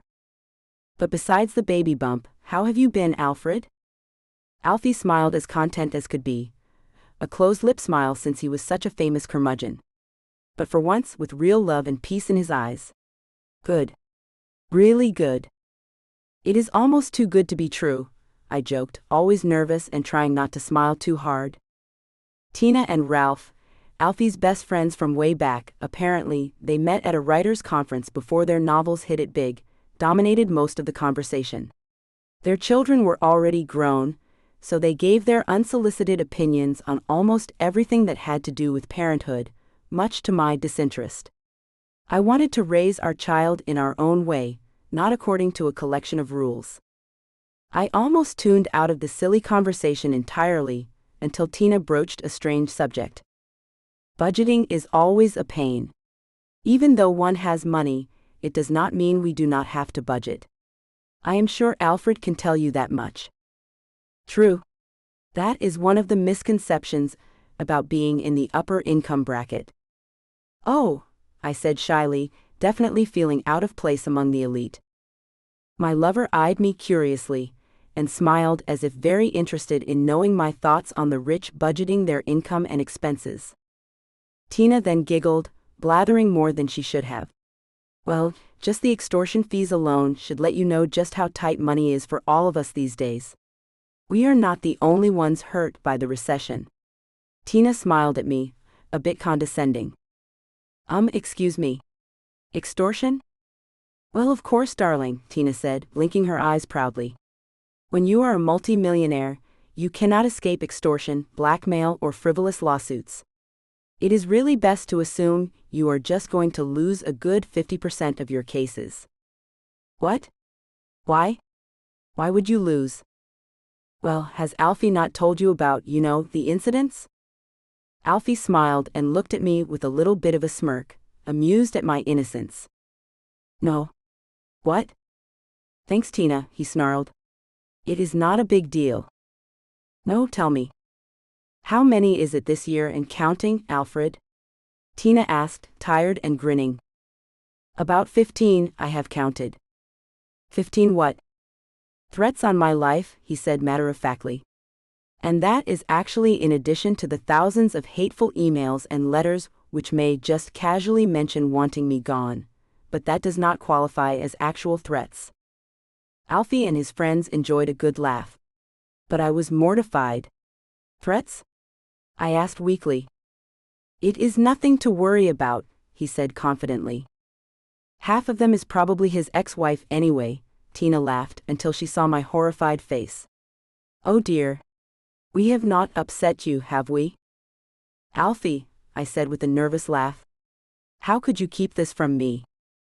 It is nothing, he said with a strong nod, looking into my eyes. So what? I get threats. I also have dozens of blackmail and extortion letters in my mailbag I have not even gone through. I have 5 lawsuits that are probably not frivolous, and 100 others I do not even have to respond to because they are so ridiculous. That is just part of being a public figure, Barbara. Well? Trust me. It is going to be okay. I sighed, one moment away from throwing a fit. I felt emotional, probably just the hormones, but my paranoia started to feel real. People were literally wanting to harm my boyfriend, or me, or the beautiful baby growing inside of me. How could I laugh it off? Come on. Do not make a scene, he said, which provoked a dirty look on my face. I am flipping out, and all he cared about was me making a scene. Do not worry yourself, darling, Tina said, taking a big sip of wine. None of this talk bothered her in the slightest. When you are successful and happy, everybody hates you. It gives meaning to their lives, you know. Paranoia. It was all my paranoia. So what if someone wanted the father of my child gone? So what if someone was calling me and listening to me as silent as the grave? It was all in my imagination. It had to be. Because there was no way I could deal with it if it proved to be true. My visit with my new gynecologist was unnerving, to say the least. He came highly recommended by a friend, and seemed to be a decent and sensitive doctor. Everything was moving along quickly, and I was always so grateful when it did. For a woman to lose all power, and give all trust to a man, all the while in stirrups and in a terribly compromising position, is no easy task. Is it Mrs. Banes? Pardon me? Oh. I just thought you were married. No, I said with a nervous flinch. I felt a chill go up my spine, and felt instantly that something was wrong. It was a harmless question, or so I thought. But still, why did he ask it? Why would he say anything about the man I am living with anyway? Just then, I looked over at the nurse who was chaperoning us, and she gave me a long, tired, almost hostile smile. These people were certainly not friendly, or very good at putting a woman at ease. The doctor put his hands down there, and began analyzing me. I felt my paranoia returning. For a brief moment, I almost thought I caught him looking into my eyes, communicating a thought. I almost spoke up because of the strange, awkward tension, but then decided to keep quiet. He touched me, and then began humming. Everything down there is in good health, Mrs. Banes, he said, his tone oddly familiar, inappropriately casual. Thanks, I said, gulping down my nerves and staring into his thick dark eyes which seemed suddenly empty. Have you ever thought of just how much this baby is worth, Mrs. Banes? He asked me this, just as he rested his hand inside me, invading my intimacy and leaving my heart racing in terror. I shuddered and shook my head, opting out of this, consenting to whatever he wanted. Money? Just pay these people, Alfie, I said to myself. Just do not let them ruin our life together. Okay. Can I go now? I said with a choke. Why, of course, he said smugly. Even the nurse eyed me up and down, as if there was some hidden meaning being passed around. I was the only one left clueless and terrified beyond words, for that matter. If this guy was recommended by a friend, just how exposed and unsafe were Alfie and I? And my baby? I ran home in tears, and could barely explain the story to my whatever Alfie was. He was not my husband. He was my live-in boyfriend who fathered my child. It is going to be okay, he said, a bit less authoritative than he used to be, or at least when we first met. He was shaken for once. He was used to laughing off all the threats, and assuring me that he could take care of everything. He was the billionaire powerhouse, the alpha male who could not be intimidated. But now, he was the hunted. Now they knew his weakness. And now that people knew I was carrying his child, I was suddenly in his vulnerable spot. It made me feel terrible, and introduced him to a brand new feeling of helplessness. If they could get to his girlfriend's doctor, just how determined were they to win? And who were they anyway? Just a typical celebrity stalker, or extortionist? Or could it be someone from Alfie's past? In the weeks that followed, Alfie started to feel some of the same paranoia as I did, second-guessing everybody that we talked to, and even minimizing our public events. He even did the unthinkable, and read and reread every single piece of hate mail and online threat, trying to determine the risk. I felt bad about it, that I gave him my disease, and that now neither of us could rest at night. But in the back of my mind, I just had to trust him, had to surrender to him, and tell myself that if he took care of me, I would be okay. He would be the strong one. I still remembered the way he would reach in and put his strong arms around me, whispering into my ear that everything was going to be fine. No matter what happened or what scenario might come up, he was not going to let his dream fade away. He worked hard for this. For his success, his money, and now his girlfriend. I was not just his lover or the mother of his child, but his treasure. It felt strange for me to think of it that way, especially since I had always thought of myself as an independent woman, maybe even a feminist. But when a rich and powerful man protects you, guides you into his arms, and keeps you secure, it is such an alluring feeling. How can a woman with doubts, fluctuating hormones, and paranoia say no to that comfort? But the intellect still taunts me. Why am I not strong enough on my own? Why am I more comfortable needing him? Is it really his money or his mind? Is it his inner strength of character, or just his clever writer's wordplay?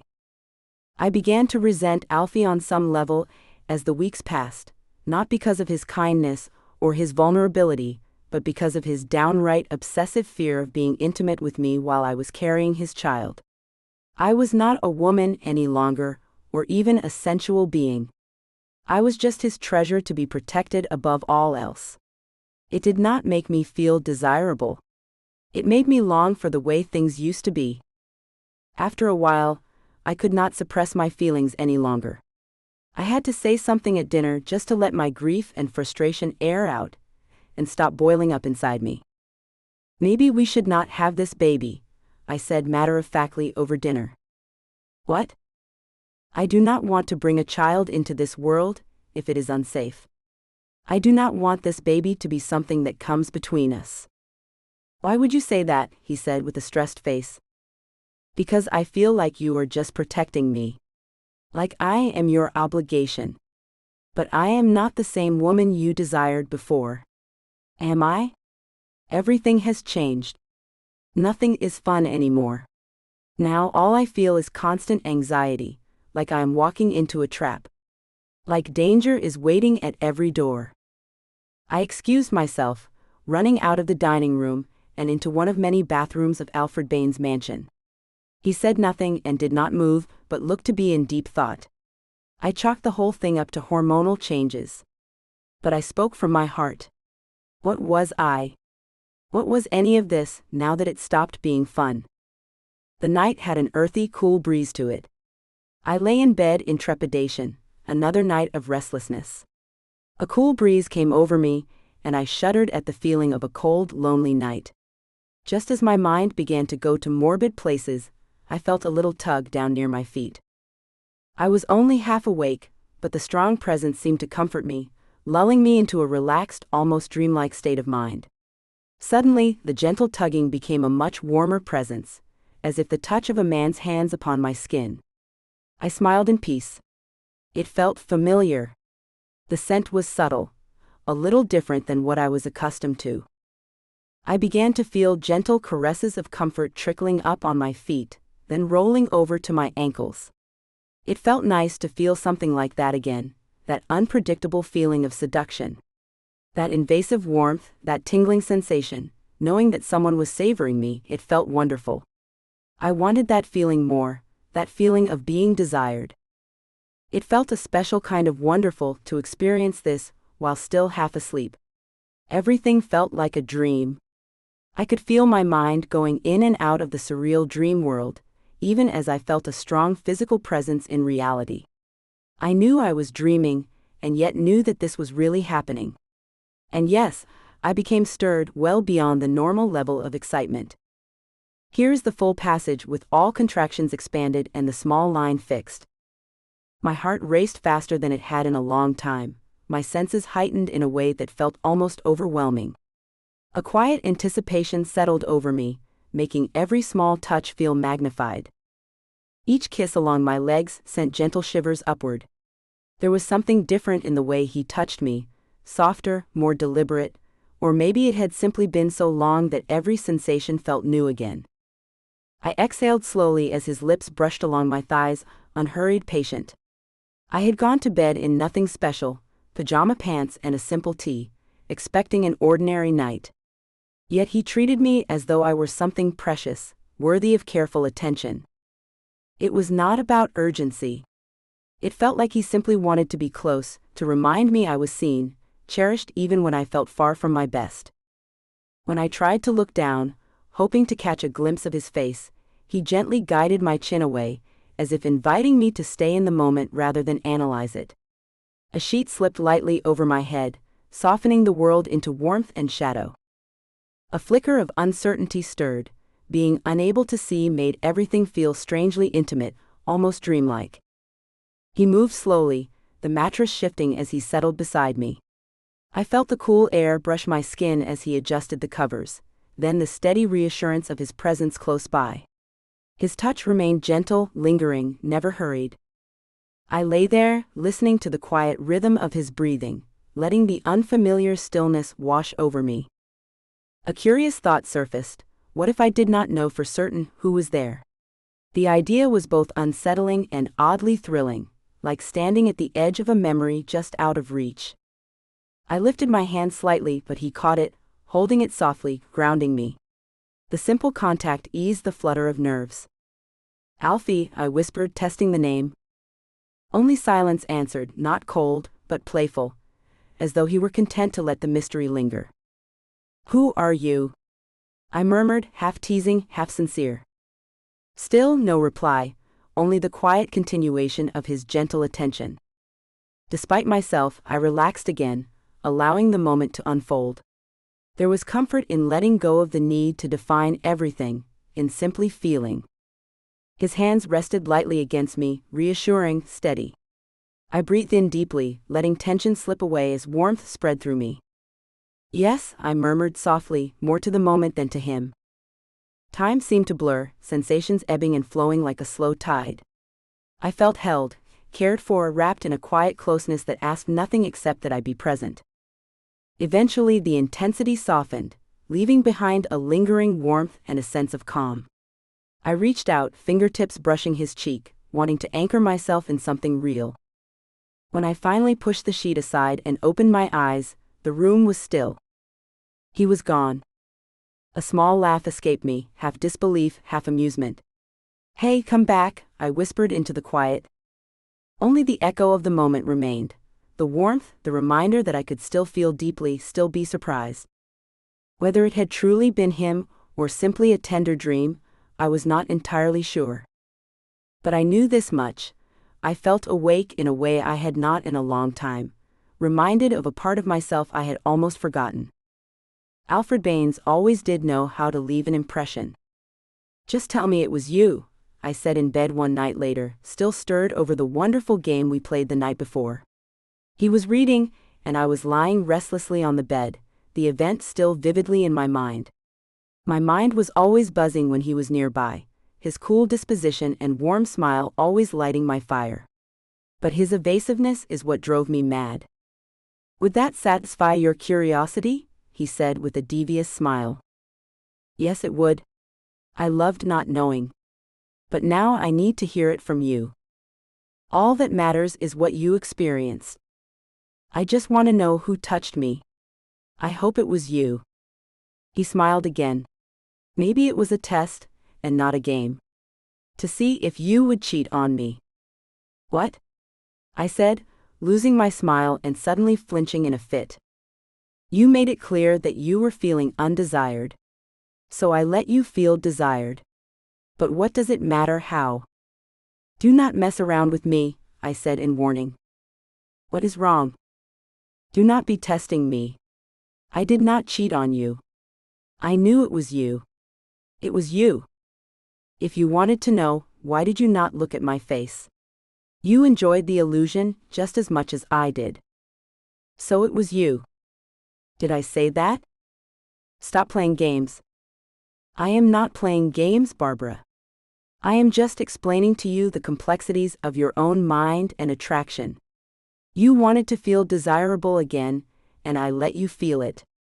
You have to understand that sensuality and motherhood are on two opposite ends of the spectrum. They are both needs, and yet must be kept far apart, almost obsessively in our culture. "Forget you," I whispered, shaking my head and feeling the tears well up. "I did not cheat. You made me cheat. You pretended it was you." "Did I?" I stormed out of the room, tired of his stupid questions and infuriating behavior. Maybe I was overreacting.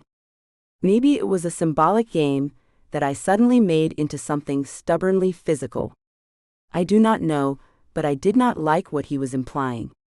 He knows. He knows I would never cheat on him. I could never. So why does he torment me like this? What purpose does it serve to have me kept under his thumb so firmly, as if to never crawl out just for a pinch of freedom? I was still feeling frail and stubbornly feminine.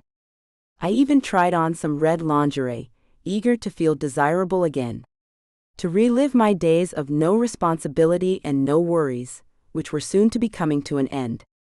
I eyed myself in the mirror, wondering why my body is such a powerful thing to a man.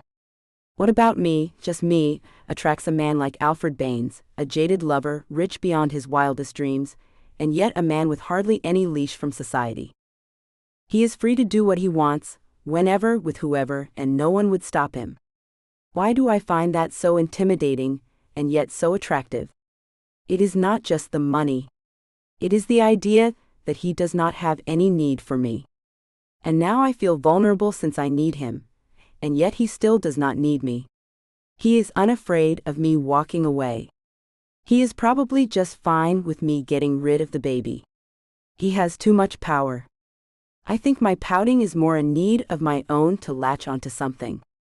I want to gain just one piece of him, not control his whole being, but simply have something of his to call my own. I do not know if he loves me or just keeps me as a collectible, a statue that recalls fine memories. I cannot say for sure that he even wants this baby, or knows what to make of us. Maybe it is all paranoia, but maybe it is also intuition. Maybe it is just my conscience, my identity as a woman calling out to me. I stared at myself in the bathroom mirror, collecting my thoughts and asking myself who I really was. Who I was capable of being. Was I just a rich man's wife, or was my destiny still to come? Without knocking, Alfred barged inside the bathroom, seeing me standing in red lingerie, looking a little self-conscious. "You are supposed to knock before entering," I said boldly, finding his eyes but going back to the mirror reflection. Now I saw both of us reflected back, looking on blankly and in silent meditation. "Why do you say that?" "Because you do not own me." "No, I do not. I do not want to own you. But Barbara, I cannot help myself. From wanting you. From wanting to be in your presence. For chasing after what I want." He embraced me from behind, wrapping his arms around me tight and soothing my cool skin. "I just want you. And you know I am not the type of man to ask permission for anything. I go out and I get. Call it a flaw or a lifestyle. Do you really want me? Not just the way I am now, but what is going to happen to me?" I asked softly, too afraid of the conversation to speak any louder. "When my body changes. When my instincts change, when my desires change. I have always wanted your body, mind, and soul. They are what make you unique. They are what drive me wild." He caressed me as he made love to me with his eyes, looking into our mirror reflections, making second-degree eye contact, and filling me with something even beyond desire. He made me feel needed. "I am much too jealous of you to ever let another man touch you. You know that. But the illusion is what excited you. That is the thrill that we both felt." "Yes," I said, closing my eyes as I let him kiss my neck. Staring into the mirror was almost too intense. I had to close my eyes just to concentrate on the feelings, let alone experience the attraction in person. He reached over with his hand and placed it on my lower belly, caressing softly and stirring up my passion. I kept my eyes shut tightly, too timid to look in the mirror but loving the feeling of being taken while standing in the bathroom. He hummed with his lips, still kissing and savoring my neck, causing a sizzling in my brain. "Shish," he said, whispering into my ear as he held me close. "You are beautiful. Too beautiful. I want you right now." I sighed softly in response. "Open your eyes." "No," I said with a smile, feeling too shy to watch but still loving the feeling of surrendering. What followed was a dance of passion and trust. He held me close, his eyes finding mine in the mirror, and for once I did not look away. There was something about watching us together in that reflection, two people who had fought so hard to find each other, that made everything feel real in a way words never could. He whispered that I was beautiful, until I believed it. He held me, until the last of my doubts dissolved. And when it was over, I leaned against him, breathless and at peace, his arms the only thing I needed to hold me steady. It was the most intense moment of connection I had ever experienced. I loved this man's imagination and his commitment to making me happy. There was nothing forbidden, and indeed nothing he would not give to me if only I desired it. I was truly happy, and so was he. At long last, I was ready to become a mother, only because he fulfilled me in every other way possible. I awoke the next morning, feeling delightfully exhausted. I showered for an extra long time, loving the very thought of being marked by our passion in ways only we would know. I felt like something other than property, more part of the same fiber that was Alfred Banes. I felt like our souls had merged and become one essential being. His essence was mine, and our bodies simply fed off each other. I took my time getting dressed, wearing a white and gray office-appropriate outfit. Though I was now an expectant mother, I felt empowered. As if I could land a job if I wanted, or have an affair if I so desired. I could do anything and be anything. But what I really wanted was to see our child be born. To see firsthand how lovely our souls coming together could turn out to be. Part of me, part of him, one magnificent creature. Oddly enough, the only place I really wanted to go was back to my old grocery store, where I used to work before Alfred came into my life, hard-headed as always. I saw some old friends. Laughed and caught up with acquaintances, not too shabby a life I was happy to describe to them despite their green-eyed stares.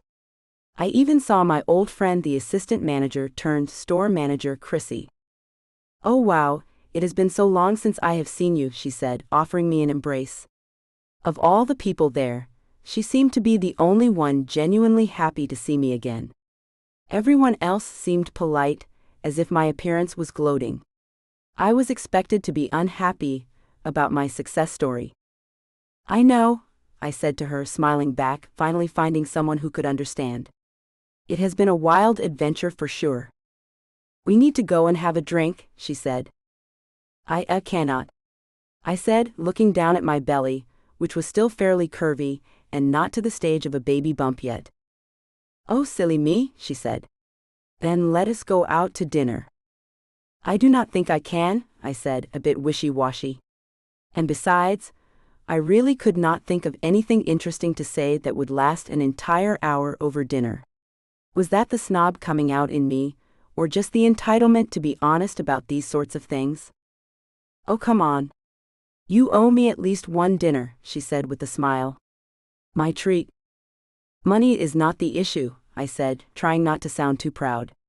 Having access to Alfie's resources was certainly a gift I never expected or demanded. "I will bet it is not," she said, eyeing me and grinning. "So is what they say about him true? That he is a freak in the bedroom?" I felt my stomach turn over, and my eyes sped away. "How about we go and not talk about my boyfriend?" "Deal. Let us go." I smiled awkwardly, trying to remember what it was like to be a dreamer, and not a woman trying oh so hard to live with the luxury that had just fallen into her lap. I knew I was lucky. But communication with the working class, I admit, was becoming more difficult. We took a drive out to Granbury, an old road beyond the freeway that was long and winding, giving us ample time to catch up. I hated to admit it to myself, but Chrissy's life was rather mundane. Boyfriends leaving her. Guys hitting on her. Family drama. Career changes. None of it was of any interest to me. I feigned some interest, if only to seem respectful to my old friend. Old acquaintance. We were never that close. We did have a few moments, I suppose, in the break room. Talking about our go-nowhere lives. I graduated from this existence of misery, and I admit to feeling guilty. Part of me thinks I should still be here, suffering with all of them. With her, the poor girl. She used to confide in me. Since Alfred was always invading my thoughts, I never gave her my undivided attention. Now that she had it, my attention was distracted. Of course, I was limited in options because of my situation. Chrissy was driving down the road pretty fast, so I had no choice but to be on her side. Talk to her and pretend as if she was still the center of my universe. Still, the only one who sounded snottier than me was Chrissy herself. Taking for granted everyone she knew in life, hating the people who loved her, complaining about a job that she beat 20 other people to get, she just went on and on. Besides, who even cares if you are in love with me? She ranted. I am not in love with you, jerk. I cannot believe the nonsense some guys say. I am tired of all these stupid guys who barely know me trying to say they love me. They do not know me. They do not know what I am capable of. Aha, I said tiredly. I tell you what it is, Barbara. They love my body. They love what I do for their ego. But there is no real love there. It is just a bunch of boys chasing after intimacy, the way it always has been from the very beginning of time. I guess so, I replied. I mean, well, anyway, I am just sick of so-called nice guys. They are trouble. They always tell you that they are nice, and they are doing all these things for you. But all they are doing is manipulating your mind and trying to force you to feel something for them. I can see through that nonsense, though. Him? Well, sometimes. But I have to be honest, I said apologetically. Sometimes there is such a thing as a nice person. Sometimes, you really just meet someone who is different. Who is head and shoulders above every other man you met in your life so far. True, Alfie was not exactly a nice guy, but he did have a good heart. I really believed that. I think that is why I liked him from the very beginning. He kept reminding me constantly that he had the capacity to be a real jerk. But in the end, all he did was protect me. Hold me. He makes me feel good about myself. I doubt it. Like really, really doubt it, she said, looking over at me. I really do not think any man is good enough, not when it comes to falling in love. Men are all the same, you know. You know that. Right, Barbara? She kept looking at my face, as if waiting for my reaction or disapproval. Say, are we going to eat anytime soon? Getting kind of hungry. And we have been driving almost 45 minutes. She sighed. Yeah. It is a little out of the way. Is it not? I double blinked, and felt a chill come over me as I silently gagged. Chrissy? She said nothing in reply. But she kept staring ahead to the open road, which was becoming warped, long and unfamiliar as it sped off far away from the city freeway. Before long, we were staring at country fields and dirt and gravel roads, with bumps and dips all over the place. Oh no, I said in worry. They got to you. Did they not? I thought it was in my imagination. I almost cried but tried to stay strong. The worst thing I could do was show weakness to this treacherous woman. Where are you taking me? I tried to say in confidence. But I do not think Chrissy was afraid of me at all. She smiled and stared straight ahead to the long empty road, nodding and growing a devious little smile on her face. Do not worry about a thing, Barbara. It is all going to be okay. Who is it? I muttered to myself. Who put you up to this? Nobody. I knew. I told him to, I said, shaking my head in frustration. I warned him. Everyone thought I was being silly. Well, it is not really you, Barb. You see, when you live so recklessly, you just pay a price. Recklessly? How am I living recklessly? Come on, Barbara. I know how much money Alfred has. How much he makes in a single day. It is obscene. In one day, that man is going to make my entire year's salary. And you do not think I am going to jump at the chance to blackmail that man? What have I ever done to you to deserve this? I said dejectedly. You are part of the problem, Barb. It is not you. It is just your life. It is the whole problem with America. With the world. You wealthy elitists. Bankers. Holding the world hostage. Keeping the poor poor and the rich getting richer. You would just as soon watch the world burn, just so you can put another wing on your mansion. Why are we even talking about this? I said, smacking the dashboard. Chrissy? I thought you were my friend. This is about you betraying my trust. Easy now. Do not dare threaten me. Not in the position you are in, expectant mother. Why in the world did I trust you in the first place? Because, Barb, you just needed someone to use. Just like you always do. People like you are always so lonely. Pretty easy to fool. Your fake compassion is what drives you. So you make friends with people just so they can buy you things, get favors and the like. Now you have got $1 billion boyfriend, and you do the same old trick. You know I am expecting, right? I said, fuming. Wanting to beat this so-called friend, but too afraid to hurt myself in the process. If I lose this baby. Oh, I know, Barb, she said with a smile. You know how much we are going to make off of Alfred Banes with this score? 25 million. You know, if you were in my shoes, you would do the same thing. Not now, of course. But back then, before you ever met Banes. You were just like me, and you would have done the same exact thing, and you know it. Nobody really wants to work in a lousy grocery store all their life. Is that not right? Paranoia. It is all paranoia. That is what I told myself.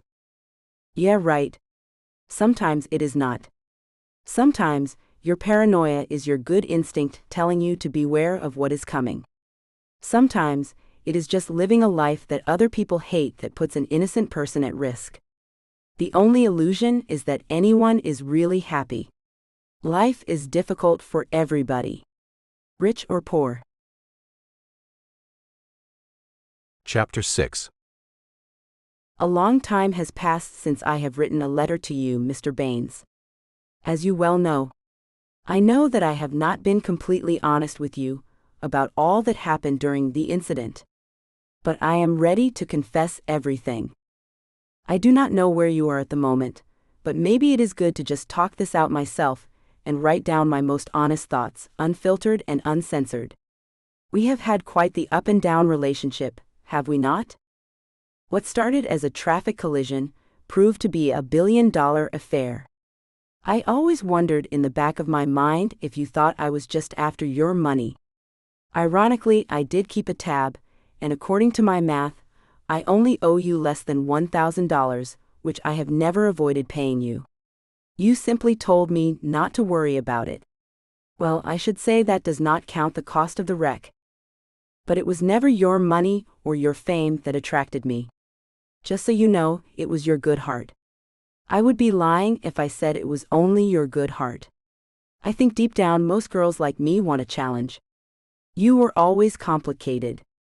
It is not so much rude or insulting, just communicatively challenged. And I struggled for a while to understand why you did the things you did.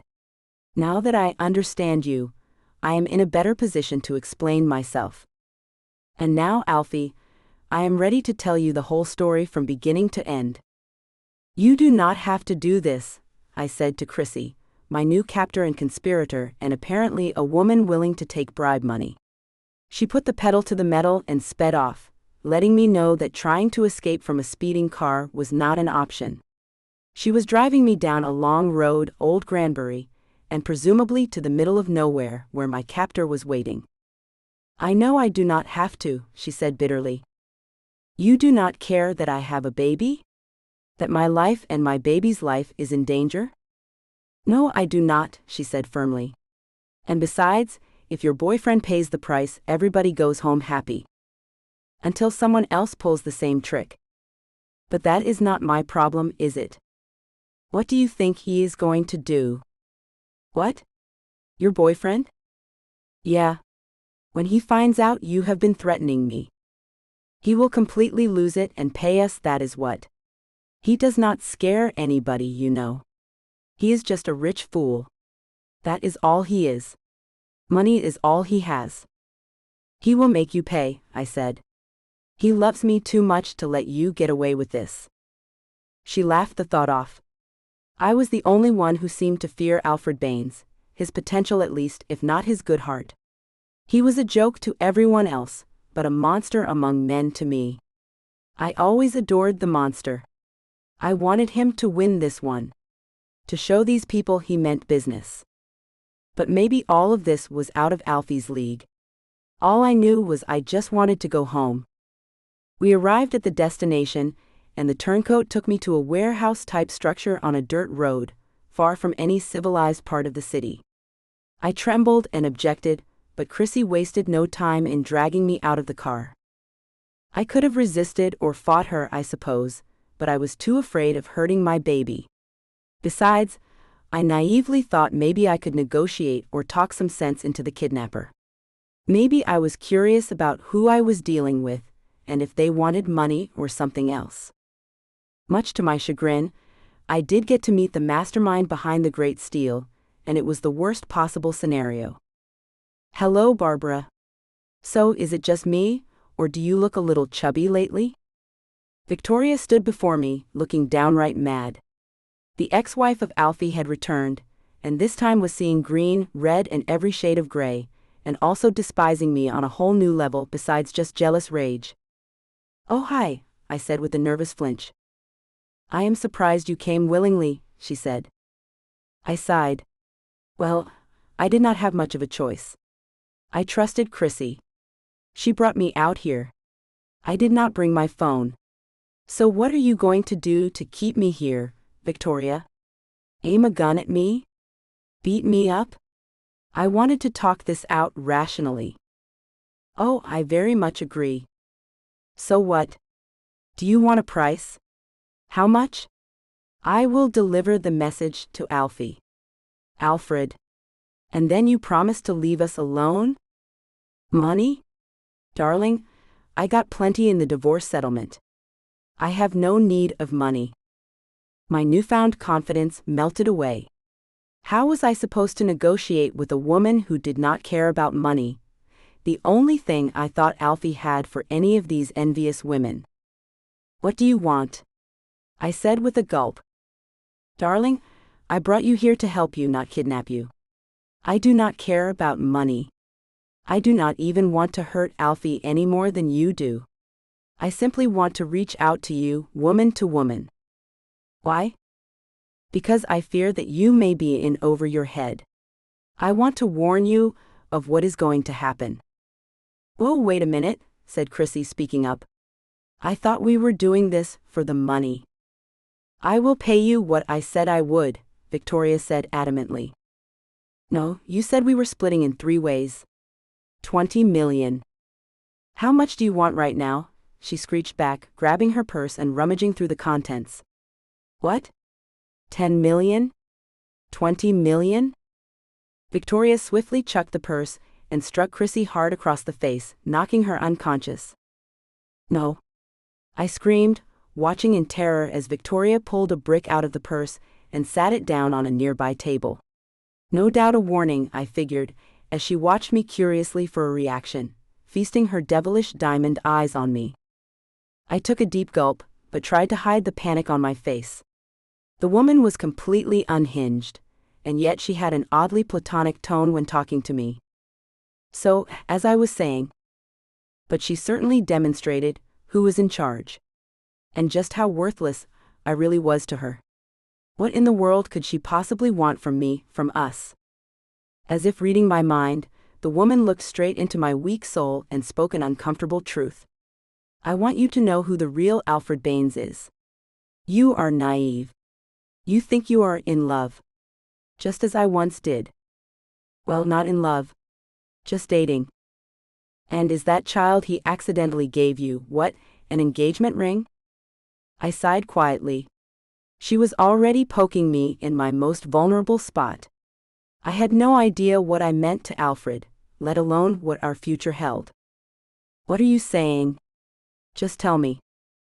I am saying that you are me, about 10 years ago. I used to be head over heels in love with him too, you know. before realizing the kind of man he was. He was the kind of man to make you feel confused more than loved. He wanted your curiosity. He would do anything for your attention. But when it came time to love, he was emotionally vacant. I frowned and could not help but listen in respect. She was telling me everything I had already felt. He does not know how to love, only how to control women and make them suffer. It is what he did to me. Sure, if I am being honest, I am jealous of you. But I am also older and wiser, darling. And I know now that I do not hate you but him. What did he do to you that was so terrible? He did not just dump me like an old sack of potatoes. He cheated on me. He was unfaithful during our marriage. I tried to flinch away the suspicion, remembering that the woman was utterly mad and just knocked my former friend unconscious. But she did kind of have it coming for selling me out. I do not believe you. He cheated on me after I became pregnant. Does that sound familiar? What? But he does not have any children. Not that you know, she said confidently. And besides, I had a miscarriage. I sure hope he has learned a better bedside manner now that he is all grown up. I choose not to believe you, I said strongly. I do not care what you say. I trust him over you. And if I did not hate Chrissy for selling me out, I would call the police on you. Now take me back home. And I will not press charges. It is not that easy, darling, she said, a wicked little gaze coming back to her face. She knew what this was. She was just playing coy, toying with me just as much as Alfred, if not worse. Although I consider myself a hospitable stalker, I do actually have requirements that I need from you. Like what? You are not going back to him. I want you to stay here and see what I see. I do not want you to trust me. I want you to see it for yourself. See him cheating on you in the flesh. It is the closure I need to let someone know, to show someone who he really is. I am so tired of the world loving this odious man and not seeing through his lies. How? I said uncertainly.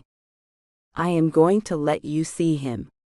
I am going to recreate the perfect scenario of infidelity, and let you watch via satellite as he is intimate with someone else. All the while, you and that delightful baby are waiting like fools. You are wasting your time. He would not cheat on me. Of course not. How could a man ever stoop so low? No, maybe he would force you to make love to another man instead. Forcing you to keep your eyes closed while a strange new pair of lips kiss you in the night? I started in heartbreak. Everything she said sounded true. It had to be a lie. I had to be missing something. How could she be describing the man I love? I know all about his games. He always wins. I will bet you are figuring that part out too. Go ahead and laugh in my face. But I am going to make absolutely sure that you watch it happen. Not tonight, but this weekend. Saturday night. We are going to watch it together.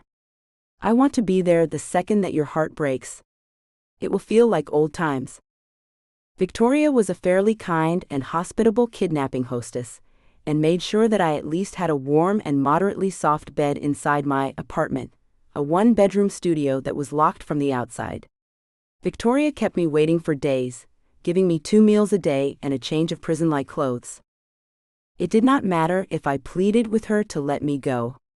She was not interested in negotiation or money.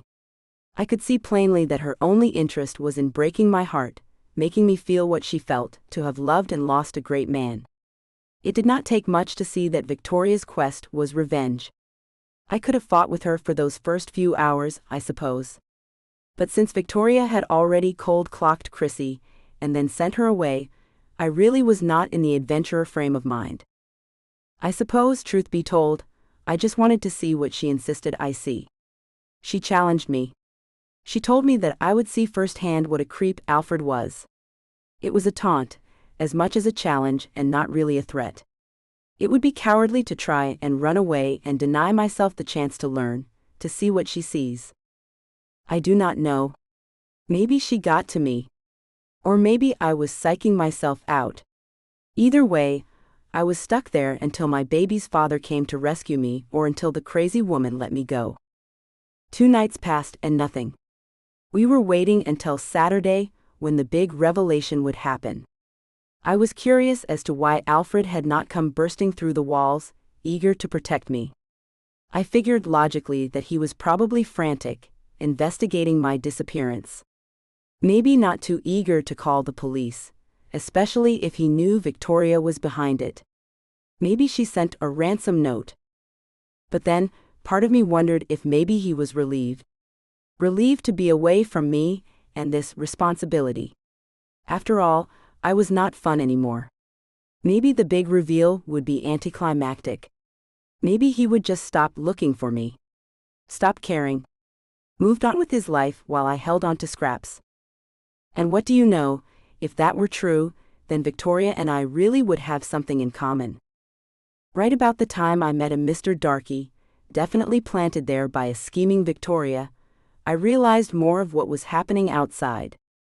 The man was attractive, obviously a diversion to tempt me, he being a buff young Latino bad boy with tattoos and a sly smile. He wore a t-shirt and jeans, showcasing his muscles and toying with my wandering eyes. But he knew what he ultimately had that I wanted: information, leverage, maybe even an act of kindness. The name is Mr. Darky, he growled through his goatee, letting it be known he was the bodyguard in charge of keeping me here and making sure I did not reach any contact with the outside world. "Are you the bad cop or the good cop?" I asked with a smirk. It was a little tough to stay mad at such an attractive guy. "I am always the good cop. I am just here to make sure you stay until the end of our adventure."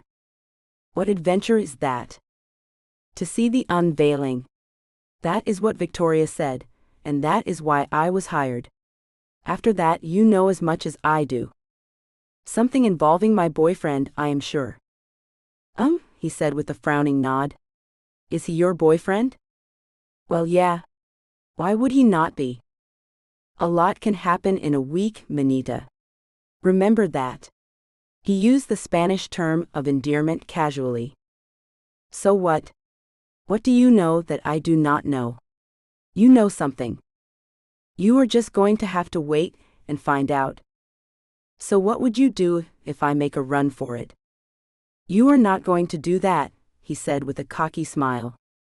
"Why?" "Because you are expecting and not willing to hurt the baby. You are a good mother." "But if my life is in danger?"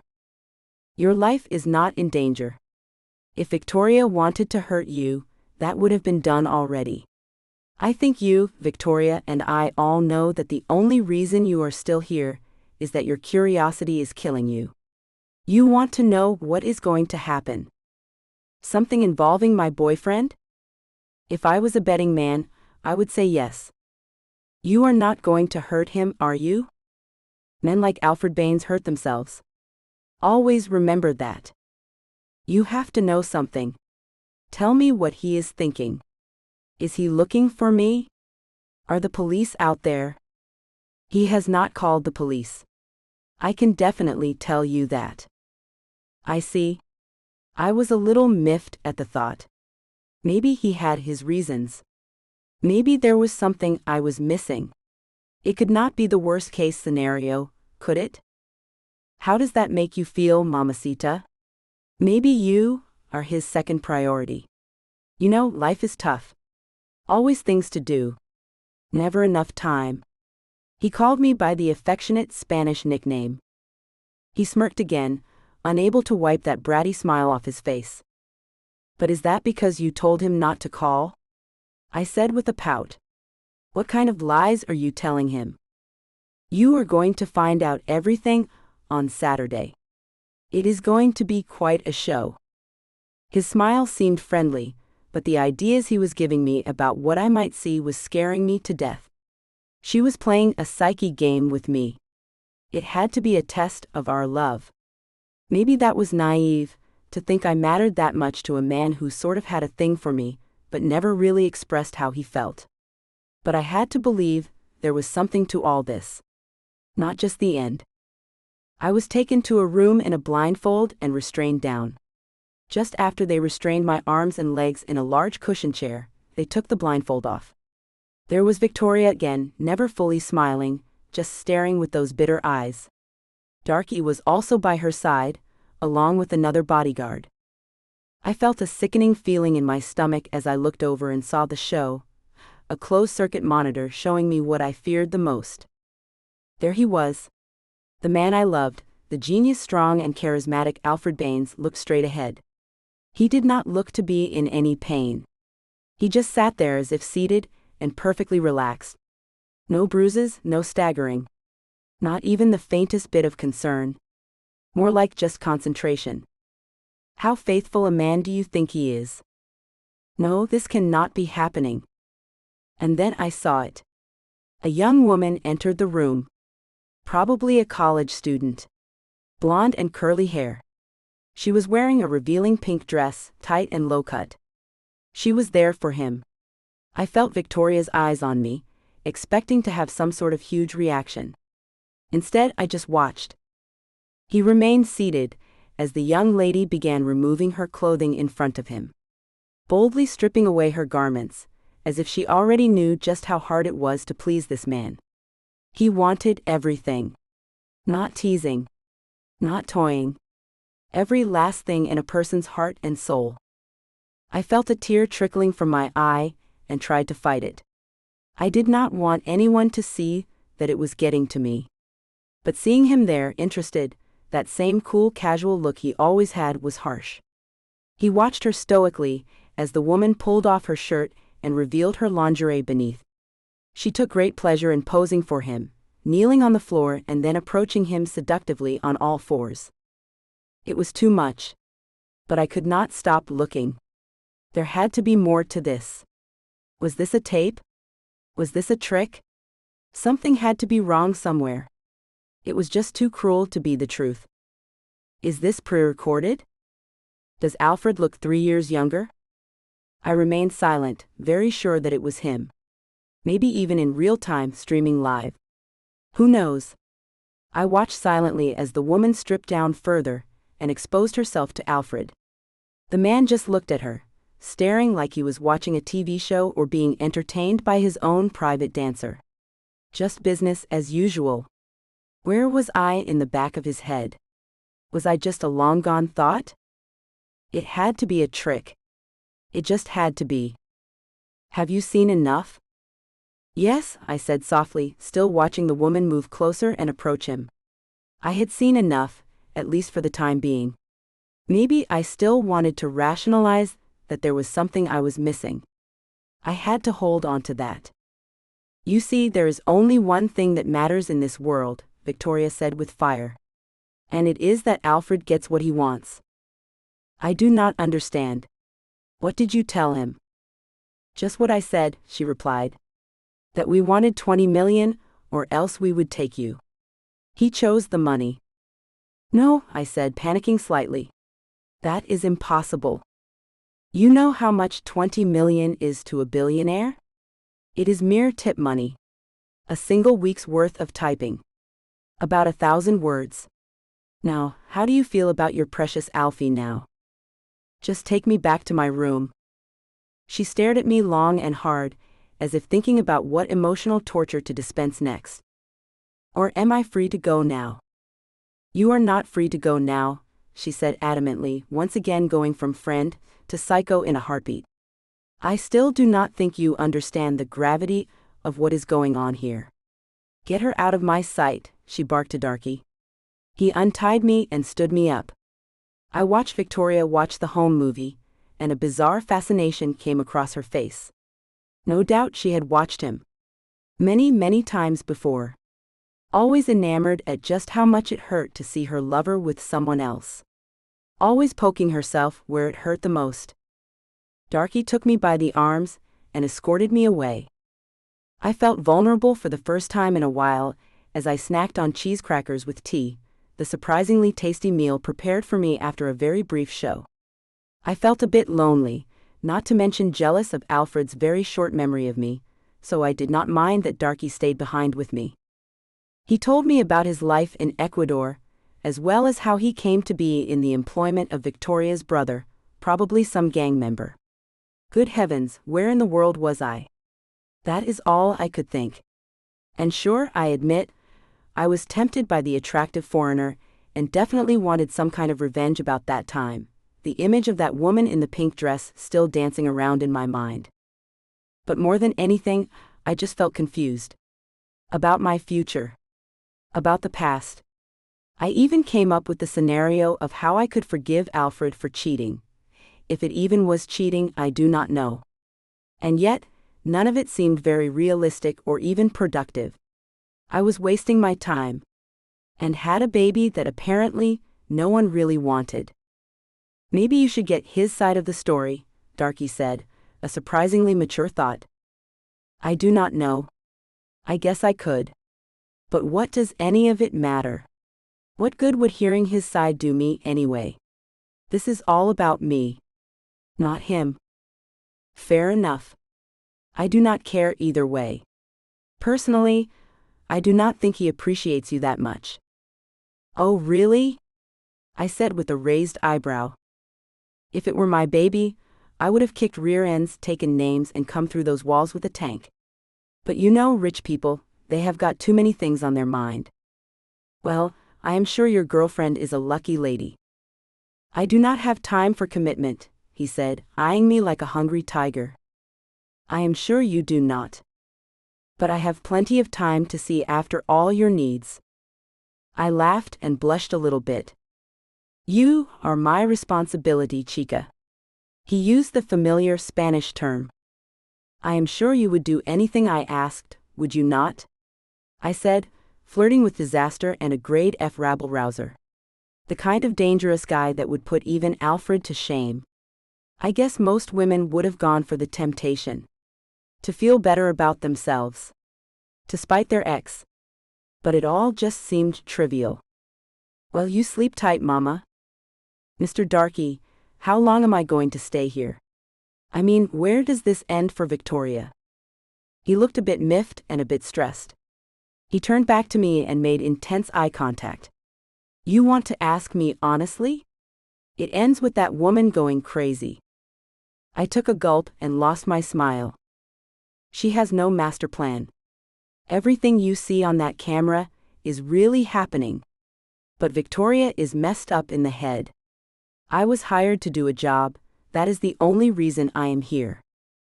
So why are you not doing your job? I do not know, he said with a smirk. Maybe I like you, dollface. Maybe I feel some compassion for a mother-to-be. Is that what it is, Darky? Compassion. He giggled and stared at me with those ferocious and beguiling eyes. I could have given in to him at any minute and satisfied a dark craving, but something was keeping me from giving up. Maybe compassion is not the word. I just think you are very attractive. You have got the motherly curves. And that is my weakness. I am sure, I said quickly, trying to laugh it off but definitely feeling weak in his presence. I appreciate the offer. But the truth is, the only thing I have in my life is my morals, Darky. I have to talk to Alfred one last time. To hear it from him. Only then will I break it off. Until then, I cannot be the one who cheats first. He scoffed. You already saw him cheat. I have to hear why. Well, he shrugged. You are a better woman than he deserves. That is for sure. Maybe I am. I relaxed on my cell bed, which was not too far off from a little hostel bedroom. I had to think of a way to get out of here, to placate Victoria somehow.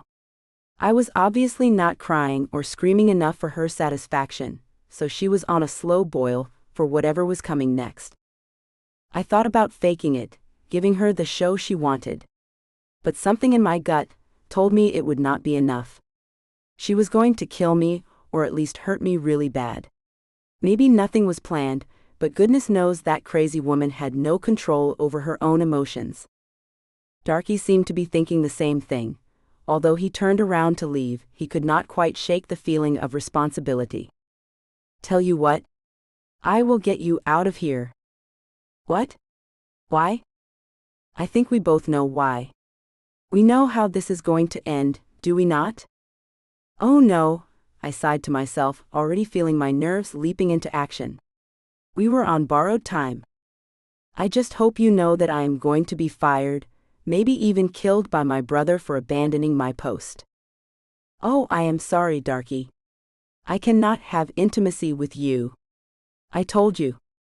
He laughed. You women are so ungrateful for what a man goes through to save your hide. You know that? Okay, I am not going to pretend I am a nice guy or a hero or any nonsense like that. But how about we talk deal? What kind of deal? You do not want to cheat first, I respect that.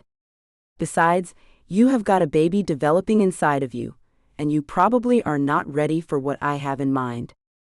Oh, I coughed. Well, that is very kind and modest of you to think of me. Yeah. What can I say? I am such a sweetheart, he snarked back. So I will tell you what. I will get you out of here.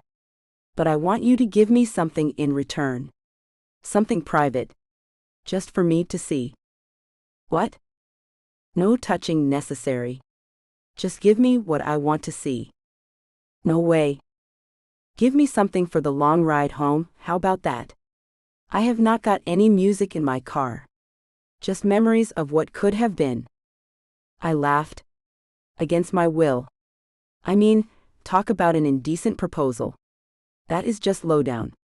Come on, Darky. I know you would never do that to a mother-to-be. Sure I would. Attractive mothers are my weakness. How could you even think I am attractive? I am expecting. I am growing a tummy. I am hormonal and sweaty and… he winked. Oh my goodness. You men are all such perverts. Yeah, maybe. But you know, beauty does not last forever. So enjoy it while you get it, mama. And I promise no touching, and I will get you to a safe place. I sighed. I shook my head, half smiling at his wicked little plan. But I could not think of a reason to say no. I mean, I did not even have to cheat, just sort of bend the rules a bit. And it was not like Alfred was not doing the same. Probably much worse. I stared at Darky in anger, letting him know with my eyes how much I hated him for this. But yeah, I have to admit, the idea was kind of exciting. I locked eyes with him, his fervent eyes and wild black hair making it pretty easy to think provocative thoughts. I sat back on the bed and made myself comfortable. What followed was something I never imagined myself doing. I gave him what he asked for, a private show meant only for his eyes. It felt wrong, so terribly wrong, and yet there was a strange liberation in it. I let him watch as I surrendered to the moment, my body responding to emotions I had bottled up for too long. The anger at Alfred, the confusion, the desperate longing to feel wanted by someone, anyone in that dark moment. Darky watched in silence, his gaze intense and unwavering, and I lost myself in the forbidden thrill of being desired.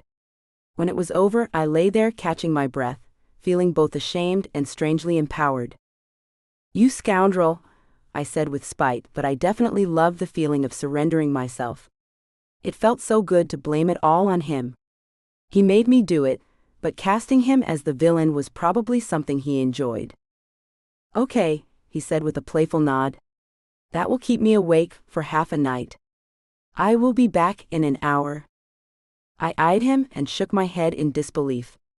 I almost asked him if he was going to need some private time too, then remembered, no, he is a gentleman, and that was not part of the deal. What a scoundrel, the scoundrel that indeed saved my life. Come to think of it, why did he need an hour to get ready? Oh, I get it now. Why did I not see it before? That pervert.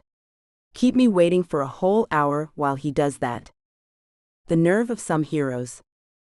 Darky rushed back down the stairs to my prison room approximately an hour after he said he would, calming my suspicions of being screwed over. She is asleep. Now is our chance. Oh goodness, I cannot thank you enough. No, but we are off to a good start, he said with a lecherous smile. Oh, stop it, I said with a reluctant giggle. I go out first. You wait 5 minutes. You run to me and get in the back seat of the car. I am not taking you far. Just into town. I will give you $20 for a cab ride. I will manage. If I were you, I would get far away from town, because she will be gunning for both of us once she realizes the game is over. I know. All right, let us get this show on the road. Thank you, Mr. Darky. De nada, he said, the Spanish phrase meaning you are welcome. Go home and be happy, mama. I hope you find a guy that deserves you. You are very beautiful. You are too kind to an old shrew, I said, feeling something close to a genuine crush for this guy. A pervert of the highest order, but still with the heart of a hero. Hey, I am not sure if this matters. But well, I think there is something more to your boyfriend that you ought to know. I do not know if it matters, but what the heck. I made a flash drive copy of the closed-circuit footage. You watch it and you make up your own mind. I will? Let us go then. Hey, I said desperately. How do I know that you are really going to help me? You do not, he said matter-of-factly. But sometimes you just have got to think the best of people and believe. He walked quickly out of my room. I waited for long, tense moments, wondering if the next sight I would see would be an irate Victoria with a weapon. I did feel a sudden pang of dread. Not just the thought of him screwing me over, but the thought of stupidly showing my intimate self in a moment of desire that was not exactly coerced. But to my relief, I could hear the car running from a distance. I knew it was my time to go now or never. I rushed outside, definitely hearing sounds from other rooms, probably more thugs and gangsters and whoever else was part of Victoria's clan. But I could not afford to second-guess myself now. I ran outside and sure enough, thank goodness, there was Darky where he said he would be. I had less than a minute to get in and drive out of there. Oh goodness. Oh goodness. Go. Let us go. We are burning rubber, mamacita. Thank you. Oh my, thank you. Thank you so much. He said, literally burning rubber and making a horrendous squealing noise. Where to? I said. Wherever we can go without dying is what I recommend. Good idea. Thinking maybe to take the freeway exit in a small town somewhere. You have got a friend that can pick you up? Yeah, I think so. She lives alone. She is afraid to go out this late. 2 girls that live alone, huh? Nice, he said with a creepy little smile. I guess. For a moment, I dreaded that Darky might take me as his own personal prisoner. After all, what did he have to gain or lose? He obviously wanted me, but no one was looking for me besides Victoria. He could have made a pretty convincing case that I should be his kept woman in exchange for asylum. But I trusted in the goodness of people and was not disappointed. He was all talk, but in the end, just a man who kept his word. He dropped me about a block from a gas station, a 20 in my hand and barely a wave goodbye. Who knew what fate awaited him? I will be forever grateful to that strange, perverted, and crazy guy. We did not talk much on the way there. I guess he really had said all he needed to say to me, and images of my private surrender were no doubt going to keep him company for a while. When I finally got back to town, I crashed at a friend's house and convinced her to accompany me on a road trip, kind of out of nowhere, but that is where I felt the safest. Far away from anywhere Victoria or anyone from my old job could think to find me. When things calmed down, I finally mustered up the courage to watch the video file on the flash drive Darky gave me. There was a little more to the story. Maybe it is not the happy ending that I hoped for, but it is something to hold on to.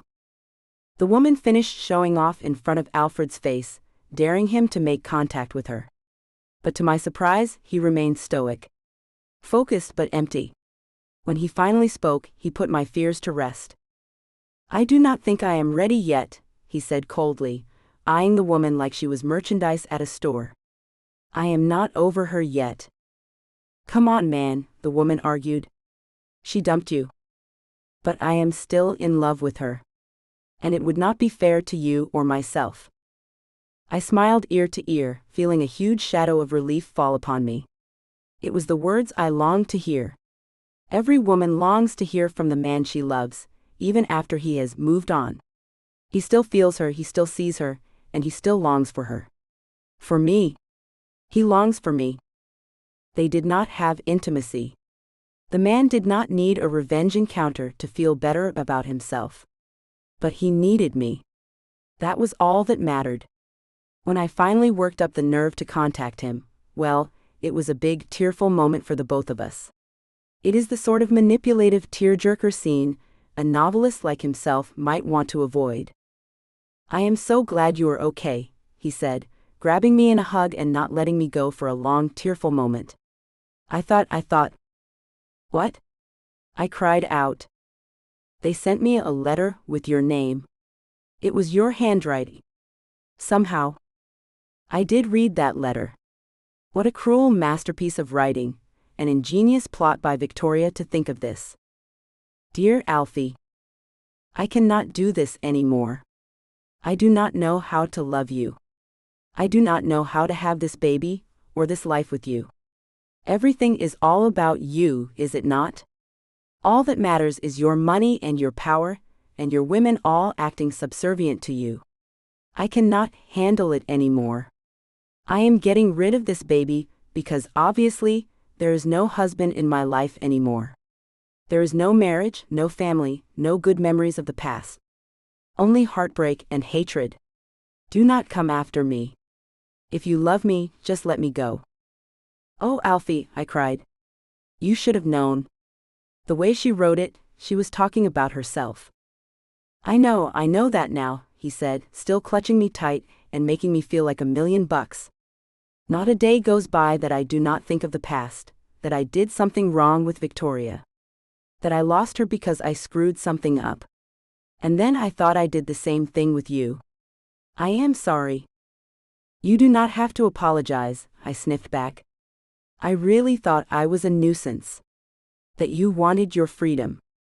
No, I want you. I want this baby. Money is not happiness, Barbara. It is a lonely life without someone to share it with. What you have growing inside of you is my muse, my motivation. Everything I have to live for. I am really happy to hear you say that, I said with another gagging cry, and then a long, tender kiss that bonded our souls together again. So, I had to ask, even through laughter and tears. You really did not do anything with the girl in the video? I mean, after the camera feed went off? Well, to be perfectly honest, he said with an embarrassed and almost shy smile. I did ask her to give me a private show. Just to see if I could feel anything again. It just felt sad. Yeah, that happens, I said, tilting my head and raising my eyebrows. So, let us just call it even. No questions asked, he laughed. I am just glad to have you home again. I am glad to have you again. You are my home. So Alfie, as you well know, a story must have a happy ending. Oh, it does not always have to be perfect. But it has to be real. It has to be genuine. The saddest moments of my life were when I thought I had lost you. But the realization that it really was my paranoia was somehow a nice breeze on a cold day. Oh sure, there will always be villains and antagonists that try to ruin our love together. But what matters is that you are still here with me, even when you are away on business. Even now, your heart has never left me. You still need me. Still crave me. No matter how things change, they always stay the same inside of us, do they not? Your son is so beautiful. He has your eyes. He is even developing your peculiar way of speaking. I never thought you had a soft side until I saw you with him the day he was born. Well, I do also remember our tearful reunion in the coffee shop. The wonderful cathartic feeling of knowing, of realizing that we both survived the test. And it is okay to be a little jealous of Darky, just like I am a little jealous of that blonde woman who danced for you. But they are just secondary characters in our lives, are they not? Just diversions for what really matters. In case you are wondering, no, I never saw him again, nor did he bother finding me via text message or email. He was a bad seed, I am sure. Maybe gone by now, for all I know. Or maybe he is just traveling around the world, having romantic escapades with grateful women who are oh so thankful for his favors. I really do not care. It was just a silly moment in a lifetime of important decisions. I know you are still hurting about Victoria too. I think we both knew it was inevitable. She could not live without you. More than that, she could not live with herself, knowing that she messed everything up and lost you for it. I feel bad for her, I really do. But she made her choice in the end. I know you grieve for her, and I know you are also getting over her just the same. We never regret who we meet in life. We do our best to help the people we know, and we never look back. The past has to stay behind us if we are ever going to reach that happily ever after ending. You, of all people, know that. I am proud of who you are, what you did for her, and what you do for everyone who meets you. So, as I write this letter to you, eager for you to return home from your business trip, I am reminded of the many reasons why I love you. Even though your way of writing words is beautiful, you still take the time to read my letters. You are not a man of little emotion, but a man of great emotional complexity. The type of deep thinker and feeler who has to express carefully what he feels because emotion just pours like rain, does it not? And I know deep down you probably wonder why I ever liked you in the first place. It is just proper for a woman married to a billionaire to say, why of course, I loved you because of your heart, soul, and so on, and definitely not your huge bank account. But the truth is, I loved you because of your impressive attributes. Come on, Alfie, smile. You are feeling stressed right about now, and need a good laugh. No, seriously, you know it was your mind. Just to prove it to you, let me share another unflattering secret about my past, one that does not end with me exposing myself in front of a Latino heartthrob for a chance at a jailbreak. Before I met you, I was still thinking about my last boyfriend, a writer that I met in New York. I was always amazed at the power he had in his words, and the ability he had to take my mind places I never went before. And as I got to know him, I realized that having such great power is a curse. It gives some people attitude. It robs them of their soul. At first I thought you were just like him. Another full of himself writer, who could not possibly understand what it felt like to love. To love someone unimportant in the world of celebrities and movie stars and the like. But then you showed me that you had the rare gift of a heart, as well as a powerful mind. You just had to peel through the layers to find it. And once I found your heart, it was the most beautiful thing in the universe. A glowing sun of warmth and compassion. So the reason I married you, and brought your son into this world, Alfred Banes, is because you were the best writer I had ever met. Dramatic, exciting, but with a moral of the story that just stuck in my throat and reduced me to tears. Hurry home, I say. I cannot wait until you come home again and bring us presents and stories about your latest book. And by all means, feel free to rear-end me anytime, you terrible driver, you. The end. Thank you for listening to this audiobook. Please like and subscribe to support the authors.